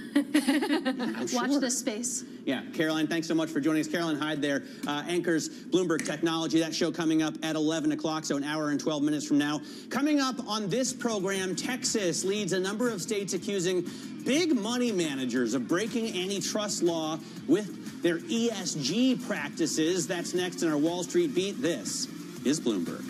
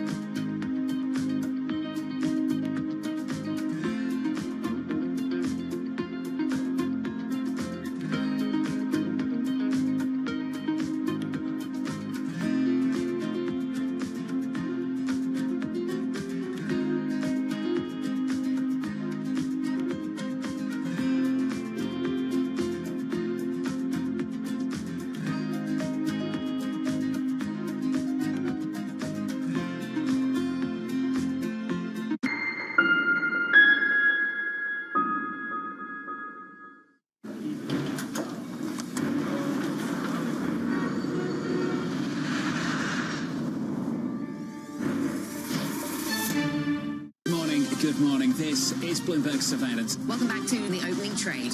This is Bloomberg Technology. This is the Asia trade. You're watching the close. Welcome to Balance of Power. This is Bloomberg. It's the world's second largest economy with a growing influence in global affairs. But geopolitical uncertainties, deflationary pressures, and questions about foreign investment linger. Bloomberg, the China Show, brings you the unmatched expertise you need to keep track of breaking news, in-depth market analysis, and the most influential newsmakers in and around China. Bloomberg, the China Show. Weekdays around the world, right here on Bloomberg. Context changes everything. U.S. jobs numbers are released. Bloomberg has the report under surveillance with crucial data and expert analysis at terminal speed. Nobody covers jobs day like Bloomberg. Earnings season is here. Third quarter earnings season, as we've been talking about, really in high gear. Bloomberg is first to break the numbers. We have some big earnings after the bell. Earnings from Caesars crossing the Bloomberg terminal. Mondelez is reporting Reddit, AMD, Snap. Let's keep the conversation going. With the smartest insights. The bar keeps getting higher. 20% growth rate when your comps get tougher. How much can you beat and raise? Continuing coverage on Bloomberg. Context changes everything.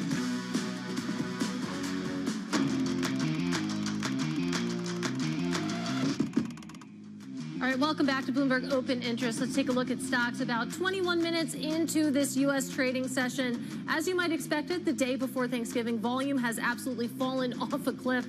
Relative to our 20-day average, trading volume is 25% lower right now, and you can see that in the price action. The S&P 500 down a hair, 0.1%, a little bit more if you take a look at the NASDAQ 100. Losses accelerating there, actually, down about 0.6% on your big tech benchmark. And then you take a look at the Russell 2000, and finally we have some good news. The small caps extending their gains right now, up about 0.9%.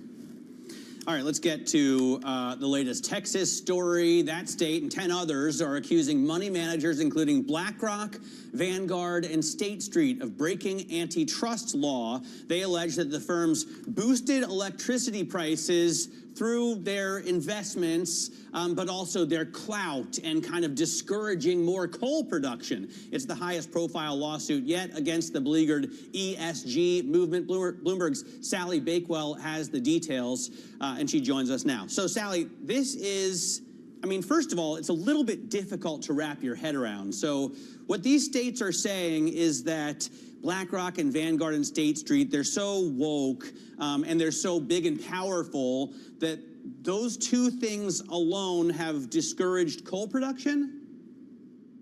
Essentially, I think so, yes. The lawsuit alleges that BlackRock, Vanguard, and State Street used their shareholdings in coal companies like Peabody Energy, Arch Resources, to actually push management to cut their carbon emissions. And they say that this started around 2021 as part of these firms' membership of climate groups like Climate Action 100 and Net Zero Asset Managers Initiative.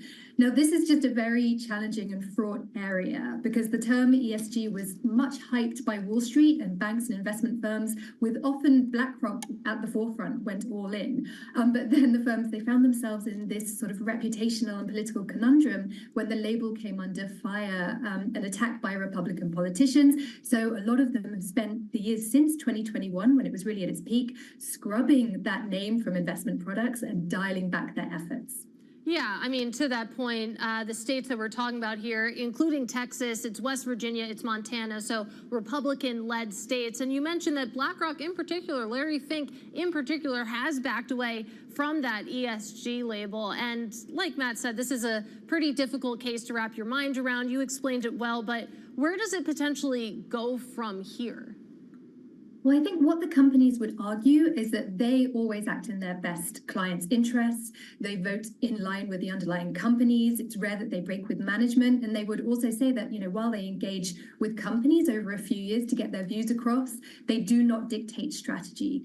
And BlackRock indeed has faced a fair few legal warnings from Republican-led states over environmental, social, and governance factors. Mississippi state officials accused the investment firm earlier this year of making fraudulent statements regarding to its climate strategy in March. You know, and BlackRock, in response, it said, you know, it operates in a very highly regulated industry and is committed to following the law. But I think we can see the mood music since has shown the likes of Larry Fink sort of making sure he's forming sort of the alliances with the industry, and other companies have pulled back. JP Morgan Asset Management and State Street Global, for example, they said in February that they were withdrawing from one of these climate action groups.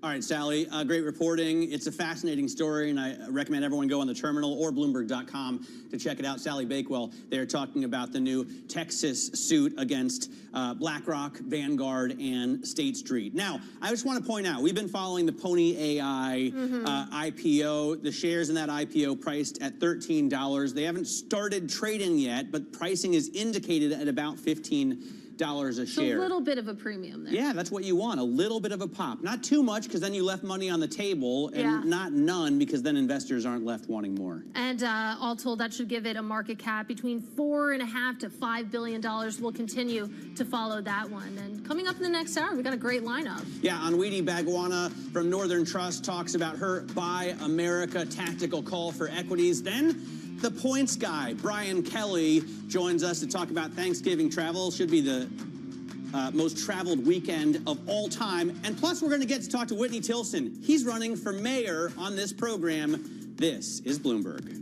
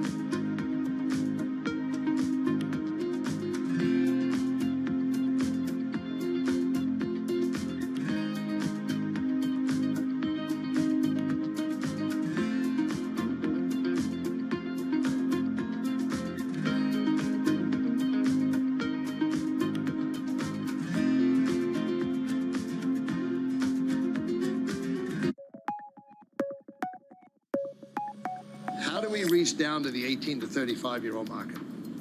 How do we bring these kids, these influencers, this new generation of people interested in the game of golf. There's 738 million people in the world who are interested in the game of golf. Don't play the game of golf, but interested. There's about 60 million golfers. So we have another 670 odd million people we can go figure out how to get them interested, not just in live, but in the game of golf. And so we sit down and you talk about this internally with your production team, you talk about with your marketing people. When you look at our audience base today, that we have like about just around 50% of our ticket sales are 45 years and old and younger. Following the PGA Tour, it's the oldest aging demographic in sport. It's 67 and a half. So in a matter of a year and a half, basically, we've pulled that 67 and a half down to 45 because of our product, because of the entertainment side. There are places around the world where 32% of our ticket sales are women. So they're coming to an event that they feel inclusive with. Right? So all of a sudden, we're seeing these data points coming out going, my gosh, why haven't, we're owning this space.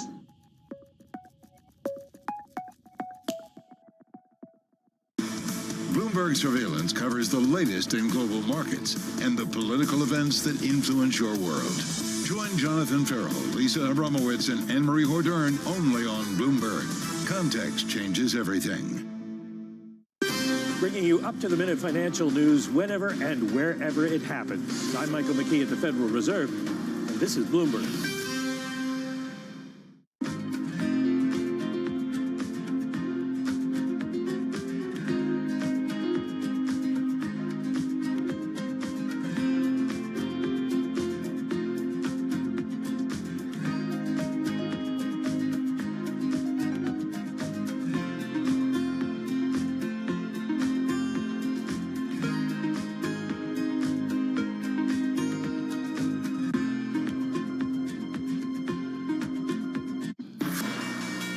This is breaking news from Bloomberg. And we've got almost 25 lines of economic data out today. So let's start with the latest news coming in. We'll start with core PCE price index month over month. The survey was for 0.3%, coming in right on target, up 0.3%. We get to personal income for October. Personal income, the expectation was for 0.3%, coming in at 0.6%, so a tick higher. Over to personal spending for October, the expectation forecast was for 0.4%, coming in right on target at 0.4%. Pending home sales also out for October. The forecast was for a drop of 2%, coming in at a rise of 2%. That's not all the info we got. We also have to remember the info we got before this. U.S. GDP growing at that solid 2.8% pace in the third quarter. That was thanks to that advance in consumer spending, which actually rose 3.5%, the most this year. Jobless claims fell 2,000 to 213,000 last week. That expectation was a bit higher, about 215,000. And finally, we had durable goods orders came in lower than expected. Wholesale inventories a bit higher than expected. Talk about a rush to get in data before the holiday. The reaction, the NASDAQ down 0.4%, 92 points. The Dow up 0.1%, 51 points. And the S&P 500 up 0.1% or 9 points. That is your Bloomberg Business Flash. John and Paul. Lisa Mateo, that was an unbelievable effort. I mean, for our listeners and viewers out there, I mean, we literally got 2 days worth of big economic data all within the space of like 15 seconds there at the 10 o'clock hour with spending and inflation data, and Lisa got it all in for you there. Lisa Mateo, thank you so much. We appreciate that. John Tucker sitting in for Alex Steele for the next hour. I'm Paul Sweeney, live here in our Bloomberg Interactive Broker Studio and streaming live on YouTube as well, so you can do that as well. John Tucker, I'm looking at the inflation data. I mean, people tell me, the smart people, that core PCE is is one of the big issues, things that the Fed looks at. You know, month on month, 0.3%, right in line with expectations, in line with last month. But 2.8%, I mean, that's above. It seems to me that it has stalled there. Yes, that is a great point. But kind of well above the Fed's target. To me, just in my experience, 2.8% is fine. I mean, wages are higher than that. So, I mean, I have more money in my pocket relative to what I'm spending. Just if you look at the real wages, 4.5%, 5%, a nominal wage growth. You know, I don't know. It's interesting here, but I know the Fed wants to go lower, doesn't it? Wants to get down closer to that 2% level. What do the experts say? Well, I don't know. I mean, experts say, like, I think they kind of said what you said, which is we kind of stalled here. We've made a lot of, the economy has made a lot of progress in terms of bringing inflation down from that really high level coming out of the pandemic, but maybe this last 50 or 100 basis points is going to be a little bit more tougher. So let's check in with somebody who actually somehow has built a career out of doing this, and that is Ira Jersey, Chief U.S. Interest Rate Strategist for Bloomberg Intelligence. He, like the government bond market that he focuses on, pays a lot of attention to a lot of this macroeconomic data. Hey, Ira, I don't know. I look at the inflation data today. I mean, it's in line with expectations. It feels like maybe we've stalled a little bit in terms of pushing this down a little bit lower, but still, all in all, not bad. How do you think the market's going to look at this? So I agree. To John's point, it seems like we've stalled here on core inflation, and a big reason for that stalling in core inflation is some of the consumption that's going on. So services continues to be the main driver of that core PCE number being as high as it is, because excluding gasoline and fuel prices, which have come down, which is the reason you see headline year-on-year deflator down at 2.3%. The services continues to grow like gangbusters. So people are still spending money. You look at that personal spending data, and you can see that people have money in their pockets and they're willing to spend it. So I think overall, this is a steady state from where we were. Now, does this mean that it gives a green light for the Fed to cut interest rates in December? They could if they wanted to, but you could also couch this in, hey, things still aren't bad enough for them to have to cut aggressively. So maybe they could skip this one and then reassess and then go again in January. But next week's payroll numbers will be the deciding factor of that, more than likely. Does this beg the question, where is everybody getting this money from? Or are they just charging it on their credit cards? Well, the simple answer to that, John, is it's coming from wages. So when you look at the personal income numbers that came out today, you have a 0.6 increase month on month in personal income. And if you annualize that, you're talking about well over 5% increase in wages in personal income year on year. Now, some of that comes from government transfers and the like, but a lot of that increase in government transfers really usually happens early in the year when you get cost of living adjustments to Social Security and the like. So it's really coming, people are spending their extra income that they're receiving. I don't see how that stops unless the labor market really turns around meaningfully here. So what else do you think the Fed is looking at here? Because it feels like inflation, by and large, most parts of the economy kind of under control. Is it primarily labor here that they're looking at now, Ira? Yeah, they shifted that basically 4 or 5 months ago toward looking at the job market, and it looked like for a very brief period of time earlier this year, in the middle of the year, that the job market was starting to slow very meaningfully. It's a reason why, in a way, the Fed maybe panicked a little bit in September and cut by 50 basis points. You saw some anecdotal data out of the Beige Book and out of some of the other surveys that employment was softening, but you haven't seen that in the hard data. And what you've seen the Treasury market do is follow the hard data, the actual data that's coming out, as opposed to the survey data, which maybe was influenced by the election, influenced by just sentiment of things and the political aspects that were going on, where everyone was so divided and unsure about the future. But that didn't stop them from actually spending money or actually hiring people or giving raises. And you see that in today's data, where personal spending was up 0.4%. That's fine, right? But it's really that income numbers that come up, which also means, ironically, Paul, that you have to remember, that means the savings rate went up. And I haven't dug into the data significantly, but the savings rate now is 4.4%, up from 4.1% the month before. So, that increase in the savings rate means that there's more people putting money into money market mutual funds and into other investments. So that's something else that can prop up some risk asset markets maybe as we move forward, and people are not only spending, but they're also saving. So the way it works, you got to attract workers. You're going to pay them more to attract them, to keep them. If you're going to pay them more, then you have to raise your prices and pass that along to the customers, who are actually the workers that you just hired, that you're just paying Precisely. for. So, well, yes, John, that's true. But at the same time, what you are seeing is that inflation is going up just a little bit more than consumer spending, right? So what that probably means is that margins are basically being maintained, not necessarily increasing. And in services, and keep in mind, we don't have the same kind of micro level detail in services, because a lot of services are smaller businesses, they're franchises and the like. So you don't have the kind of information like we always here at Bloomberg and a lot of financial market analysts, right? We see the public data that comes in from public companies, and they give us a whole slew of information. But there's most services companies are not those large corporations. They're smaller businesses or maybe franchises of some of the larger corporations that you don't necessarily know exactly what their margins are, exactly what they're charging at the ground level. And that's one reason why the PC data is so important, because it does do a better job than, say, the retail sales figures in determining what services spending and services prices are doing. Lisa Bromwitz told me this morning that there's a government treasury auction. I don't care about this. The 7-year today, right? It is. Talk to us about that, Ira, for the folks out there and tell us why it's important.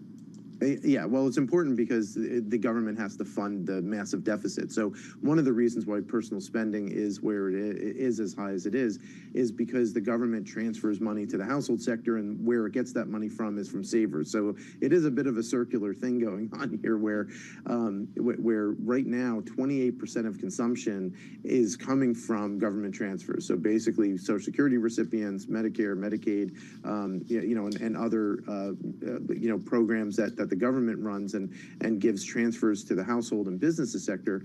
That's contributing about a quarter of our personal consumption right now, which means that it has to be maintained in order for the economy to continue to be as robust as it has been. And the government bond auctions just show how much demand there is for new bonds being issued, and $44 billion of 7-year supply right before a holiday weekend, when maybe a lot of senior traders are off, can create some fireworks and maybe move the market a little bit if demand isn't particularly high. That being said, the last couple of auctions this week have actually gone okay, so I don't suspect that the 7 year is going to be particularly bad. But if you do see a big slip in the amount of demand at this auction, and you wind up with pushing yields a bit higher, that means that we have to even pay more attention when we get the auctions next month to see if that is just a one-off blip on a holiday week, or if it's something that is more concerning in terms of demand for new bonds. Ira, is there a loud and clear message coming from the bond market? Well, if there is one, it's that hey, the economy is better than a lot of people thought it was just 6 months ago, and the market right now is signaling that it doesn't expect a very rapid pace of cuts, or cuts below 4%, for example, on the Fed funds rate right now. So it's the market is expecting more cuts, but it's only expecting maybe another 50 to 100 basis points at the most in terms of interest rate declines, because the economy has been so strong, and that is confirmed by this data, which is the first data that we get for the fourth quarter, of course, and the fact that it is so strong, I think bodes well for things like GDP. You're going to see GDP now forecasts get updated after this data, and they're all going to show that the fourth quarter is pretty good. Atlanta Fed, Cleveland Fed, there's a couple of different people. Bloomberg Economics has their own nowcast as well. So take a look at those and see, and you're going to see that the market right now is suggesting that the economy is reasonably strong, and this data just confirms that. We just had an election, and I don't think that's the message I took away from the election results. Yeah, that's obviously there was a lot that probably went into the election, but clearly there were people who maybe blame the Biden administration for the inflation that we had, right? And that is backward looking, not forward looking. But the economy is not doing badly, regardless of who's in the White House, and I suspect that that could certainly change, right, going into 2025. But at least where we sit right now, over the next 2-3 quarters, I don't think that we're going to wind up seeing the recession that a lot of people, including myself, thought we were going to see by this time. By this time when we were looking back 18 months ago. Ira, great stuff. Thanks so much for joining us. Ira Jersey, folks. He's the Chief U.S. Interest Rate Strategist for Bloomberg Intelligence. safely ensconced down in their Princeton, New Jersey offices. There's like down nobody in that office now. It's a great office, by the way, and they redid it. It's an awesome place for those folks to work down. A lot of good folks down there in Princeton. Looking at the markets, John, kind of red and green on the screen here. Not a lot of direction here. I guess not surprising. Day before a holiday. I point out the Dow sitting right there at 45,000. That's a nice round number. Let's check in with Carmen Reinecke. She covers all the equity markets for Bloomberg News. She joins us here in our Bloomberg Interactive Broker Studio. Carmen, what are you looking at today? Yeah, the first thing that I'm looking at, I think the biggest story in single stock moves at least, is Symbotic, ticker SYM. Whoa. Shares are down 36% right now. This is a warehouse automation company. It has SoftBank and Walmart as backers. It cut its first quarter revenue forecast and said it would not be able to file a 10K report due to accounting errors. So that's not a very good sign. This company was also, or has also been, a target of multiple short sellers. So I think Hindenburg and Fuzzy Panda have had reports out. So they make the robots that move everything around for the logistics for companies like Walmart. Yeah, and I think Walmart is a backer and as well as a client. Okay. So it doesn't necessarily say anything about the stuff that they make. It's just somebody in the front office is like... Yep. Exactly. Right. Yep. An accounting error. We had that a few days ago with Macy's. They kind of missed... That was more than an accounting error. Somebody's in big trouble.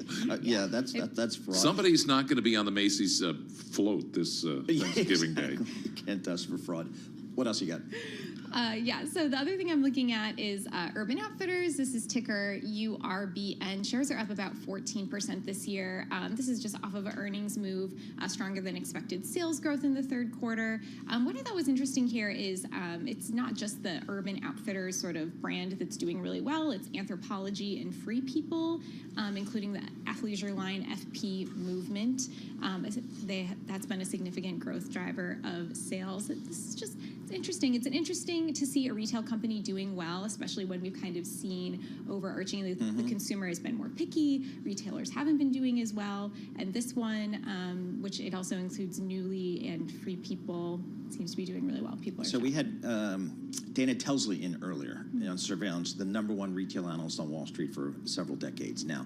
She said the product is the Birkenstock closed-toe.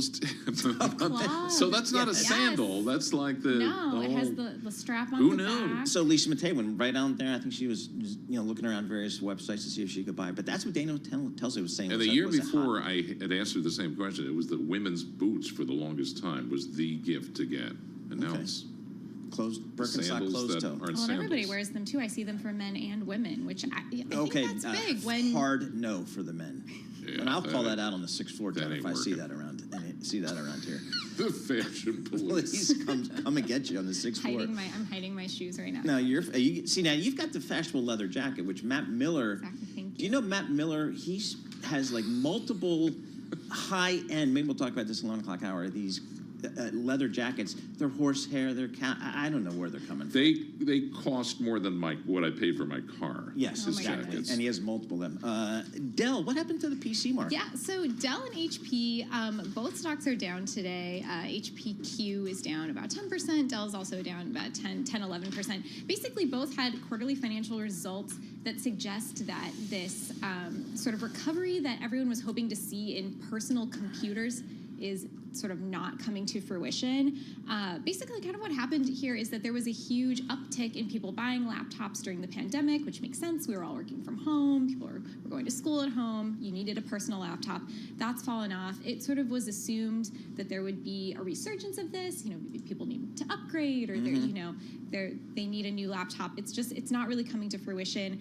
The other thing is that people really hoped that AI would sort of drive this next wave, and it's not panning out. So both of these shares are lower this morning. But they had great run. I mean, Dell had a great run. I mean, still up 60, 70, 80%. And look at Rich Go, RICH Go, for the world's wealthiest people. Michael Dell has dropped a spot from yesterday. He's down to number 12 in the world, 118.6 billion. He lost about $760 million just in the last day. But 63% rise for this stock year to date. Amazing. Yeah. But it's still, though, if you zoom out to the year chart, it's off from highs that had a huge run up to, it looks like the end of May. and then has been sort of choppy since then. Yep. So definitely we're still watching those names. It's really interesting to see what they'll do going into 2025. All right, Carmen, thank you so much. Appreciate it. Carmen Reinecke, equities reporter, Bloomberg News, joining us here in our Bloomberg Interactive Broker Studio. I know that Michael Dell, he's had a pretty good year. His net worth is up $40 billion in 2024. So a good run there, getting an AI bump to what had been perceived, at least by me, as a PC company. Coming up, Sylvia Jablonski, CEO and CIO of Defiant ETFs, to discuss the outlook for the markets. Peter Jeffrey, Bloomberg News, a legal editor on BlackRock Vanguard, accused of violating antitrust law by Texas. What's coming up with our friends in Texas? We'll have more on that coming up. This is Bloomberg.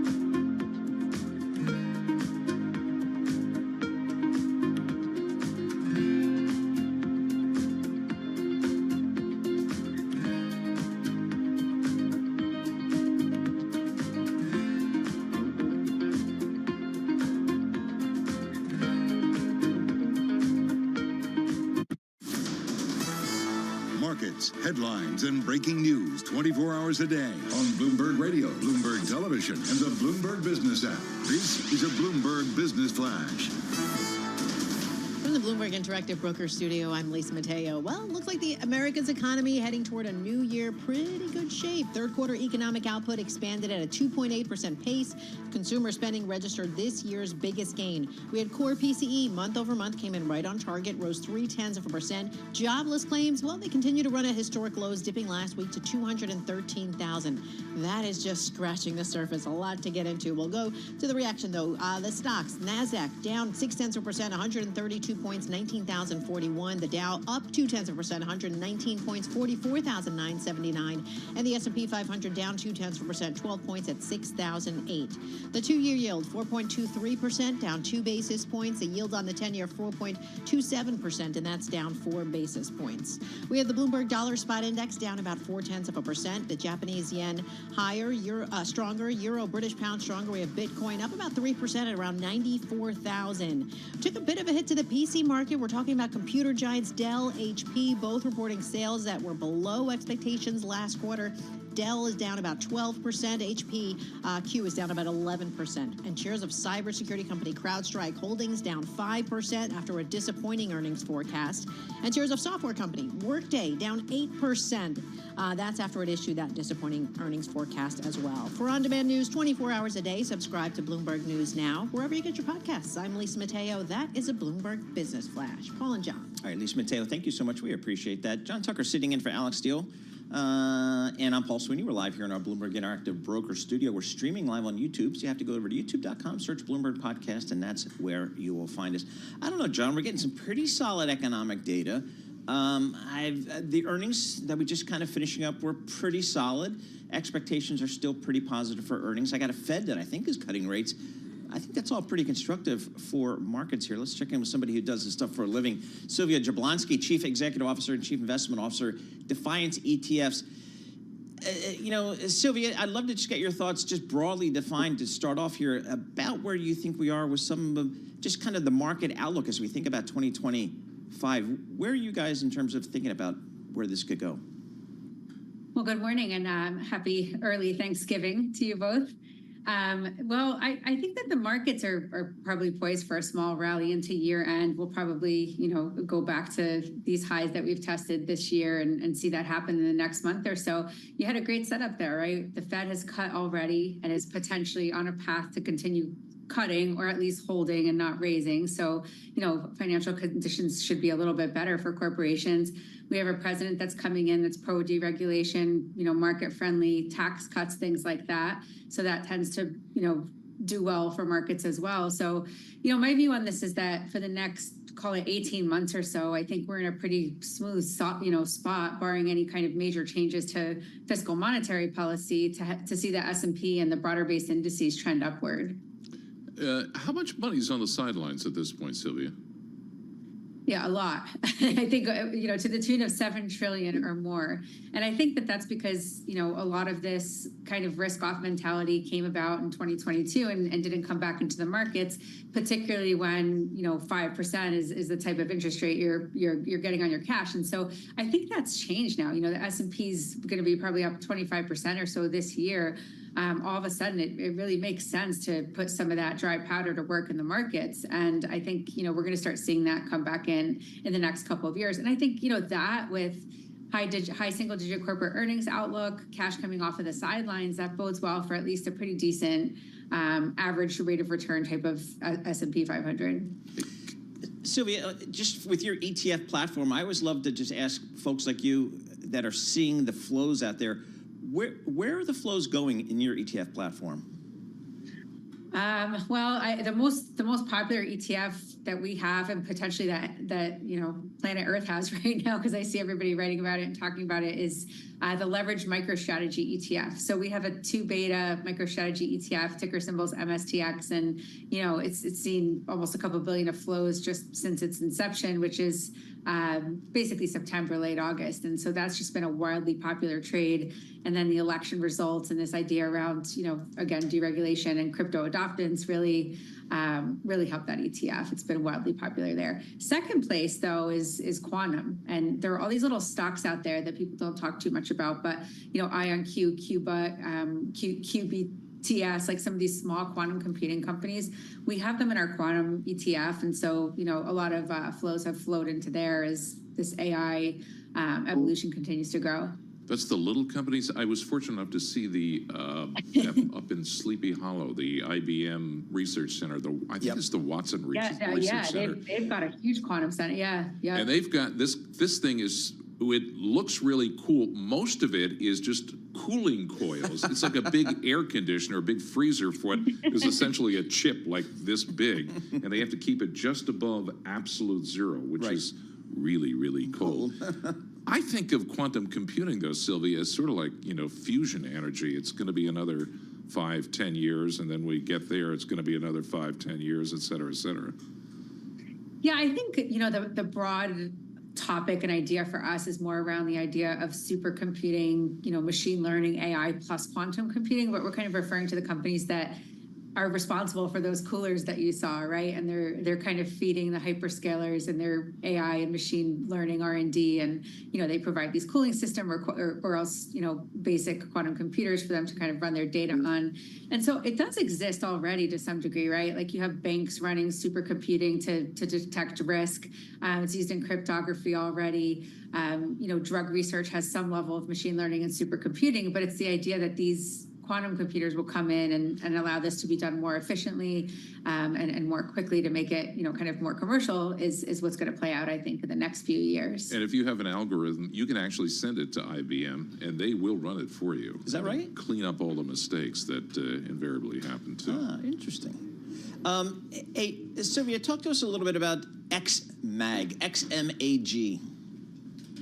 Yeah, so if you're of the mindset that the Mag 7 are kind of at their highs and have high valuations, and you're looking to put that $7 trillion to work in the market, but you're kind of worried about those names not being the leaders, we launched XMAG, so that's the S&P 500 minus the top 7 tech companies, right? And so the thought there is, number one, diversify. Small caps, domestic policy, things like this might behoove the rest of the market, sub Mag 7.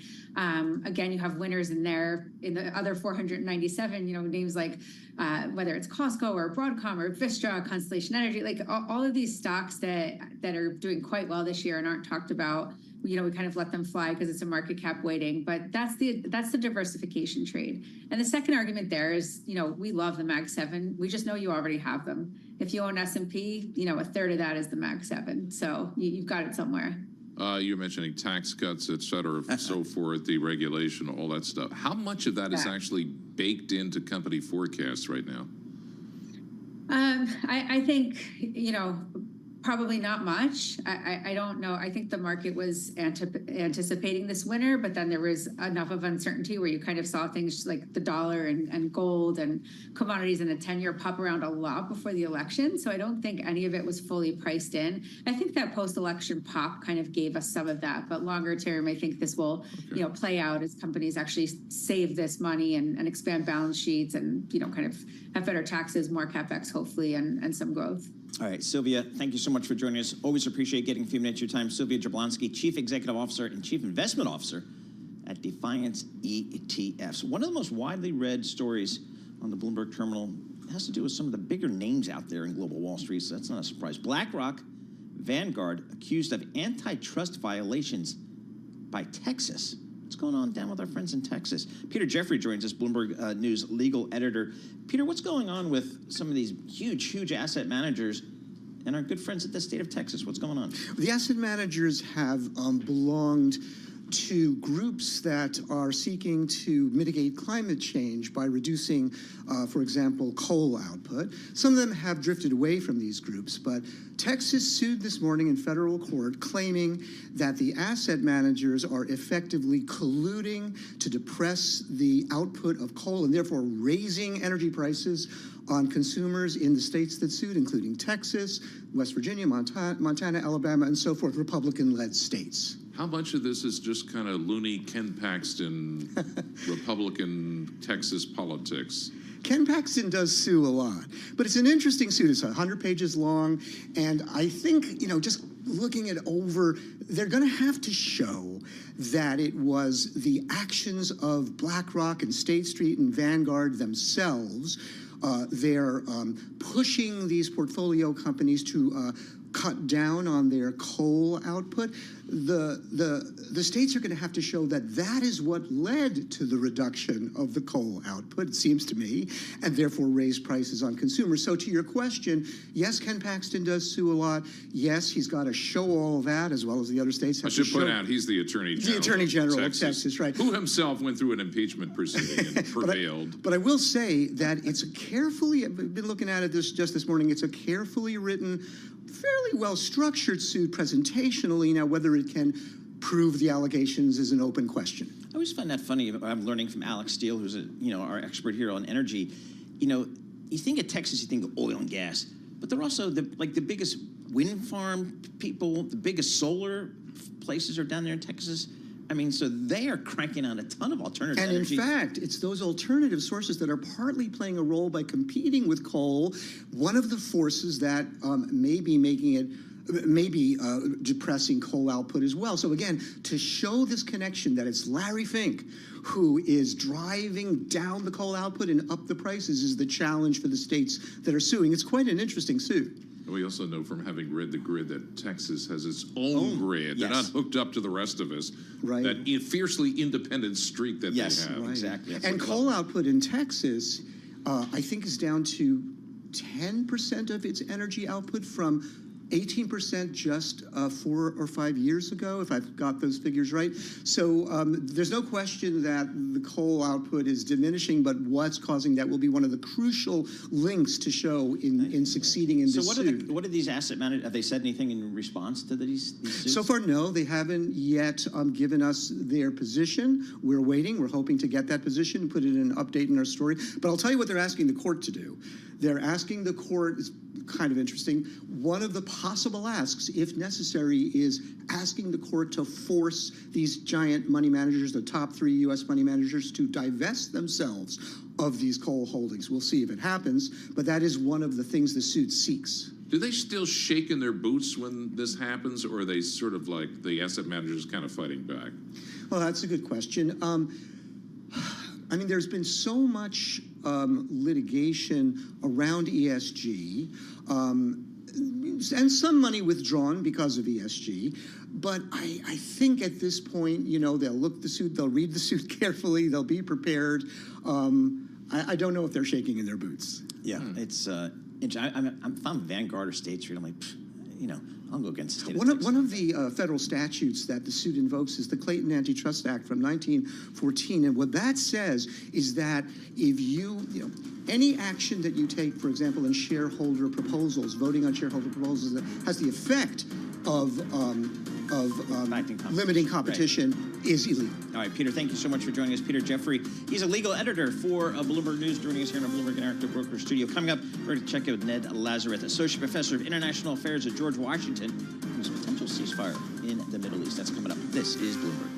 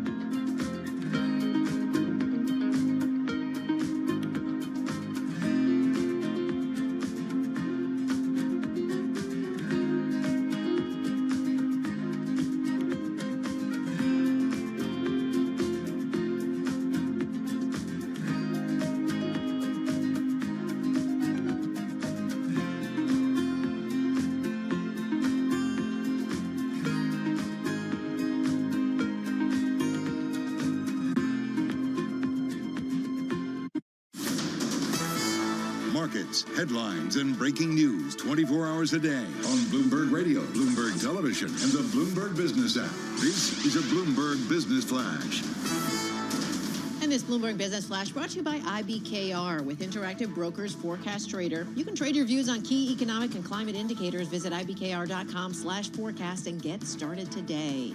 We've got red and green on the screen. Traders kind of sifting through some mixed data, the world's largest economy, including an inline in U.S. inflation report. So we have the NASDAQ down 0.9%, 183 points. The Dow, little change, up 31. We have the S&P 500 down 0.3%, or 22 points. The two-year yield at 4.21%, down 4 basis points. The yield on the 10-year, 4.26%. That's down 4 basis points. To commodities, Brent crude down about 0.1%, $72 a barrel. WTI crude, $68 a barrel. We have spot gold higher at $2,640 an ounce. The Bloomberg Dollar Spot Index down 0.4%. The Japanese yen up 1%. We have the euro, British pound stronger, and Bitcoin up now 4% at around 95,000.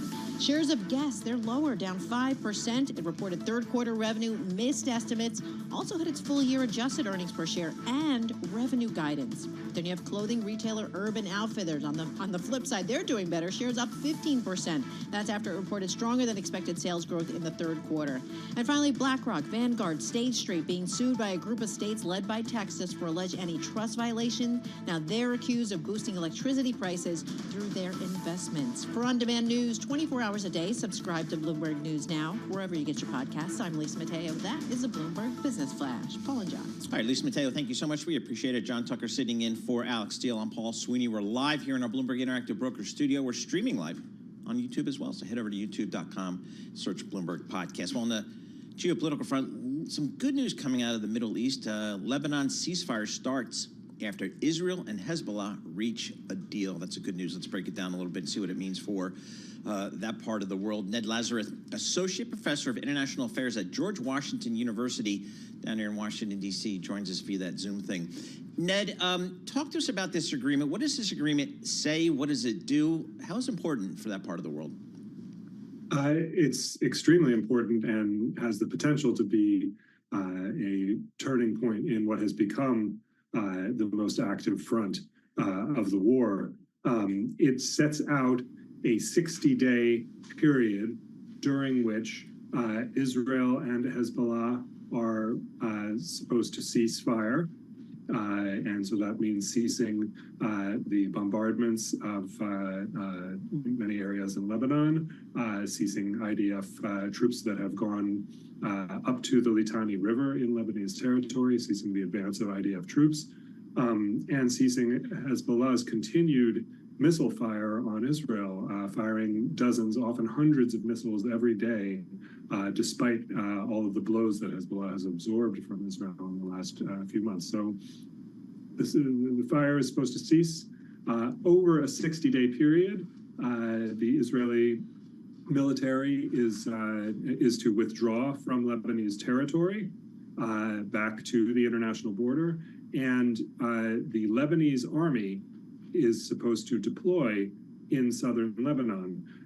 So that is in tune with a previous UN resolution, 1701, UN Security Council resolution that ended the 2006 war between Israel and Hezbollah.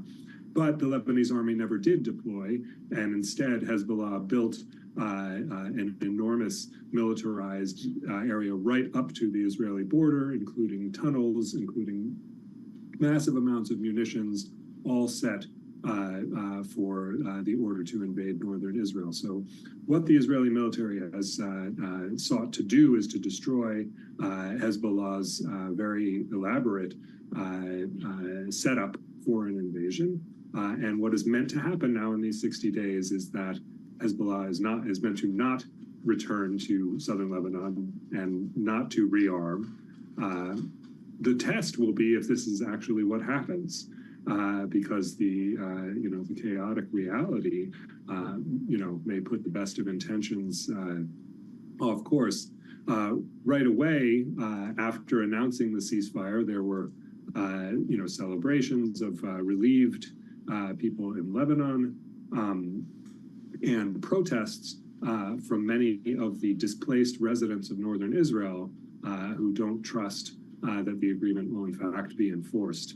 Yeah, this is Hezbollah and Lebanon. What about to the south with Gaza? What's happening on that front? Does this cover anything like that, or could it be used as a template for something with respect to Hamas?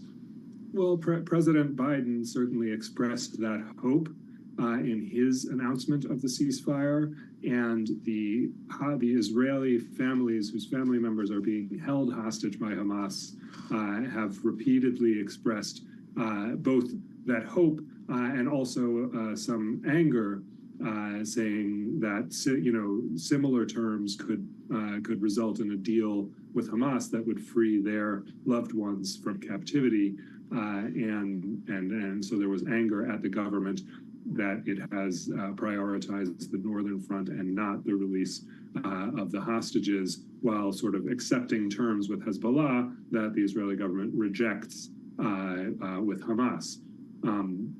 So we will see if there is renewed momentum.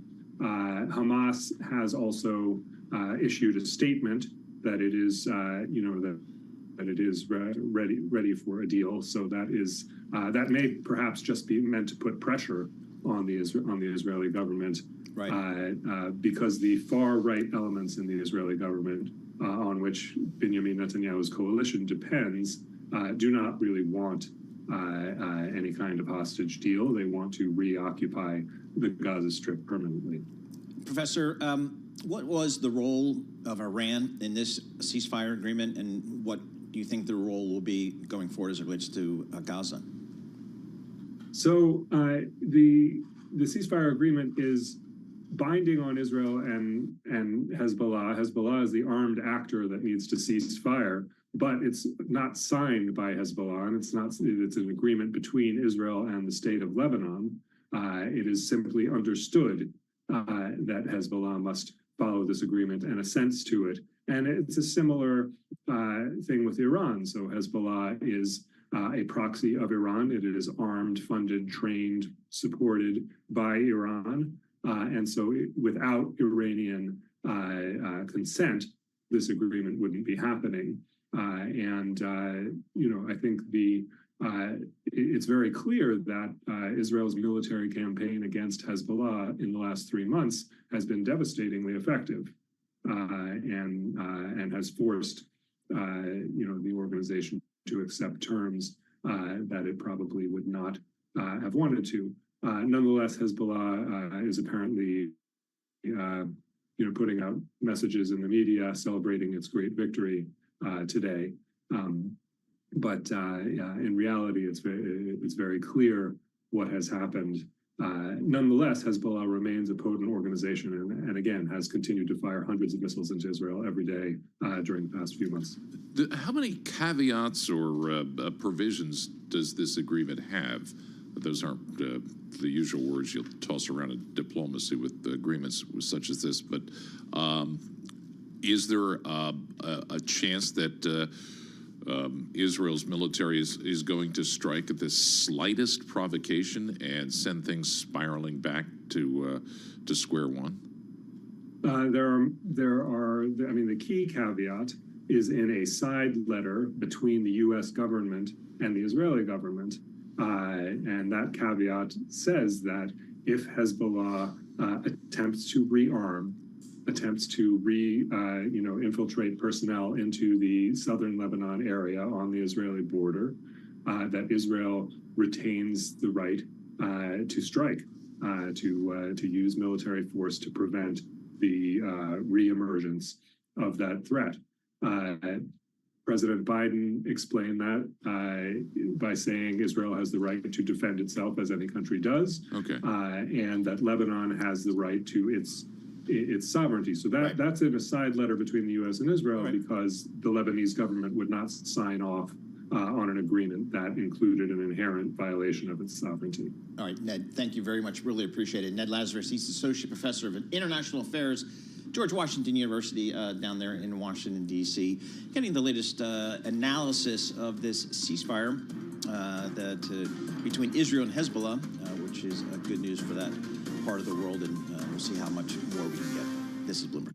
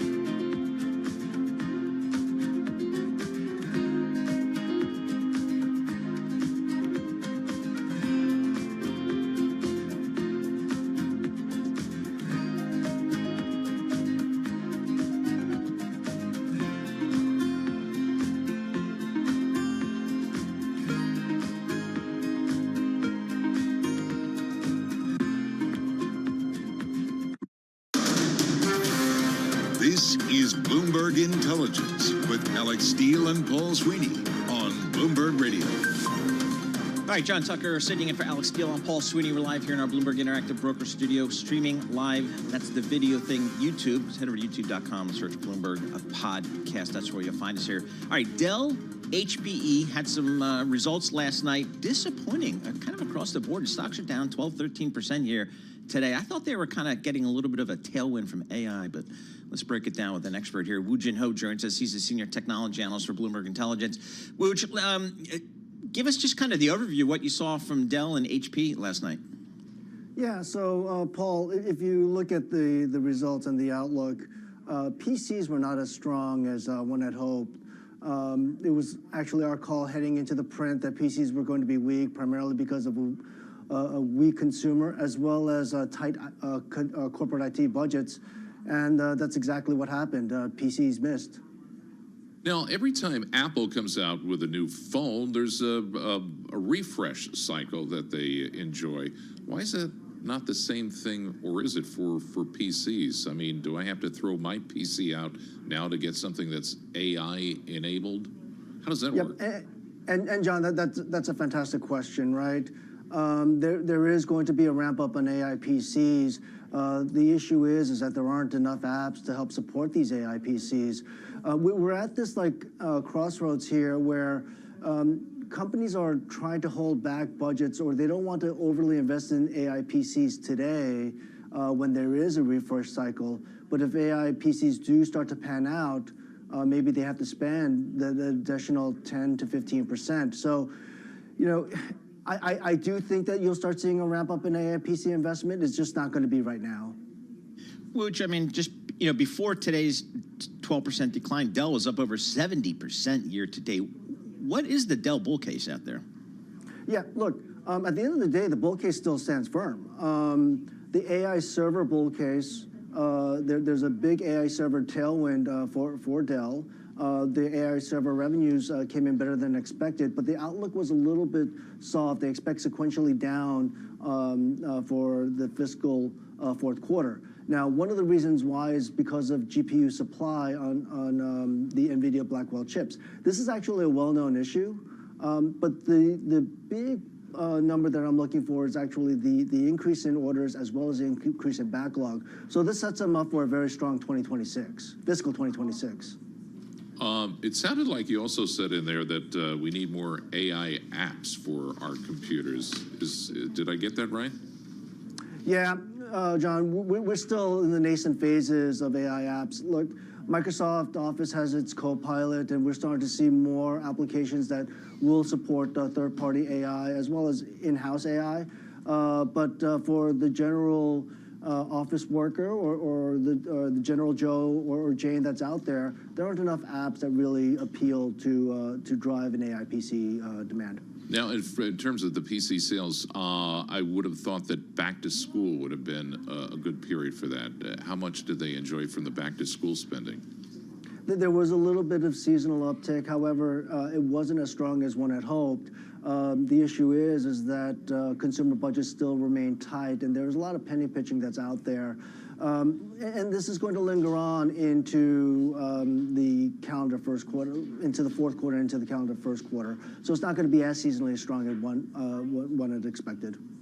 How's HP positioned here in the marketplace, maybe even vis-a-vis Dell or some of its other competitors? Yeah, I mean, look, when I look at HP, I look at it in two distinct businesses.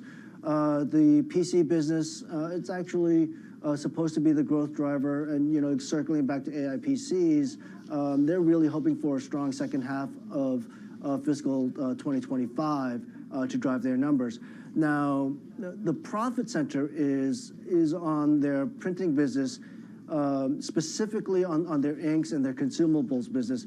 That business has actually been in decline, and they expect that to decline about the consumables business to be down about 5% next year. So if the profit center continues to slide, we're not going to see much cash flow expansion going into fiscal 25, in my view. In this space, what really stands out and excites you in the future? I mean, aside from AI, obviously, but... Well, John, hardware is hardware. Just going, I mean, AI is probably a generational shift for the hardware industry. One case in point, we're talking about a $10,000 to $15,000 traditional server revenue, and AI servers are running at around $50,000 to $100,000, right? So we're having a multiple-fold increase, and that's exciting all of the vendors here. And it is going to drive a lift on traditional servers and storage, later next year. Very good. Woo Jin Ho, thank you so much. We appreciate that. And Woo Jin Ho is the senior technology analyst for Bloomberg Intelligence from Princeton, New Jersey. John, that does it for you. And things are going to take, I think, a turn for the worse here in the next hour.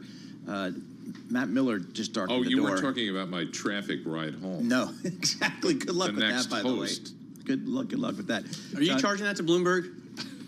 There's a separate line item in TNE now for the traffic thing, congestion pricing. Right. I mean, John Tucker comes in at like 3 o'clock in the morning. Yes. And according to our policy, he can then charge those expenses. Did like you tolls. hear my drive-in story? I got stuck behind a Macy's Thanksgiving Day float. That's a true New Yorker story there, folks. All right, John Tucker, thank you so much. We appreciate that. Coming up, we're going to have another hour of this fun stuff. Matt Miller's going to be joining us here, fresh off of his television duties. We're going to get the latest on some of these economic posts. Trump names Hassett to economic post. Greer trade chief. We're going to break that down with some Bloomberg News folks. Brian Whalen, he's going to talk to us. He's from TCW. We're going to talk fixed income with him. That's coming up. This is Bloomberg. Good morning.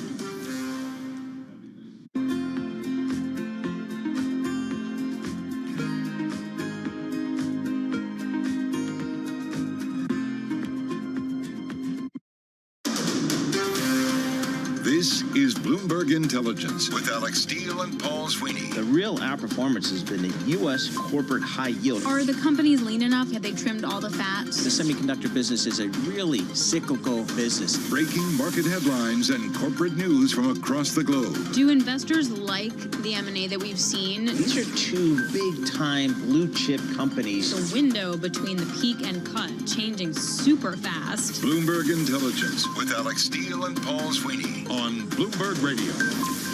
All right, coming up in this hour, Nathan Dean, Bloomberg Intelligence Senior Policy Analyst. He's going to join us. He's one of the smart folks we have down in Washington, D.C. He kind of says what's going on down there. He explains everything to us. We got some economic posts President-elect Trump has been naming. We'll get the breakdown there. Brian Whalen, CIO and PM over at TCW's Fixed Income Group. Really, really smart. He's going to join us. Barry Ritholtz joins us because why not? And I think we're just going to talk cars. I'm just going to throw it out there. I think Matt Miller and Barry Ritholtz are just going to talk cars, and I'll go out and get a ham sandwich. But it'll be fun anyway. So we got a lot coming up in the next hour. Matt Miller joining us here in studio. Right now, let's go to Mr. Charlie Pellet for a Bloomberg Business Flash. Paul Sweeney, have a great holiday, by the way. The Dow higher, S&P, NASDAQ, they're both in the red right now. Equities halting a 7-day rally that drove the S&P 500 2 records right to the numbers. We got a sell-off on the S&P with the S&P index now below 6,000, 59.99, down 22 now, down 0.4%. The Dow up 19, up by just under 0.1%. NASDAQ down 179, a decline of 1%. The Russell 2000 index, so of small cap shares, up 0.2%. Your 10-year 4.25% with a 2-year 4.21%. Gold, little change now, up $9 the ounce, 26.42, and West Texas Intermediate crude just about flat on the day, 68.79 a barrel on WTI. Bitcoin surging 4.4%, back above 95,000. Bitcoin now at 95,610. As for the overall market backdrop, Bob Dahl is president and CEO of Crossmark Global Investments, and he was interviewed this morning on Bloomberg Surveillance. We're in a period of high uncertainty, coupled with investor sentiment being a record bullish, coupled with valuations pretty high. So I think you need to move toward the center a little bit. That doesn't mean have a lot of cash. I'm fully invested, but I've been trimming my financials, which I'm still overweight. I've been adding the health care, which I'm still underweight, just getting a little closer to neutral. Bob Dahl of Crossmark interviewed this morning on surveillance, and you can hear more of the conversation on the Surveillance podcast. Download it wherever you get your podcasts. Tough day for a number of big-name tech stocks. Dell, case in point, after earnings down 12%. Hewlett-Packard Inc., HPQ on the ticker, down 13.4% after earnings. CrowdStrike now down by 4.5%. Bottom line here, we're looking at a down day for the S&P 500 index, down 0.4%. For on-demand news, 24 hours a day, subscribe to Bloomberg News Now wherever you get your podcasts. I'm Charlie Pellet. That is a Bloomberg Business Flash. Charlie Pellet, thank you so much. We appreciate it. I tell you, folks, it takes a village to replace Alex Steele. When she's not here, we try to piece something together. We got John Tucker for an hour. Now we got Matt Miller. Thanks, Matt. I'm excited to join you. I also had to go out and get my Grado headphones. These things they were first recommended to me about 20 years ago by Eric Schatzker. Okay. Brian Sullivan also used Grado headphones, and I believe that Tom Keene is a Grado guy as well. Yes, I think he is. And those are the way to go? Brooklyn-made headphones, the open ear design is just superior for listening to music especially, but also good for doing radio in the Bloomberg Interactive Broker studio. Absolutely. Good stuff coming up. All right, let's check it out of here. The market share we got, as Charlie was just reporting, kind of mixed messages out there, red and green on the screen. Let's check in with Abigail Doolittle, market correspondent for Bloomberg. What are you looking at today in this market, Abigail? I'm looking at NVIDIA trading close to session lows. That's a big reason as to why we do have stocks lower. Earlier today, they were just sort of fluctuating around even. Now you have that NASDAQ 100, as Charlie was talking about, down 1.3%. The S&P 500 down less, down 0.4%. But there is a report saying that NVIDIA, some of NVIDIA and Intel's chip suppliers, that they're thinking about reworking their manufacturing and other trade activity around Mexico due to the possibility of tariffs. So the uncertainty of what that could mean for NVIDIA seems to be sending those shares down just a little bit, down 130, down to 132.63 at this point, well off the highs that was closer to 150. So this stock has had that cyclicality of it, of the rally and then the trough. So right now we're heading into the trough. On the other hand, the upside, a really interesting one is Urban Outfitters, up the most since 2023. The stock itself up more than 15%. They put up a stronger than expected sales quarter. Apparently their Anthropologie brand is doing really well, along with Free People and Newly. I've never even heard of that brand, but apparently it's doing well for them. And there's an 8% bearish short interest on this stock. I think the main theme there is they're defying the woes that some of the retailers are seeing. I'd imagine tariff concerns have to be high. I walked into an Urban Outfitters the other day. Interesting point. And it looks like much of that clothing is made in China. Right. By the way, did you know that there's a Trump tariff losers index from Trump 1.0? I did not. Yeah, what is that index? UBS put this index together. It's UBXXTTL. So it's the Trump tariff losers index, and it's been an upswing until obviously the election. But I think I would put Urban Outfitters in there. I'm not sure. I haven't checked there's so much going on, by the way. ECTR Go on the Bloomberg terminal shows you global trade. And, you know, I realize it's over 24 hours a day, and this is a fast news cycle, but Mexico, Canada, and China are biggest trading partners by far here. So it's fascinating to me that he put, or wants to put, 25% tariffs on those two bigger trading partners, Mexico and Canada, and then an additional 10% on China. When I look at my automakers, you know, when I look at Ford, when I look at General Motors, when I look at Stellantis, these guys produce cars in Mexico, they produce cars in Canada, and they get parts from across the border as well, mainly because Trump negotiated what he calls the best trade deal of all time, right? The NAFTA deal, or whatever they call the new one, the USMCA, is what spurred so much production in those two neighbor countries, and now it's going to be a problem for those stocks. Well, let's wait and see what President Sheinbaum does, because yesterday she was talking about really wanting to create cooperation so that companies wouldn't be hurt. And I think we were talking about this yesterday, Paul, with Alex, in terms of Mexico and Canada being our biggest trading partners right now. some of that, a lot of it even, could be from China, because once the tariffs were put on China, apparently China started rerouting goods that would have landed right into the U.S. into Mexico and China, and now into the U.S. So in some ways, that 25% tariff that is going on some of those goods could actually also be on China in a way, in addition to the preliminary talk about some sort of a 10% tariff on China goods. I guess the tariffs on fentanyl is just going to grow, right? Because it comes from China into Mexico, and then they send it into the U.S. So an additional 10% on the fentanyl out of China, and then additional 25% on the fentanyl out of Mexico. All joking aside, Scheinbaum really does have to play along. Trudeau really does have to play along. This is the interesting thing about the tariff politics, right? I mean, everyone is worried about the inflation that tariffs clearly inevitably spur, but you could also use tariffs as a really strong tool. Maybe Mexico is going to pay for that wall in the end of the day. Well, you know what's interesting that you're saying, because another tool that the U.S. uses, and I'm actually thinking of Deputy Director of CIA, David Cohen. He's known as the sanction guru, not a well-known person, but I've been fascinated with him for a while, and he's known for using sanctions to try to get other countries to do what the U.S. wants to do, and now we're seeing that with tariffs. You're making an interesting point, though, Matt, in terms of all the dynamic activity between these countries and the trade and sort of the reversal of the first administration. Yep, interesting. We'll see how that plays out. But again, a lot of folks are saying these tariffs really are nothing more than a bargaining chip to get some of the important issues addressed that the president wants. We'll see how that plays out. Abigail Doolittle, thank you so much. We appreciate it. Abigail Doolittle covers all the markets for Bloomberg. Speaking of all this stuff going down in D.C., our go-to person, folks, to kind of tell us what's important, explain to us what we don't know, is Nathan Dean, Senior Policy Analyst for Bloomberg Intelligence. He's down there in D.C. Couple names, Nathan, that President-elect Trump has named: Mr. Hassett to Economic Post, Mr. Greer to Trade Chief. Tell us about these two folks and kind of what that means for some President-elect Trump's kind of trade policies here. Yeah, so, Kevin Hassett was named to the National Economic Council, the NEC chair. This is not a Senate-confirmed position.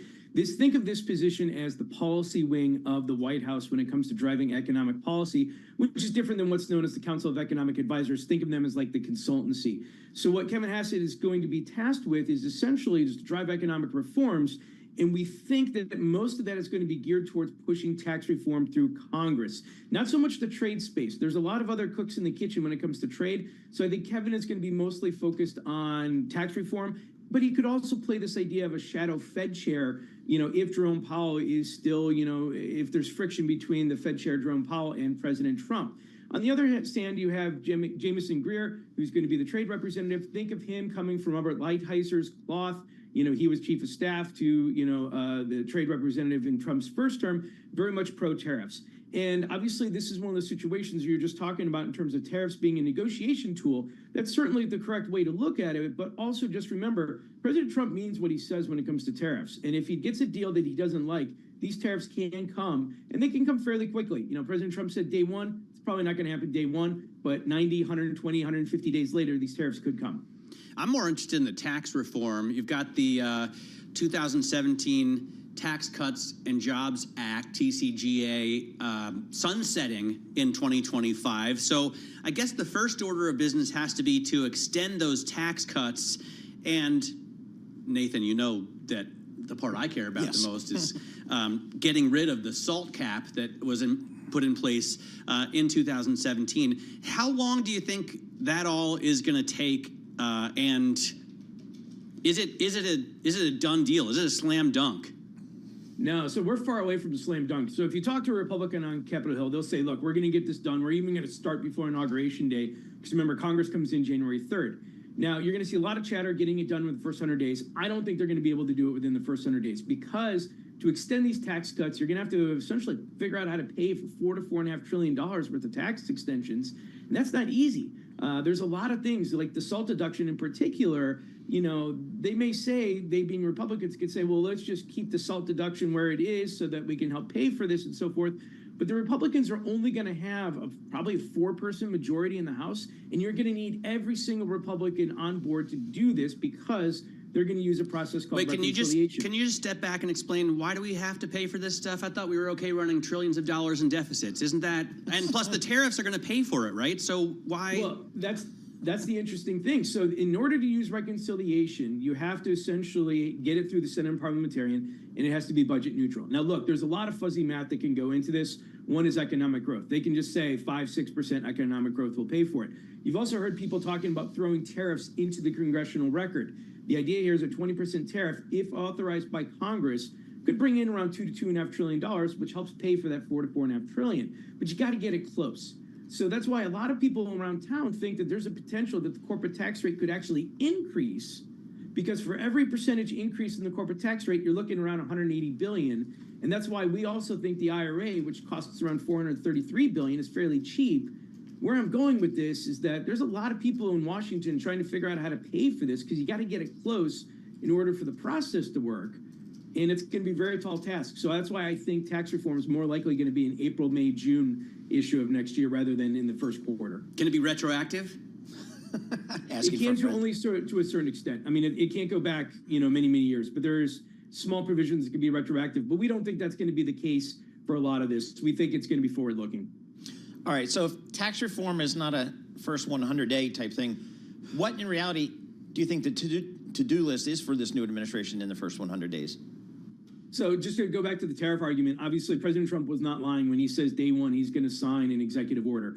I would also just remind folks that most executive orders are symbolic in nature, but not in this case, because the power of the presidency is more powerful when it comes to tariffs. In that executive order, there's essentially 4 ways President Trump can implement a tariff. 3 of those, like Section 301, Section 232, what you need to know about that is, most likely, if President Trump goes down that route, the executive order is going to say he's going to direct the Commerce Department to come up with an analysis, which will take 2 to 3 months. After that analysis, then the tariffs can go into fruition. Where I'm going with this is that tariffs are a negotiation tool, and this is specifically one of President Trump's top 2 priorities, I think, for the first quarter. The other one is immigration. And you can certainly see this with President Trump's picks and in his cabinet. He's picking populist folks in the tariff space and in the immigration space, but then he's picking Wall Street friendly folks when it comes to, Treasury and other aspects that are more of the business case scenarios. So you're going to get a lot of soap opera discussions taking place in the next year, but tariffs and immigration, I think, are President Trump's top 2 priorities, and these are areas that he can move quickly on and not have to wait for Congress. Hey, what about mass deportations? There's been so much talk about that, and it seems to me that would be the most immediately inflationary policy. If you have 10 to 15 million workers all of a sudden having to leave the country, you need to hire someone else to do those jobs, and certainly at a higher rate. Is that really going to happen? It really depends on what President Trump is feeling. I mean, what we're telling our clients is just remember, for all the advisors that are out there, it really is President Trump that makes the ultimate call on this. But what I'll say is, from the immigration perspective, notwithstanding humanitarian issues, that is certainly something that the markets should be concerned about, because the power of the presidency is more powerful there. Now, I should also be said, logistically, it's going to be very much a difficult task to get it up to the point of 1 million per year, which is what President Trump has said. There's going to be a lot of fights in the news about, Washington, D.C. and the federal government versus Chicago and New York City and so forth like that over federal funding. But what we'll also say is that, logistically, it's going to be a challenge. But also, every single person in Trump's cabinet is going to be whispering into his ear. And if he begins to see that the economic impact of this is not exactly what he wants, things can certainly change. President Trump is a transactional president. He's always willing to negotiate. He's always willing to deal. And I don't think he's going to make a final call on a lot of these things until, he gets all the information for him. But does he care about inflation that much, Nathan? I mean, I've heard from a lot of Republicans that he wants this to be a legacy building presidency in which he would actually cut U.S. spending, get rid of the bloat, for real drain the swamp. And if you're going to trade a little bit of inflation for that, it might be a good deal in the long run. Yeah, I mean, President Trump is not one to save for a rainy day. I mean, we certainly saw, we don't anticipate debt ceiling fights coming back anytime under the Trump administration, just because the fiscal hawks, I think, are going to have to get in line with Trump's goals. But, there's been a lot of chatter about draining the swamp, the Doge Commission, if you will, Elon Musk calling for $2 trillion to be cut from the U.S. budget. Well, there's only 1.7, discretionary spending out there. So you're going to have to touch things like Social Security, Medicare, Medicaid. And a lot of what Elon Musk and Vivek Ramaswamy are pushing for require an act of Congress, a bipartisan act of Congress, something that the filibuster still applies. So the question that we have for the Trump administration is trying to cut all the spending and inflation and so forth like that. On one hand, President Trump wants a fair deal. These tariffs are a very valid threat / risk opportunity, but he also wants stocks in the green. Yep, absolutely. Nathan Dean, thank you so much. We're going to be leaning on you heavily in the days and weeks to come. Nathan Dean, Senior Policy Analyst, Bloomberg Intelligence. He's down there in what they call, some people call the swamp of Washington, D.C. But if you've been down there in the summertime, man, you know it's hot down there and humid. Why would you put a nation's capital built on a swamp? I don't know, but they did. We're going to have more coming up. This is Bloomberg. Good morning.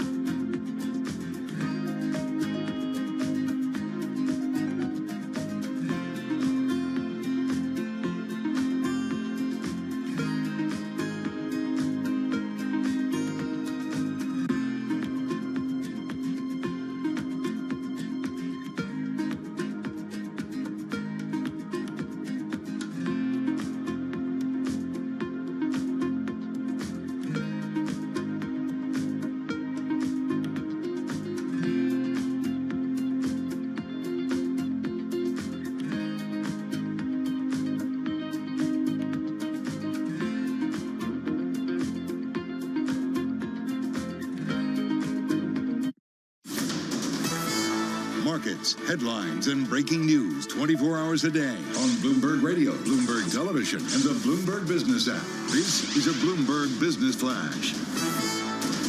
It's 11:21 on Wall Street. We do check markets all day long here at Bloomberg. A sell-off in the world's biggest tech companies weighing on stocks, while the latest economic data bolsters bets on a cautious pace of Federal Reserve rate cuts. Equities have halted a 7-day rally. S&P now lower by 24 points to 59.97, a drop right now of about 0.4%. The Dow up 13, little change there, up less than 0.1%. Nasdaq down 185, a decline of 1%. 10-year yield 4.25% with a 2-year 4.21%. Gold up $8 the ounce to $26.41. West Texas Intermediate crude up 0.1%, 68.83 a barrel. And Bitcoin right now surging 4.6%, closing in on 96,000 again, 95,850 now on Bitcoin. BlackRock, Vanguard, and State Street are being sued by a group of states led by Texas for allegedly breaking antitrust law by boosting electricity prices through their investments in the highest profile lawsuit yet against the beleaguered ESG industry. Shares of BlackRock, they're down 0.3%. State Street up 0.2%. For on-demand news, 24 hours a day, subscribe to Bloomberg News Now, wherever you get your podcasts. I'm Charlie Pelleton. That is a Bloomberg Business Flash. Charlie Pell, thank you so much. We appreciate that. Matt Miller sitting in for Alex Steele. I'm Paul Sweeney. We're live here in our Bloomberg Interactive Broker Studio, streaming live on YouTube as well. So head over to youtube.com. That's the internet, Charlie. Go to Bloomberg Podcast, and that's where you find us to do the live video thing. It's pretty cool. So you go to YouTube, and then you search Bloomberg Podcasts. And then just all the podcasts pop up, including the live little white screen. You click the on live that feed. boy. Yeah, you go there, and that's how it works. Our next guest we usually talk to via Zoom because he's out there in LA at a little firm called TCW. And Trust Company of the West. As a sell-side analyst, I spent a lot of time there groveling for the II votes, which I got, by the way, pretty much every year, thanks to my good buddy over there. Brian Whalen joins us here in our studio. He's in New York. How about that? Brian Whalen, Chief Investment Officer and Generalist Portfolio Manager at TCW. Hey, Brian, when you and your team got up the day after the election, you centered around your big conference room. Yeah. Did you all look at each other saying, do we have to change anything here? What just changed, if anything, overnight? How did you guys? We did. In fact, we kind of scratched our head a little bit because we felt like the market's reaction was just kind of a knee-jerk reaction. You know, it felt like, I don't know if it was the holidays coming up, it felt like the market hit the easy button and just wanted to take everything kind of on the surface, which was like, okay, we're going to have tariffs, 20% on the rest of the world, 60% on China. We're going to deport tens of millions of people, and inflation's going to jump up. We sat back and we said, you know what, actually, inflation was running at about 2.2% when Trump came into office the first time. And through his presidency, up until, the pandemic, it actually went down to 2.1. And that included tough immigration policies. That included tariffs. And then on the growth side, the market all of a sudden said, oh, well, my gosh, we're going to cut corporate taxes. We're going to, maybe do this adjustment to the SALT. Man, I know that's near and dear to your heart. It's huge for me. Right? And all of a sudden, we're going to have higher Treasury issuance and higher budget deficits, and Treasury yields have to go higher.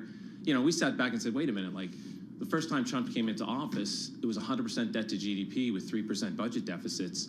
Right now he's come in with 120% debt to GDP. The budget deficit's over 6%. Yeah, you've had a Republican sweep. However, the margin in the House is not that great. There's certainly budget hawks out there. And so, at the end of the day, we just didn't feel like, the narrative or the landscape had changed that much, and that whatever was going to get done was going to get done in probably a diluted manner from the administration. And what was going to be effective was probably going to be something later next year, if not 2026. And so from our perspective, we felt like it was an overreaction, particularly in interest rates.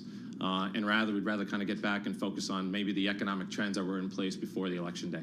It's interesting because I always put the question, usually to stocks guys, on my TV show, Bloomberg Open Interest, weekdays 9 to 11 a.m. Boom. I always listen. Yeah.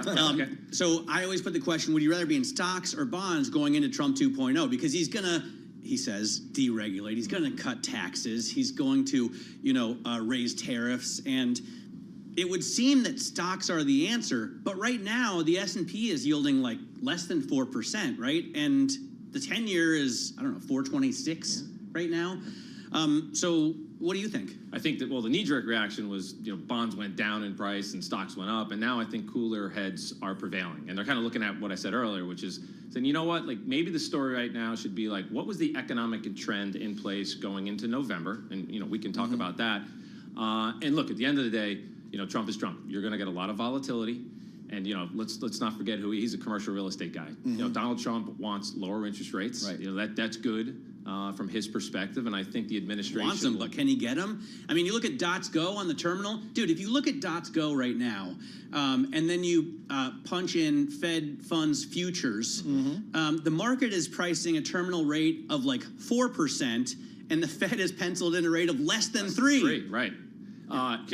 He's probably going to get them. Unfortunately for the administration, he may not get them in the way he wants, which may mean that some of the softening trends we've seen in the economy and the labor market that were in place before the election, from our opinion, they're more likely going to be what you want to look to in terms of direction, which means once we come into the new year, we could be in an environment where the economy is slowing. The Fed may have to lower rates further than the market's expecting, but that's probably going to be coinciding and due to a slowing economy, which is not necessarily the best thing for the administration.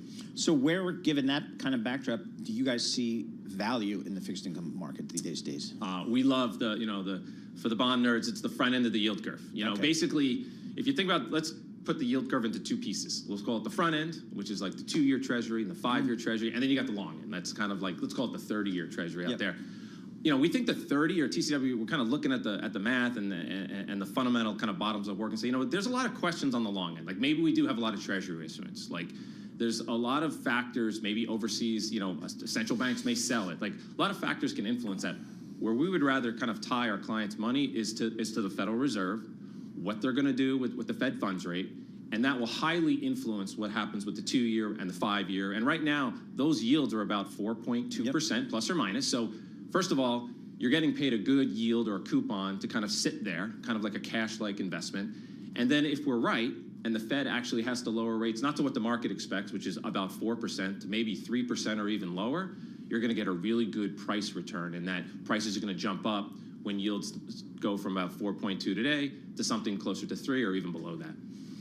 But the best performing sectors just year to date have been U.S. high yield and U.S. leveraged loans. Does that surprise you? Are you on IN Go? IN Go. Yeah. Yes. Does it surprise? When you look at equities at 22 plus price to earnings, when you look at the VIX at 14, does it surprise me? No, because it's kind of in line with other things going on in the marketplace. But that's extremely expensive. Like you are not getting compensated to take risk in the high yield bond market right now. You get about 2.6% of extra yield. It's crazy. It's crazy. Tight. Just historical levels are north of 4%. So basically, what the market's telling you, at least in the high yield market, is that it's going to be a no landing. There's not going to be volatility. Everything's going to be smooth sailing for a year plus on out. When we're willing to kind of position against that. Yeah, I think there was a Bloomberg story just a couple days ago about building up short positions in that debt. By the way, we are always pimping Bloomberg functions. That's why IN Go. You know them all, right? But the How about WIRP? How about WIRP for sure is the best. I absolutely love WIRP, IN Go, ECTR Go is the one I've been pimping at today. I wonder how focused you are on the U.S. or do you also cast your gaze abroad? Because someone sent me the Feta Brie spread today, which I thought was interesting. So French 10-year yields are about to be higher than Greek 10-year yields. And I mean, those of us old enough to remember the European debt crisis, that's insane, right? Athens was burning. It is all over the map. In fact, Greece is actually paying down debt. Yeah, France is having their government's probably going to dissolve. I think we do stuff all over the globe. Like actually just this morning, we were buying French debt at 86 basis points over boons, which is quite a bit. And then other areas of value, and we love the pound. We think that currency looks attractive versus the euro. New Zealand, talk about cutting interest rates. Zealand just cut interest rates 50 basis points overnight.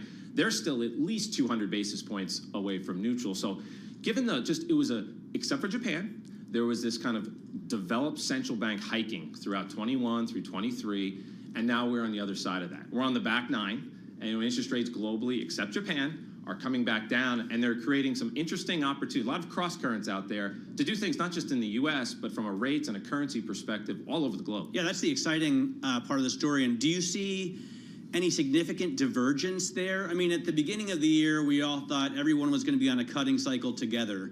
And now I mean, is it still the case, or do you expect some banks to be cutting more than others, to be holding back? Some will cut more than others. The ECB will, and I said New Zealand will probably cut more aggressively, and Australia's going to hang back a little bit. You know, inflation in Australia has not come down. Actually, growth looks decent there.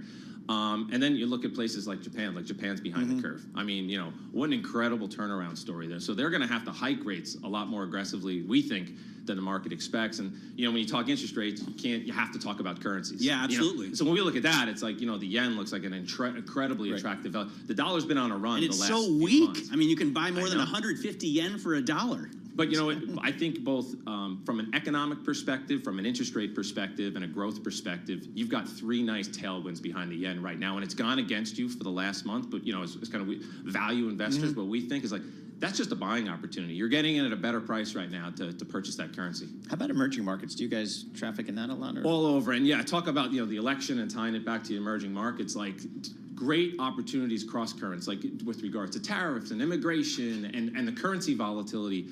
It's created opportunities, kind of bottoms up kind of issue selection opportunities, and kind of where we've been favoring is economies that are more in the emerging markets that are more idiosyncratic.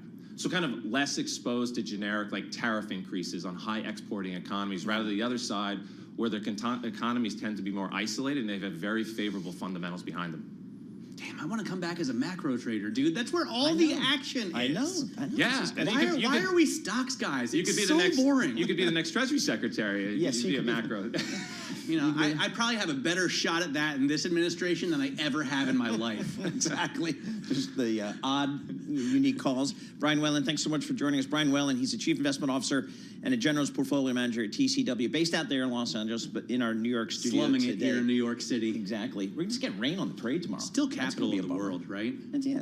You know, there was a time right before the great financial crisis, or right before Brexit, when I said, an argument can be made, and I was in London making this argument, that London's right there with New York in terms of a global financial top. Yes. Top notch. In terms of a global financial capital. And then Brexit happened, and look where they are now. I mean, remember before Rudy Giuliani started dripping, you know, hair dye down his forehead, he used to go on this big whirlwind tour saying New York is the capital of the world, and always say, you know, our city is better than yours, talking about L.A. Yes, exactly. Those were the days. Those were the days. We were killing it back then. We were. We got to get. We had Whitney Tilton. Yeah, we had him in earlier. Yeah, I had him on my television program as well. I think that's a pretty interesting candidacy, and we'll see how far it goes. But if he gets the support of the New York Post, I think he's got a lot of wind behind his sails. Interesting. It's going to be a crowded race, though, right? Yeah, but everybody's to the left of Adams except for Tilson. And I mean, in the Democrats, right? Obviously, you're not going to have a Republican governing this city. Very good. All right, coming up, we're going to check in with Barry Ritholtz. Now, there's some economic market things we could talk to him about, but why don't we just talk about cars? Yeah, absolutely. Let's just do that. All right. He S&P just 500. converted his 911. He bought a classic 911, like a 70s 911, ripped out the engine and put in a battery. What? All right, but that's sacrilege. That's where we're going to start right there. We're going to have more coming up. This is Bloomberg. Good morning.